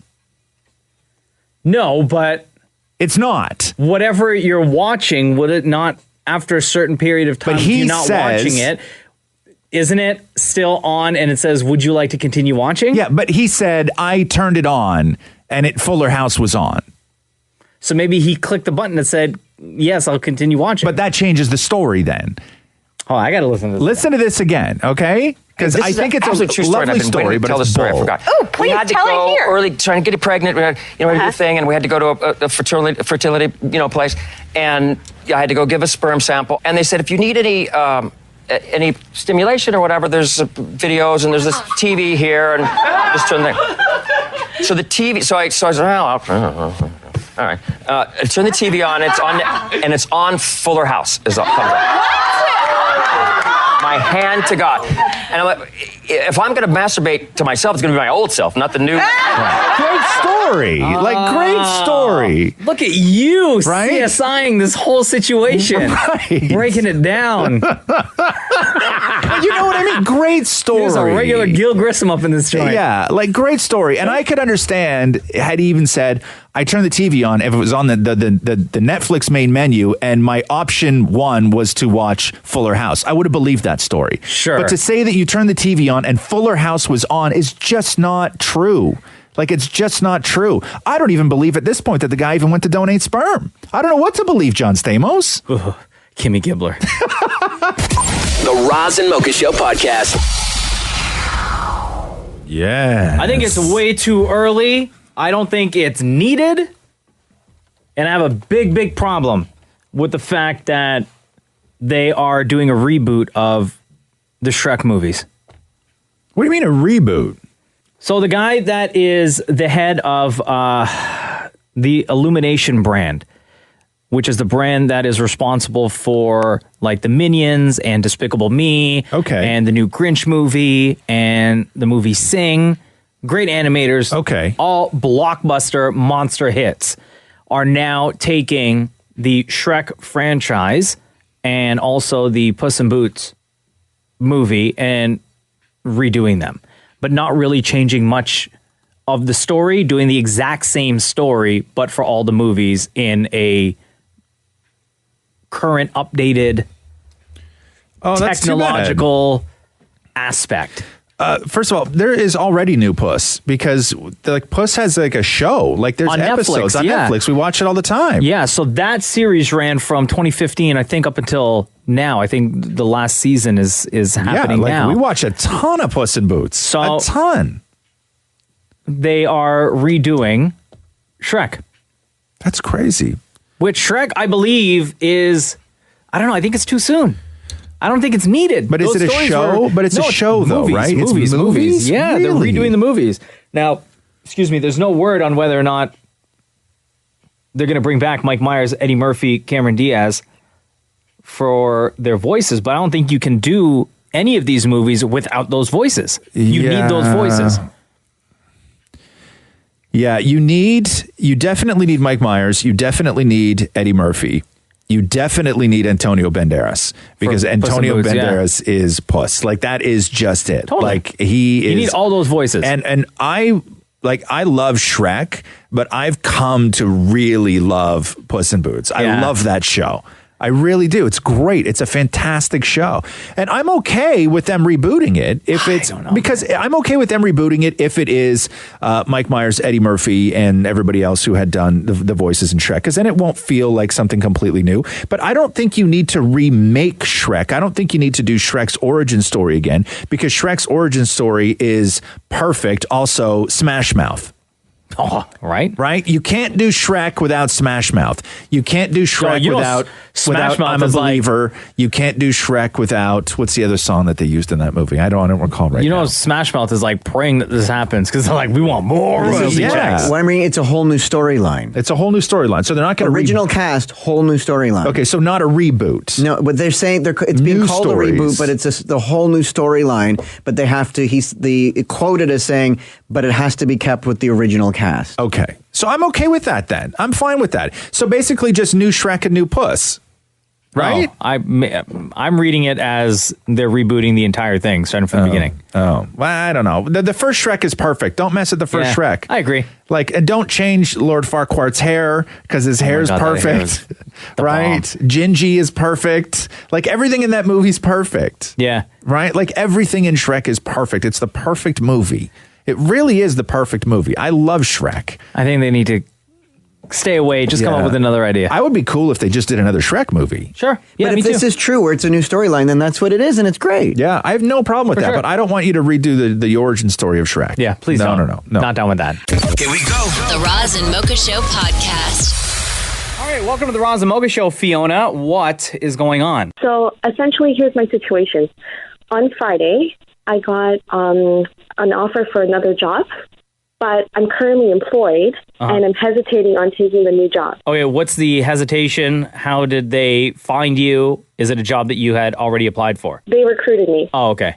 Okay, so are you looking for a new job? I was potentially going to be. It's just, I don't know. I guess that's what it is that I wasn't looking for it, and it just came up, and it was really sudden because 2 weeks ago they called me, and they wanted to kind of talk about the job.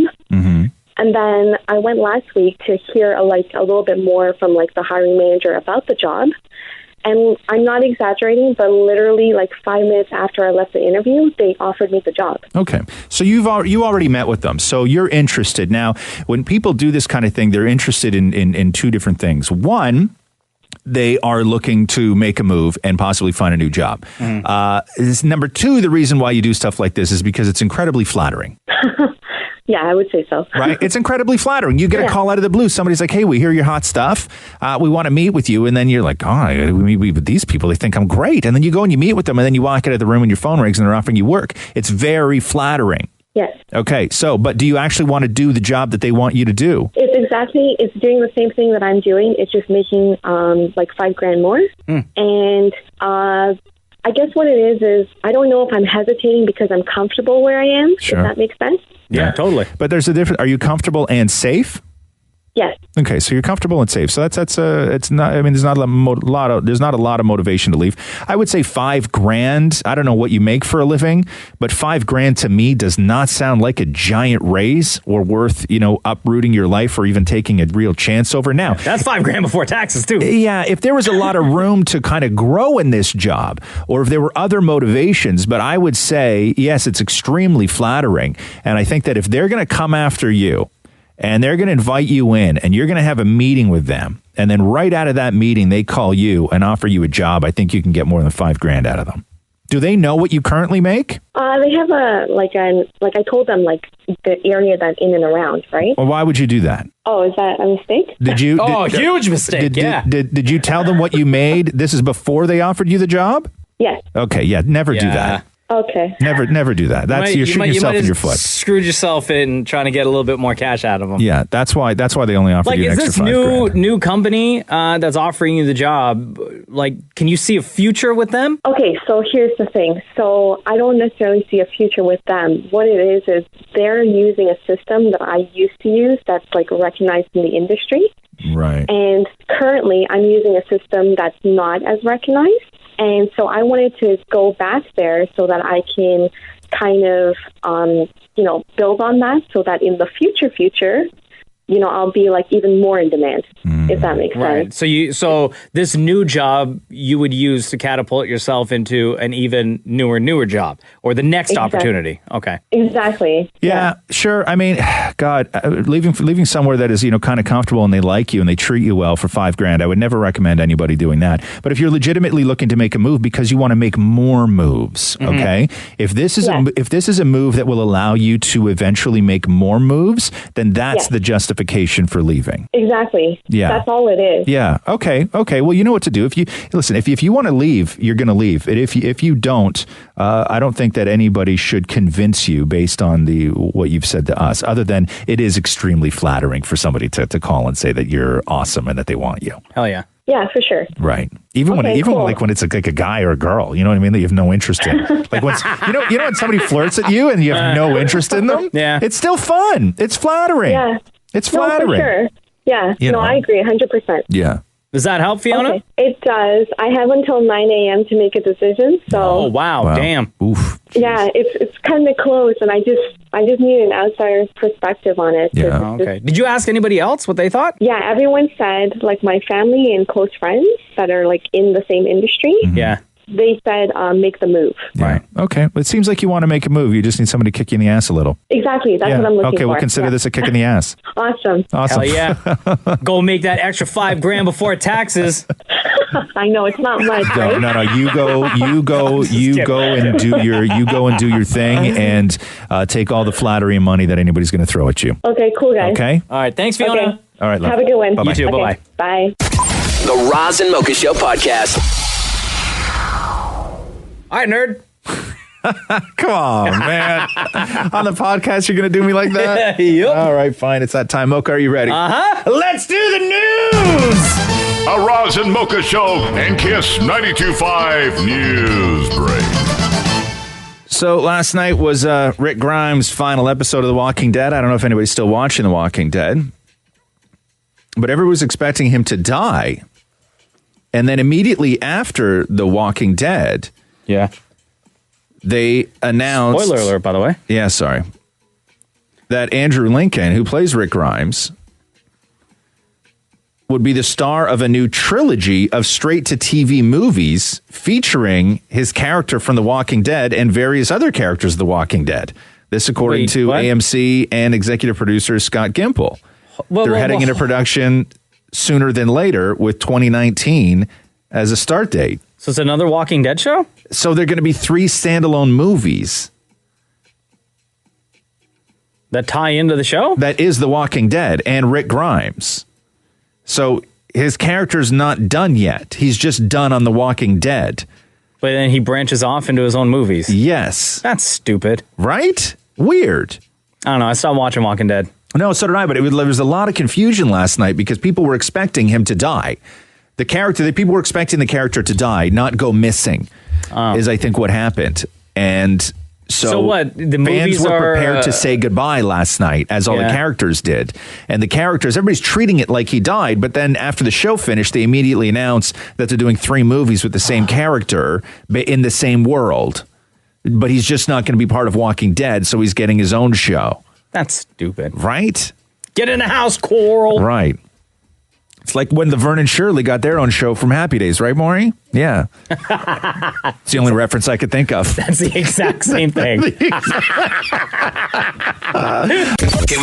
The Roz and Mocha Show podcast.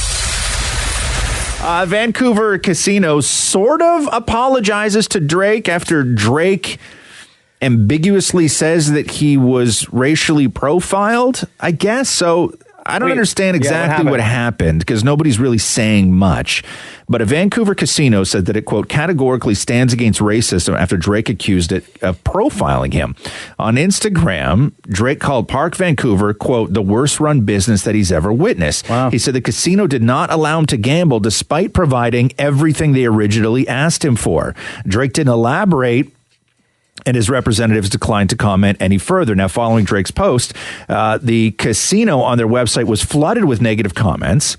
One comment saying it's 2018, not 1945. Ooh. Now, in a pair of statements on Saturday, the casino did not name Drake. They at first said that they were actively investigating the incident, then apologized for what it called the experience our customer had. They say we are operating in one of the most complex, highly regulated industries and are always looking to better our communication and customer service. This is what the casino said.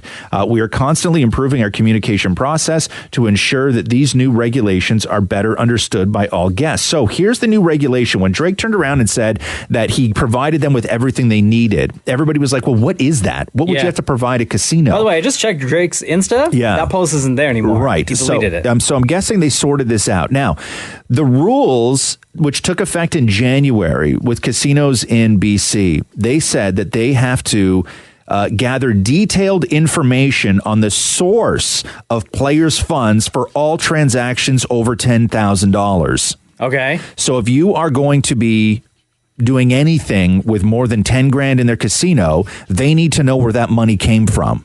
Oh. So it could have been like my Nike deal or merchandise that I sold in Vancouver at my show tonight. Who knows? Or whatever. I'm a freaking millionaire. No, but they need paper proof of where that money came from. Oh. So if it was one of Drake's dudes that just goes and takes cash out of a machine and sticks it in his pocket like all those guys do. Yeah. You see Mayweather walking around with 20 grand. And if you don't have receipts for that money, they won't let you gamble with that money. Right? Can you imagine, though, Drake has somebody on his staff that is probably in charge of going to bank machines for him to make withdrawals? Well, I wouldn't say bank machines. He probably just goes straight to the bank, walks into the vault, and they just take stacks. True. Yeah, I don't know if you're standing there in front of a bank machine taking 10 grand out. I don't know. That's very dangerous to me. Some of them TD ATMs got a lot of cash in them. Here we go. The Roz and Mocha Show podcast. Maury, get in here for a sec. My love, come join the show. How much will you spend on your cell phone over your lifetime? Just in data charges or keep in mind that this is upgrading your actual phone in data charges, in app expenditures. Oh my God. I'm going to say at least 10 grand. Okay, over your lifetime. In your lifetime. So, and they're considering your lifetime using it up until 2078. Okay, 20 grand. 20 grand? Oh, Maury? I was going to say something like 200,000. Okay, so the phones, they say over the course of 60 years, average $567 per phone for a total of $12,000. That's just on phones. Your monthly bill over the next 60 years is roughly $960 per year for a total of $57,600 for your lifetime. Apps and accessories, $88 per year. So they have said that your cell phone from now until 2078, basically your lifetime, you will spend $75,000 on your phone. So you spend more on your phone than your kids. Yes. Holy. This is a crazy story with the Ottawa Senators, man. Do you have that clip? Yeah. So, I guess back on October 29th, there was a bunch of Ottawa Senators fans in the back of an Uber. There was I know Matt Duchene was one of them. Tierney was one of them. White was one of them. Dylan DeMello was one of them. And they were in an Uber talking with each other about management and coaching and the coaching style and how terrible their coach is. Oh, no. And how they have the worst penalty kill and the worst power play in the league simultaneously. Oh, no. But the Uber driver was recording it. He had one of those in-car dash cams. Yeah. And he recorded the whole thing and somebody uploaded it. And so this is the audio that was released of them. We're 2% away from the worst. We get buried on tomorrow. Flyers and Hurricanes. We get buried on tomorrow. We're bottom of the league. Would they go 2 for 5 last game? Marty Ramon. No, I think they went 1. They were only coach in NHL history to have the worst power play and worst PK within a back to back within a calendar year of each other. It's actually hard to do. It is. It's impressive. Do you notice that? Do you notice that when he runs the video, like if you actually do pay attention, he doesn't ever teach you anything. He just commentates what's happening. He's like, here's so-and-so skating on the wall with the puck. He doesn't say what to do with it. Yeah. Well, here's the other thing too. We don't change anything ever. So why do you have a meeting? Like I haven't paid attention in 3 weeks. I haven't paid attention in 3 weeks. That was apparently Matt Duchene saying I haven't paid attention in 3 weeks. You're going to be paying attention now, kid. So late Monday night, the players involved released this statement saying, we want to apologize publicly to Marty Raymond, our teammates and coaches for our comments in Phoenix, Arizona on October 29th. Our private conversation was recorded without our knowledge or consent. We're passionate about our team and focus on growing together. We are grateful for the support and our fans and organization. This is an important learning experience, and here it is. We will do better. Now, Uber responded saying the video was released by the media today of several Uber passengers being filmed without their consent while having a private discussion during a trip in Phoenix. This is a clear violation of our terms and service, and we will work vigorously to investigate the issue. Then the Sens released a statement saying nothing more is important to us than to rebuild and making sure that our players and coaches are fully committed to the plan, our values, and our value system of play. We have every confidence in Marty Raymond's coaching. We're not going to say anything more to the media. I will say this about the whole deal. Whether you are recorded or not. Here, you know what should happen to these players? What? Nothing? Every single one of them. Nothing. Yeah. Because I will say this. Bitching about your boss with your coworkers is your right. For sure. And also, everybody does it. Yes. It is you are owed that as a person in a capitalist society, regardless whether you make $15 an hour or you're making $7 million a year. Bitching about your boss is a birthright. Yeah. Everybody in private. does it. Everybody does it. If anything happens to these guys, it will be an absolute travesty. Yeah. More than a travesty than the actual team is right now. I agree. I think people are looking at this as because they're athletes and not as employees of a company. But they want to win. Of course, everybody wants to win. They want to win, and they have a boss who can send them to Minnesota at a moment's notice. Yeah. That's power. Well, guess where they're going? The Roz and Mocha Show podcast. Idris Elba is People Magazine's Sexiest Man Alive for 2018. Oh, yeah. I like Idris Elba. All right. Past Sexiest Men Alive. Of course, Tom Cruise, Patrick Swayze in 91. Brad Pitt in 2000. George Clooney in 2006. Hugh Jackman, Johnny Depp. Ryan Reynolds is up in there. And Blake Shelton was People Magazine's Sexiest Man last year. Remember when Idris Elba was played Charles on in The Office? No. Don't you remember when he was part of The Office? No. You don't remember that? No. And then him and Michael didn't get along, and then he was not down with Jim's antics at all? No, I don't remember Idris Elba on The Office. No? No. How do I not remember that? Dude, and that was mid-season. You would have been watching the show then. Really? Rebel Wilson is finally apologizing. For what? She says that she is deeply sorry for claiming to be the first plus-size romantic comedy star. She made that claim on Ellen, and then everybody was like, yo, what about Queen Latifah? And she did Last Holiday. And what about Monique? And what about all these other plus-size women that have done romantic comedies? And then Rebel Wilson made it worse by saying, well, I don't know if they're considered plus size, and I don't know if technically those movies were romantic comedies. And then everybody started going at Rebel Wilson on Twitter, saying that she was overlooking the achievements of her black colleagues, her black peers.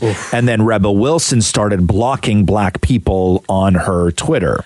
Oh, you can't do that. Okay. So then Rebel Wilson says, in a couple of well-intended moments, I was hoping to lift fellow plus-size women up. I neglected to show the proper respect to those who climbed the mountain before me, like Monique, Queen Latifah, Melissa McCarthy, Ricky Lake, and many others. With the help of some very compassionate and well-thought-out responses from others on social medias, I now realize that I was not only wrong, but also incredibly hurtful. To be part of a problem I was hoping I was helping makes it much more embarrassing and hard to acknowledge.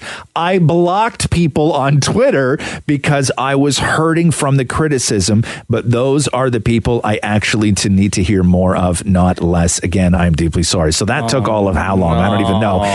The top 10 most popular dog names of 2018. You interested in this? Rex. Okay. At number 10, Bear. Okay. At number 9, Sophie. Yeah. At number 8, Toby. Who names their dog Toby? Like Toby from The Office. Come on. How you get a dog and name it Toby? Number 7, Sadie. Number 6, Molly. Number 5, Lola. Number 4, Bailey. Number 3, Daisy. Number 2, Coco. That's the name of my cat. Yeah. We didn't name her Coco. She came with the name Coco. And number 1, the number 1 most popular dog name of 2018. You want to take a guess? It's another person name. Doug. No, Doug. No, Charlie. Oh. Yeah. Doug would be dope, though. Here we go. The Roz and Mocha Show podcast. El Chapo wants a hug. Huh? So the alleged drug kingpin. I don't trust that guy, man. His trial is set to begin in New York next week with opening statements. He has sought permission from the court to hug his wife. Now, this is a guy that they left alone in his cell, and his people dug like a kilometer-long tunnel and busted him out of a prison while he was on security camera. Homeboy busted out of jail twice. Right? They have to shut everything down to get him to and from court in New York. Like, the whole thing is a disaster. They shut down the Brooklyn Bridge. Yes. To get him, along with a police escort, plus, I believe, some like dudes from the army and a helicopter escort. Defense attorneys have asked that El Chapo be allowed to give his wife a hug. No! A, quote, brief, momentary greeting to include perhaps an embrace. His attorney is calling this a humanitarian gesture. No. Federal prosecutors did not immediately respond to the request made on behalf of someone. Actually, don't tell anyone in his camp that I said no. Yeah, exactly. Yeah, you know what? Yeah. I retract my statement. Yeah, let El Chapo hug. That's what I say. Sure. Yeah. You know what? Yeah. Just let him do whatever he wants. Right. Maury, please delete all Mocha's social media just as a preventative measure so people have a very difficult time finding it.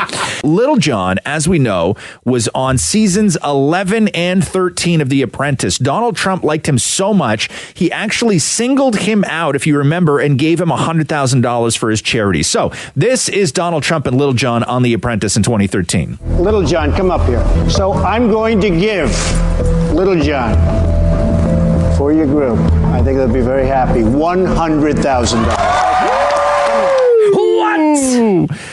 So again, Lil Jon on seasons 11 and 13 of Celebrity Apprentice. Now, yesterday, Donald Trump was answering questions about racism. And people that have accused him of saying racist things or making them feel uncomfortable in his presence. This was the question and Donald Trump's answer. Michael Cohen recently said you called black voters stupid. That's false. Omarosa has accused you of using the N-word, and the rapper Little John has said you called him Uncle Tom. What's your response? I don't know who Little John is. He was on The Apprentice. I don't know. Oh, he was? Okay. Yeah. Oh, I see. Have you ever made racist remarks? No, I would never do that, and I don't use racist remarks. Okay. What? Yo, the man was on your show twice. And you gave him money. How do you not know who Little John is? You either have to be so incredibly ignorant or so incredibly rich to not remember somebody you gave $100,000 to? What? What? Stupid, Donald Trump. Are you kidding me? Roz and Mocha Q&A. All right, it's now time for Ask Roz and Mocha, a podcast exclusive. This does not happen on the live show. Every week, we're going to post to Instagram at Kiss925 a picture that simply reads Ask Roz and Mocha, and then you can just fill up the comment section. We'll try to get to as many questions as we can, and of course, invite one of you to join us on the podcast. Jonathan! What's going on, boys? How you doing, man? Good, thanks. How are you? Good. Welcome to the Roz and Mocha podcast. Ask Roz and Mocha. I see your name pop up a lot on Wednesdays when we put the picture up online. I was just going to have a quick humble brag, actually. I've only commented 3 times, but every single time I've commented, you guys have actually had me on the show. Oh, look at that. Well, looky. Yeah. And your question, how old are you, Jonathan? I'm 22. You're 22. Are you single? Are you attached? I'm attached to someone right now, actually. Okay. Is it going well? It's going very well, actually. Okay. It's quite a new relationship, actually. Oh, okay. How long you guys been dating? Since July, I think. Oh, okay. So, yeah, brand new. So what is your question? So my question is, if your parents hate your partner, would you continue the relationship or would you end it? So is that the situation that you're in right now? Like, do your parents not like the person you're with, or is it the other way around? So this actually pertains to my ex, because I kind of learned from my ex situation, and I've actually found like my girlfriend I'm with now is amazing, and my parents really love her, so kind of learned from that. But from my ex, we were dating for a while. We ended up breaking up for a little bit, and when we broke up, my parents gave me the honest truth of how they felt about her and told me they didn't think she was the right girl for me and all this other stuff. And I could tell that they didn't like her. Mm-hmm. So we ended up getting back together after that. Oh, that's hard. Yeah, it was a little hard because it was awkward. My parents were they're super cool. They're not going to make it awkward when she's over, when I was with her. So, but I kind of always felt that disappointment that I got back together with her. So I actually ended up ending that relationship. And oh, wow. So yeah, it wasn't only for that reason, but that had a lot to do with the breakup for sure. I'll say this. Normally when parents don't like somebody, it has very little to do with that person and more to do with protecting you. Right. But what was their reason to not like her? Or was it irrational? No, it was they were really, like you said, they were protecting me, right? They knew she wasn't right. But what do you mean when you say not right? That's a term that people throw around real willy-nilly. What do you mean when you say not right for you? What does that mean? We fought a lot. Yeah. And my parents, they just know that that's not the right thing for a relationship. You cannot be fighting as much as we did. Yeah. And that's kind of how I felt. That's how I felt that they felt about the relationship. Yeah. So they were, they were protecting you because they saw things that were happening that maybe you didn't see. But I would say, like, if the two of you, like, let's say your current situation, the girl that you're with now, if you guys get along great, and for some strange reason, whether her parents don't like you or your parents don't like her, in my opinion, the two people who are in the relationship are the only ones that matter, as long as things are going okay. Like, if you guys make each other happy, you're happy together, you're happy spending time with one another, you get excited when you are not together to get back together again. I think that's the only thing that really matters, is your happiness at the end of the day. Yeah, geez, man. I'll say parents, they know, for the most part with stuff like this, they know what's up. And the only thing, parents don't ever want to see their kid not feel good about themselves. And if you're with somebody that they can clearly see makes you feel not good about yourself, they're going to want that person out of your life. Mm-hmm. Mm-hmm. Your parents I think you hit the nail on the head there, Roz. Yeah, your parents want to see you at your best. And when you're in a relationship where you're fighting all the time, or you're sort of down on yourself and you're not your normal kind of person and you're working through stuff and you're young and you shouldn't be fighting this hard to make a relationship work when you're 20 years old and your parents see you and you're different and you don't feel good about yourself, and it all comes back to that one person. What has changed in your life? Well, you started dating somebody new and she makes you feel like crap, and at that point, when outsiders can see it, this is not a personal thing for you. It doesn't mean that you've made a bad decision or picked the wrong, person. It just means that maybe they're not right for you. And oftentimes maybe they're not right for you, what they're saying is get this person the hell out of your life because they're affecting you negatively. Right.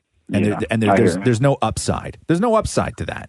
Right. Yeah. Yeah, it's true. And but the girl you're with now gets along with everybody? Oh, so much. Everyone loves her. It's actually, it was surprising to me. I didn't think it was going to be this intense. I've never actually experienced it like this, but everyone is really happy for us. So. As somebody who has been in the situation where where I've been in a relationship with somebody that my parents did not like, and I've also been the person who's been in a relationship where their parents did not like me. Mm-hmm. I've been on both sides of this. Yeah. It's not fun and it never ends well. Yeah. Yeah. When you're young. When you're older, it's different. When you're older, it's different. You got a lot more things going on in life. But when you're young and 20, that's a tough bridge to cross. Real tough. Exactly. Yeah. I think that's they like I said before, they were always going to support me if I was happy. If I was saying I was happy in the relationship, they were never going to tell me not to be with her, but I could always sense that little disappointment and little awkwardness, and I just didn't want that at all for the rest of my life. Right. She should have gave your parents gifts. Yeah, you think so, Maury? Yeah. Try and buy their love? Absolutely. Yeah. There you go. Take Maury's advice then. All right. Thanks for the call, man. Thank you so much, guys. Have a great day. Take care, man. Right on. All right, take care. Oh, this question. Okay. Man, oh man. What? I was waiting for one day for somebody to ask this question. This comes from, I don't know how to say the name. It's Lelouk. Lelouk. How do you pronounce that, Maury? Lelouk. Lelouk. Okay. Thank you, Maury. The question is, pay for a big wedding or buy your first home? There is only one answer. Buy your first home. Yes. I agree. It's buy your first home. Yeah. But it's also what is important to you.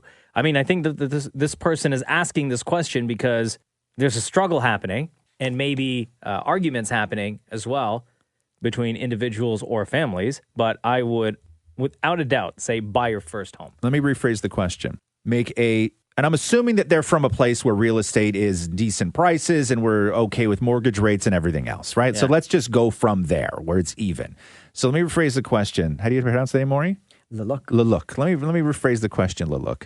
Your question should read, make a solid investment in a market that is on the rise that we will eventually see payoff for, or piss away thousands of dollars on feeding cousins you don't really like. Yeah. And it becomes a game. If your love can outlast a 35-year mortgage, the world is your oyster. But even if they last 10 years, right? Let's go this. Let's say the marriage doesn't last. Mm-hmm. Let's say you and your fella buy a house and you can afford it, the down payment, nobody's going broke, it all works financially, it's okay.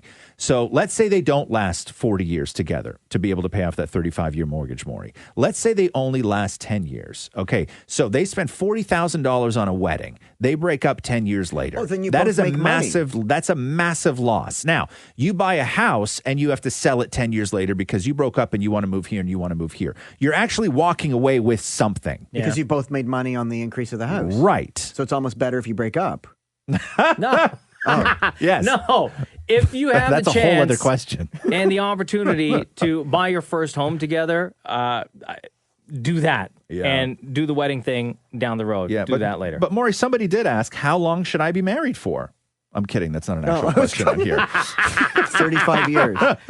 Let's see here. Antonks2 said, what's been the most significant plot twist in your own life? Oh, Maury, go. When we figured out that in Saw, it wasn't Jigsaw, it was Amanda Young doing all the murders. That was my craziest plot twist. In your life, What is in the story of Maury's life? What has been the craziest plot Or twist? is that it, that you figured out Oh, who the killer was like, in in Saw? your life, what was the craziest plot twist you that ever saw? No, that's not it. Like, think about your own life, dude. What has been the then craziest? someone else go first. What has been the craziest plot twist in your life, Maury? Oh, okay. Okay. I guess my dad accepting that I was gay. Okay, sure. Yeah. Right? Because when I first came out, he walked in on me. Right. But is and that then we had to go to therapy, and I thought it Yeah. would never change. Now he loves Matthew. So I'm like, oh, wow, plot twist. But is that a twist, though? Because was your father the type who would not be okay with you being gay? He wasn't comfortable with it. So now that he's like amazing about it, I think that's a plot twist. Yeah, sure. Okay, your dad coming around to... and that I own property. Plot twist. That's not a plot twist, Maury. That's... Also, the bank still normal. owns your property. Yeah, it's normal. That's normal. So let's go back to Saw. Geez. What's been the most significant plot twist in your own life, Roz? That's a real tough one. You want to think about it? I'll tell you what mine is. Yeah, I was going to say having a kid, but I don't consider having a kid a plot twist, even though it was not planned. Yeah. Maybe that was a plot twist because Catherine and I were certainly not trying. We weren't even living together at the time. We were barely together when she got pregnant. All my fault. I take all the heat for that.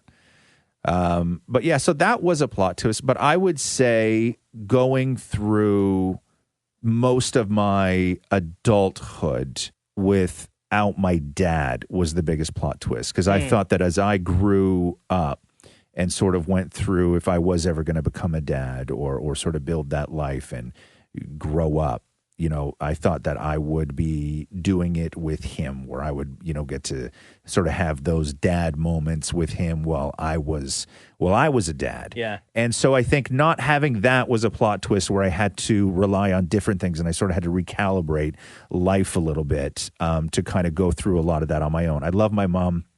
You know, I love my brother, and Catherine is obviously amazing. But when you lose a massive connection in your life, like a parent, especially if you're close to a parent, it's a pretty big plot twist. Yeah. You know, and I don't think that I fully dealt with it. I'm 100% sure that I haven't fully dealt with my dad dying.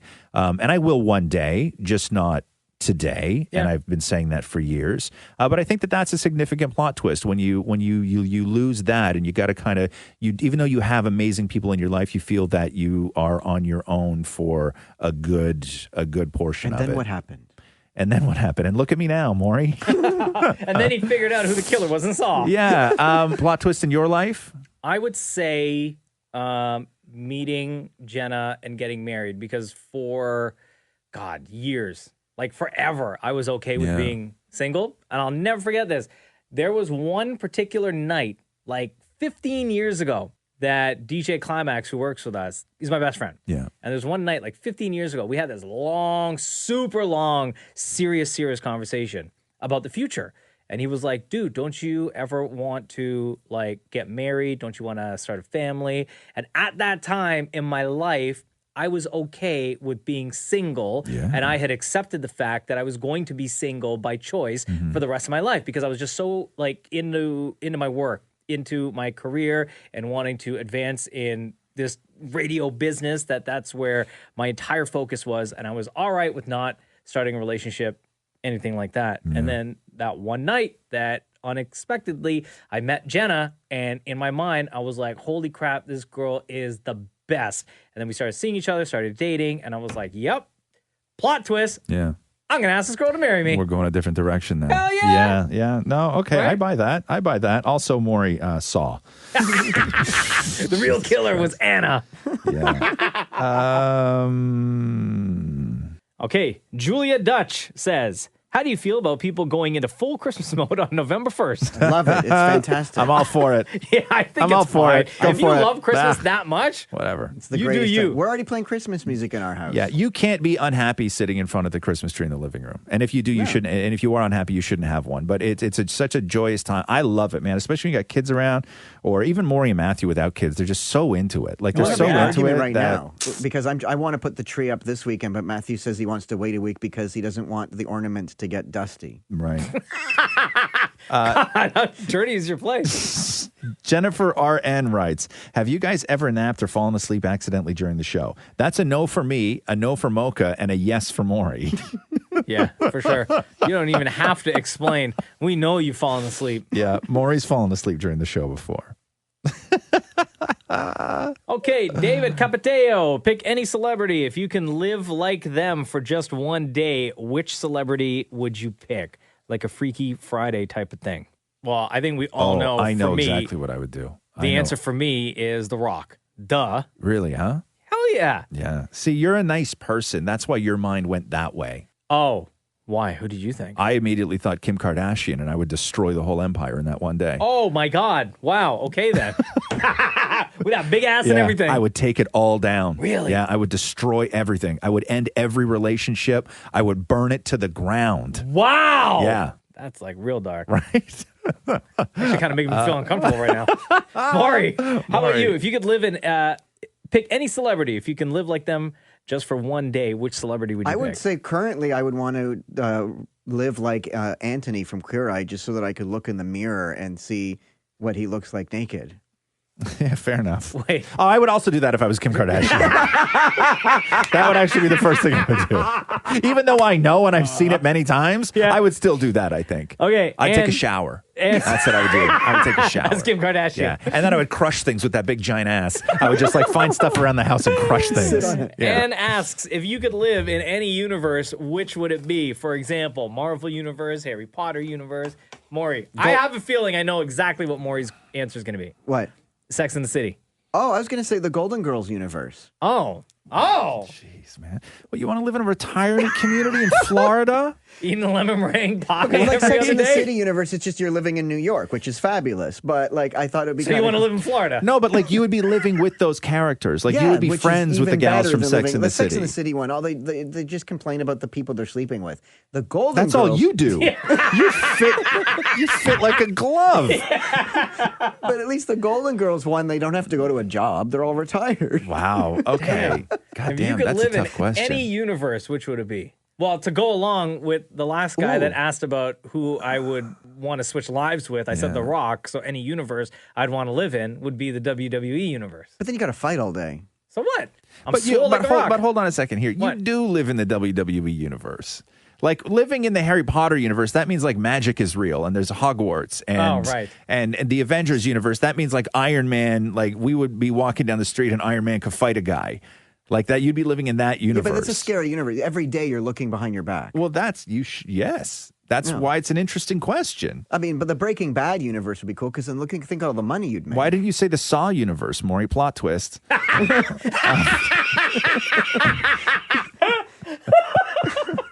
Oh no! Okay, here's a good one. Yeah. Here's a real. Wait, did you answer? Your Nah, question? I don't No? know. Okay, I'm here's a really good I'm one. not good with stuff like that. Alicia Maria Larazzo asks, if you were a kitchen appliance, which would you be? Oh, shut up! Whatever your name is. Stupid question. Don't make me think that way. I don't want to think that way. If you were a kitchen appliance, which would you be? Maury? I was going to say like probably the microwave. The microwave? I mean, it's just like, am I supposed to come up with a reason as to, well, maybe the fridge because there's so much food in me? Because technically you do the job, but it will always be lesser quality than if you did it right. No, that's why I'm Is switching that why it you to the relate? fridge, 'cause there's a lot of food in me. You would be like the dull butter knife, Roz. Yeah, I don't. Is that an appliance though? No, that's not even an appliance. Kitchen A appliance. kitchen appliance. I would say you're the coffee maker. The coffee maker. Because you're always percolating. Oh. And Maury just did a little please. dance like a mom. You know when a mom does the dance with their hands in front of them? That's what Maury just did when he said percolating. A kitchen appliance. I'm trying to think here. I would like to be something. Oh, you know what I would be? What? I would be the most badass kitchen appliance, and I don't even use it, but Catherine does, and I fully respect the kitchen appliance because it is loud and aggressive and gnarly, which is the Vitamix. Oh, I was gonna. I thought you were gonna say the garburator. No, that thing sounds like a jet when it gets going. Yeah. Right? And it's expensive as hell. Right? I don't want to be like a $68 on sale microwave, Maury. I want to be like a hundreds. What do I say that word? Hundreds of dollars. No. Hundreds. No, it's not right. That doesn't sound when you say hundreds dollars. No, it's not right. Hundreds of dollars. But when you say something like, I want to be a Vitamix worth hundreds of dollars. There we go. Moving on. Andrea says, would you rather have... Oh, wow. This is a really good one. Okay. Would you rather have whatever you're thinking about appear over your head for everyone to see, or have absolutely everything you do live streamed for everyone to see? That's an easy question. The thinking about with the bubble. Nope. No.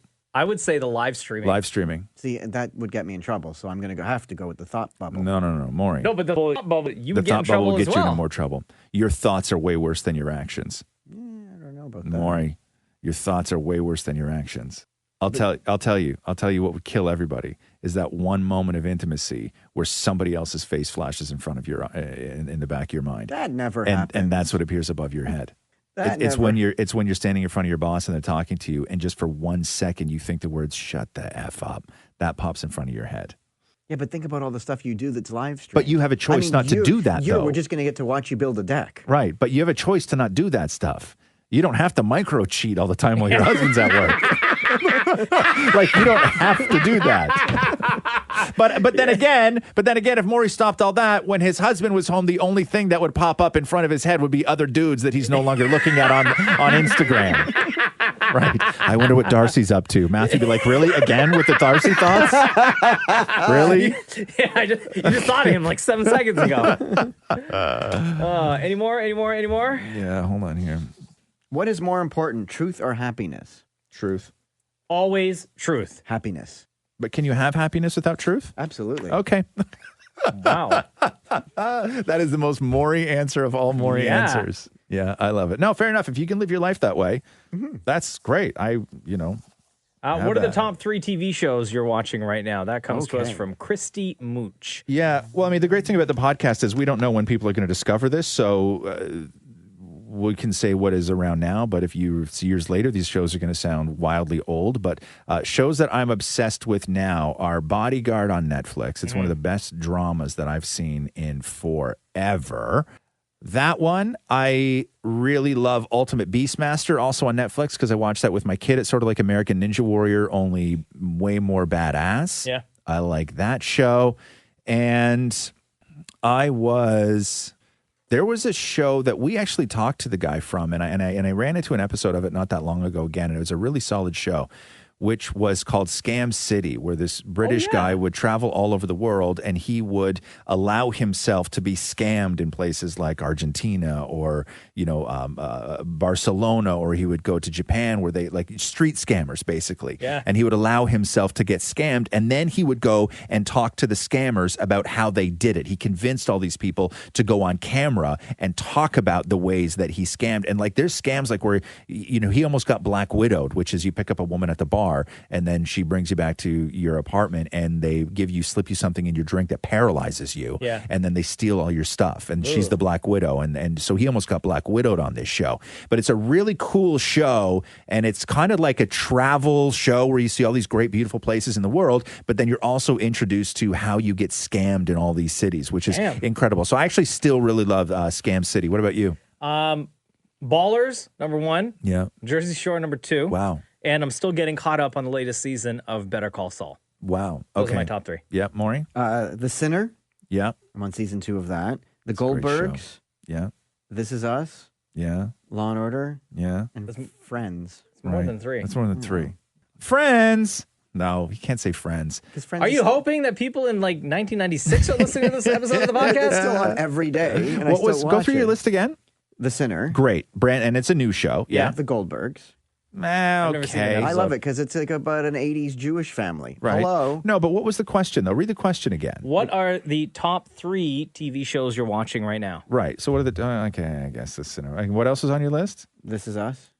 I'm off This Is Us. You know that? Finished completely? No, I'm off it. Yeah, done it. Oh, wow. I'm over it. No, he's over it. He's not finished I'm over watching it. I watched 3 episodes this year, and I saw it on I didn't even PVR it the other day. Oh, really? When it came on, I Wow. didn't even hit record. And you're also over my other one, Law and Order. And I'm over Law and Order SVU. Oh, wow. Yeah, I'll tell you something, because we had this conversation the other day where I still watch Grey's Anatomy. Yeah.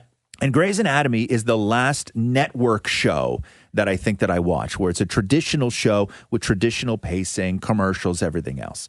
And I used to watch Law & Order SVU. I used to watch all these other network shows. Yeah. And I figured out the reason why I still watch Grey's Anatomy, and that is because places like HBO and places like AMC and places like Netflix have taken all those other network show ideas, the format, the cop show, the detective show, the murderer show, all these better places, HBO, Netflix, AMC, they've taken all those themes and made incredible shows out of them where they're deep and they're dark and there's consequences to those shows.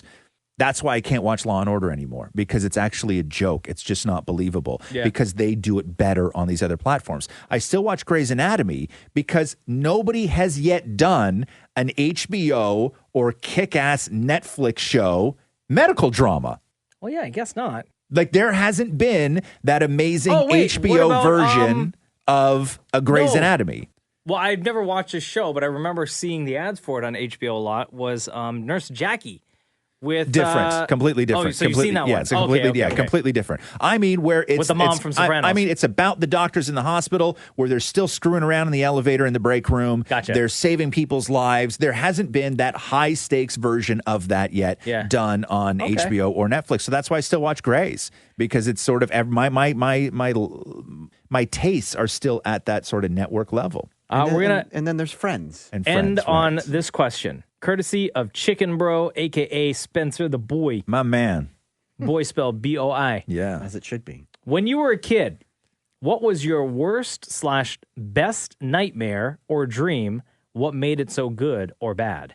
Oh, God. Did you ever have any nightmares or like real good dreams? I never remember my dreams. But the only thing that I remember envisioning when I was a kid and being terrified when I was a kid, which was waking up and all my joints bent the wrong way. And I couldn't get out of bed because I would go to stand and my legs at the knees bent forward and my elbows bent back and I couldn't walk. Didn't you also have a dream where your body turned into corn? No, that was a friend of mine with corn back. Where her biggest fear in life is that she would wake up one day and her back would just be like carpeted with like corn kernels all over her back. And if you picked one off, another one would slowly grow in its spot. That's so gross. So the most terrifying thing for her was something called cornback, which didn't exist, but also disgusting. What about you? I can't remember specific. I do know throughout my life, and it hasn't happened in a really, really long time, but since I was a kid, I would have dreams where I would either get shot, I was flying, like not in a plane, like just like Superman flying, or I would be trying to run and it feels like you're running in water. Oof. Where like trying to run super, super fast and something's holding you back and you can't get to that wherever it is. Yeah, those dreams are terrible. And I'm sure somebody could go into the psychology of those dreams and tell you what was actually going on in your life while you were having those. But it started when I was a kid and reoccurring all throughout teenage years and like adult. And it only, I don't know, I haven't had a dream like that in a couple of years at least. Really? Yeah, but it was for a real long time. Maury? Real long time. I just remember a dream when I was a kid, like lying there and dying, and my dad was wiping my face with a face cloth. You were dreaming you were dying? Yeah. Oh, yeah. How often do you have that dream? I don't know. And then the other dreams where I'm falling off a bed. Falling off a bed?